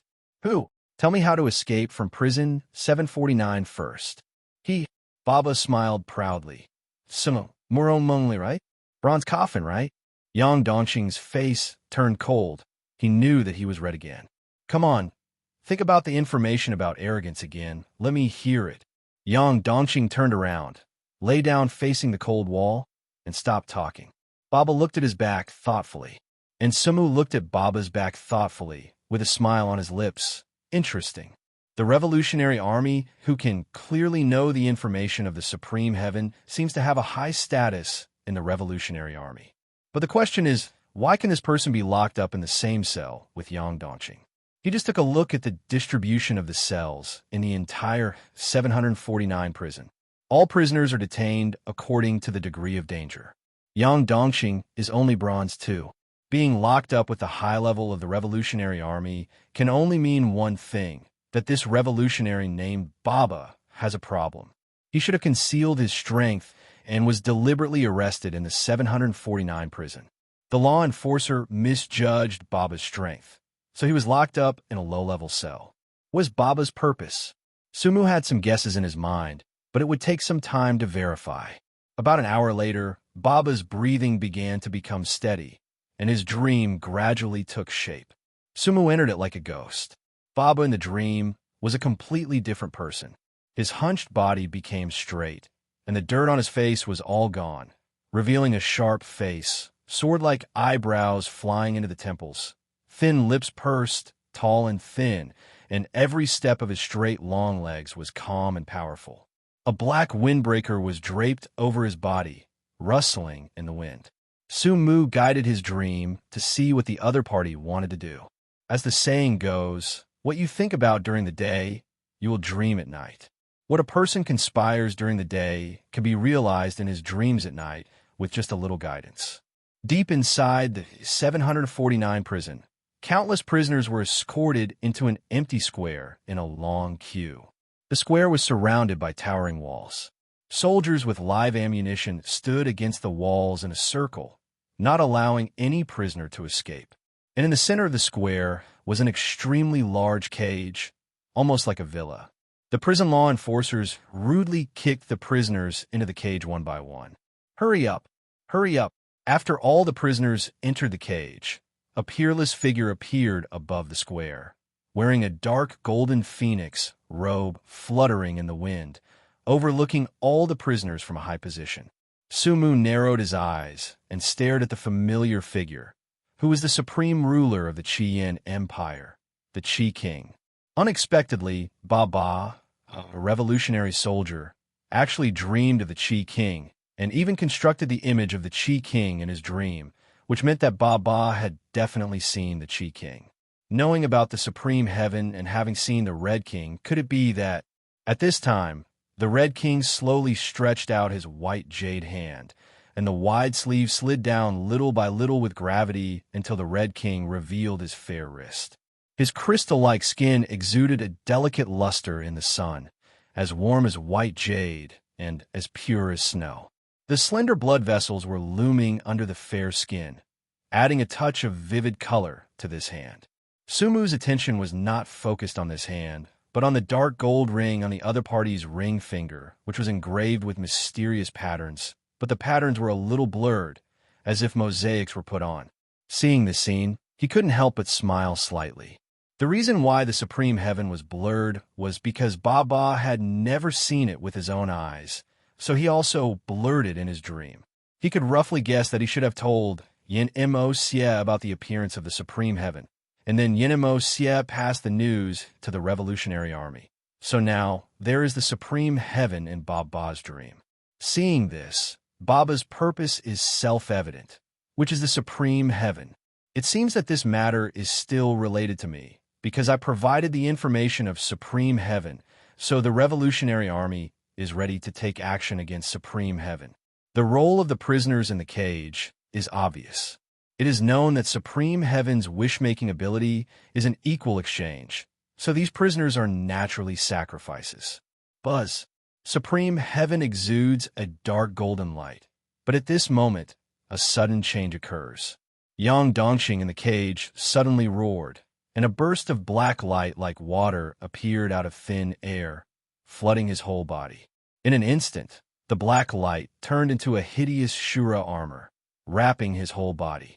A pitch-black long sword appeared in his hand. Swish. The inky black blade light flashed out, instantly cutting a big hole in the cage, and then Yang Dongxing rushed out of the cage. The other prisoners were stunned for a moment and began to run away like crazy, and the scene instantly became a mess. Just when everyone present was attracted by the chaos in front of them, Baba appeared. He came to the side of the Red King as if teleporting and made a lightning move, cutting off the Red King's wrist with a knife. The white Rui fell with the supreme heaven. Baba grabbed the bloody palm and turned around and ran without stopping. All the actions were done in one go, like flowing water. Is this your plan? Sumu shook his head slightly, thinking that this plan had too many variables and was not perfect at all. That is, it could be perfectly implemented in a dream. But he also knew that there would be loopholes in the plan. For the revolutionary army, this was a risk they had to take because this was their only chance to contact the supreme heaven. At this moment, a sudden change occurred. With a click, the originally clear sky suddenly appeared a huge black crack, and then countless small cracks began to spread wildly with it as the center. Sumu's eyes moved slightly, and almost instantly, a silver-white mask appeared on his face. Baba, who was running at full speed, suddenly stopped, as if he had noticed something, and turned to look in the direction of Sumu. His pupils suddenly contracted, and he said coldly, "Arrogant! Crack!" The world was completely shattered, and everything returned to nothingness. In this nothingness, there were only two figures who were facing each other. A contemptuous laugh came from under the silver-white mask. As expected of the leader of the revolutionary army, you can actually discover my existence. Baba's face was gloomy, and undercurrents surged in his deep eyes, making it impossible to see his true thoughts. You have the wrong person. Sumu shook his head slightly. Although you and I have never met before, the only person who dares to plan to seize the supreme heaven from the Red King and is a member of the Revolutionary Army is the famous leader of the Revolutionary Army, the legendary #1 under the king, Yu Ying. No matter how famous he is, he can't compare to you, the head of the 7 deadly sins, arrogance. There was a flicker of fear in Yu Ying's eyes. This was the first time he was spied on by someone like this. If he hadn't noticed it in time, I'm afraid the details of the entire Revolutionary Army would have been known to the other party. Forget about the business bragging. I want to thank you for putting on a good show. I didn't expect you to commit yourself to this and act as a prisoner just for the supreme heaven. You said it would be interesting if I told the Red Flame royal family about this news. Ewing suddenly chuckled. It's really interesting, but I don't think you have any reason to do this. Interesting is the biggest reason. Don't you believe it? Can't you read minds? You can see if I'm kidding you. Yu Ying's eyes flashed with a hidden light, and he activated his mind-reading skill, which made him suddenly change color, because what Arrogant was thinking at this moment was actually to tell the news to the Red Flame royal family. And the reason was just because it was interesting. Damn arrogance. Damn madman. You can discover my existence and have the ability to read minds. If I'm not wrong, your ability should be mental. Su Mu analyzed with interest. This was the first time he met someone who could see through his existence. Even a strong golden warrior like Si Kong Jun couldn't do it, but the Revolutionary Army leader, Yu Ying, did it. The shadow did not respond, but said solemnly, Mr. Arrogant, we all have a common enemy. I don't think there is any need to be so confrontational. As the saying goes, the enemy of my enemy is my friend. Maybe we can sit down and talk slowly. I don't have a friend who stabs me in the back. The shadow narrowed his eyes slightly. Mr. Arrogant, what do you mean? You and I have cooperated once, and the cooperation was very pleasant. How can there be a stab in the back? Su Mu smiled contemptuously. Smart people don't need to beat around the bush. Do you have to make it clear? The real purpose of your Revolutionary Army looking for me is probably to pave the way for today. The shadow's face became more gloomy, and he didn't say anything. The conditions for using the Supreme Heaven are to wait for price exchange, which means that before launching, you need to charge the Supreme Heaven and provide the corresponding energy to make a wish. The only opportunity for the Revolutionary Army to contact the Supreme Heaven is when charging. But as long as the Red Flame royal family delays using the Supreme Heaven, you will never have the opportunity to charge. So someone touches the bottom line of the Red Flame royal family and forces them to use the Supreme Heaven. This person cannot be too weak, otherwise it will not be enough to force out the Supreme Heaven. Although your Revolutionary Army can do it, once the Supreme Heaven is let out, the Revolutionary Army will be finished. So you plan to use other forces to force the Red Flame royal family to submit, and the 7 deadly sins is your first choice. Killing nobles in public, but being at large, just meets your requirements. If I am not wrong, Gong Sun Quan, who you asked the 7 deadly sins to kill before, should have a close relationship with the Red King. Killing him will naturally anger the Red King. Although there were deviations in the process, your goal was achieved. The 7 deadly sins took the blow from the Supreme Heaven for you. In this way, it was also thanks to jealousy that the Red Flame royal family targeted the more threatening Blood Clan. Otherwise, we would have suffered heavy losses. Su Mu analyzed slowly, and every word he said made Yu Ying's face darker. Once the suspicion arises, the charge is established. In this case, there is no need for me to defend myself. However, I believe that Mr. Pride is not a person who acts on impulse. Right and wrong are not important to you and me. What really matters is the interests. You are destroying my plan now, which will not benefit you at all, and it will not cause any losses to me. I can give up this plan. As long as I want to leave, prison 749 cannot keep me. So it is better to discuss a cooperation that will benefit both parties. Su Mu admired Yu Ying's attitude, neither admitting nor denying, and at the same time not refusing to cooperate. For those who want to achieve great things, the first thing they think about when facing threats is always how to maximize their benefits and try to turn enemies into friends. That depends on your sincerity. Sumu said indifferently. A batch of extraordinary materials worth 1 billion in exchange for Lord Arrogance to take action once. The target is not limited, as long as it can cause unrest in the near future. Shadow opened his mouth and said 1 billion. You want me to involve the attention of the Red Flame Empire.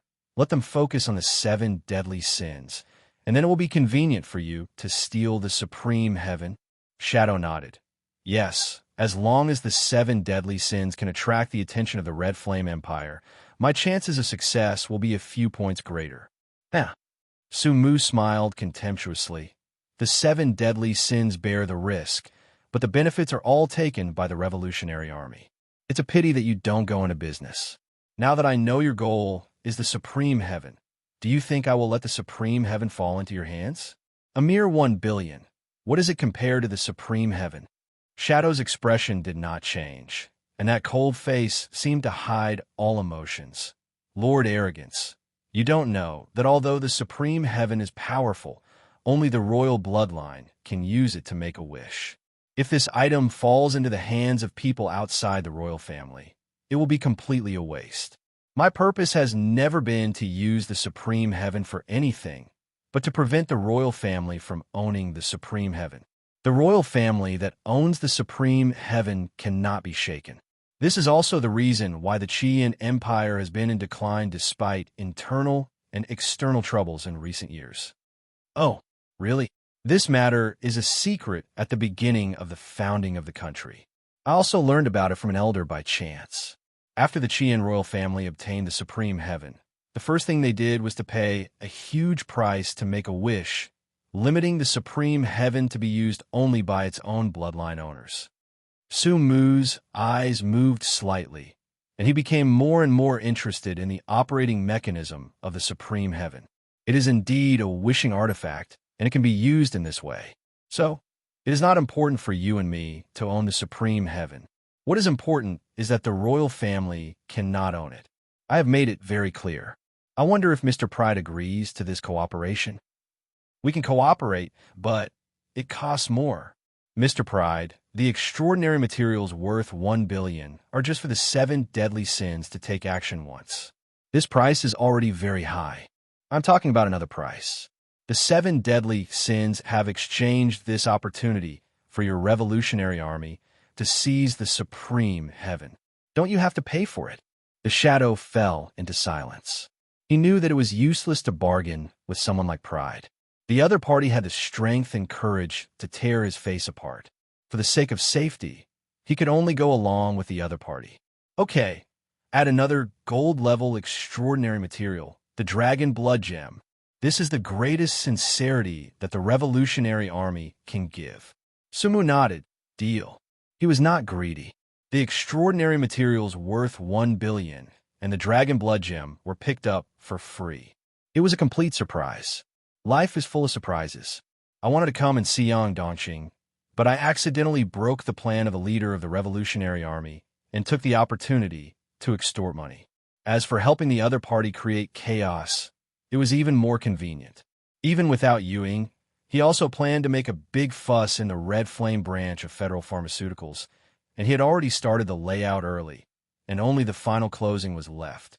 This can really be said to be taking other people's money and doing his own business. Seeing that Pride agreed, Ewing breathed a sigh of relief. Unless it was absolutely necessary, he really didn't want to give up this plan. It was not easy to get in touch with the Supreme Heaven. If he missed this time, he didn't know when he would have to wait for the next time. This is also the reason why he was willing to bleed heavily. In fact, even without the 7 deadly sins, he secretly organized a recent turmoil in the Revolutionary Army to attract the attention of the royal family. Now that Pride appeared, he naturally had a better choice. As the cooperation was reached, the atmosphere between the two eased a little. Ewing couldn't help but ask the question in his heart. Why did Mr. Pride suddenly appear in my dream? What do you think? Sumu asked back. Phantom pondered for a moment and said, My whereabouts have not been revealed even to the Revolutionary Army. Lord Arrogant came here not to find me, but to see other people in prison 749. It's really easy to talk to smart people. Phantom received praise from Arrogant. The person Lord Arrogant wants to see should be. Phantom's eyes flashed, and he said with certainty, Yang Dongqing. Oh, why do you think so? My hiding is not perfect, but even if it is in front of the Red King, I will never be discovered unless I meet him at close range. Phantom's words revealed an absolute confidence in his own strength. And I have been lurking in prison 749 for many days and have never revealed any flaws. The only flaw is the contact with the newly imprisoned brother Yang Dongqing today. And Yang Dongqing is also from Star City. Papa. Sumu clapped his hands. It is because of people like you that this world is not boring for me. Ying, I am very optimistic about you, so I hope you don't die here this time. I am looking forward to meeting you next time. Ying frowned slightly, always feeling that there was something in Pride's words. Is Yang Dongqing also one of the 7 deadly sins? No, he is not qualified now, but I'm optimistic about his future. Ying was slightly surprised. Being valued by Pride, could Yang Dongqing still have some unknown secrets? He thought carefully, but did not find the answer. In his opinion, Yang Dongqing was a chosen one with a strong will and was a very good seedling. It was not an exaggeration to call him a genius. This was also the reason why he chose him, but he was not so valued by Pride. At their level, it is no exaggeration to say that genius is just a threshold to see them. There are many geniuses in the world, but only a few can achieve gold in the end. Your Excellency Arrogance has a unique vision. To be honest, the reason why I took the initiative to reveal the information of the Revolutionary Army to Yang Dongqing this time was mainly to make him cooperate with me and cause a riot when sacrificing prisoners. Well, I have seen in your dream. The shadow nodded. That's my plan. I have a treasure called 7 Palaces of Hell, which is the armor that Yang Dongqing wore in his dream. Although this thing is powerful, it contains the power of curse, which erodes the user's soul every moment. Those with weak will be completely ruined once they wear it. A puppet of 7th hell. Those with strong can use it more times, but they can't escape the fate of becoming a puppet in the end. I chose Yang Dongqing because he has a strong will. Although his strength is very weak, he can still create chaos with the help of 7th hell. But since Mr. Arrogant admires Yang Dongqing very much, I can change someone else. Sumu smiled and said, No need.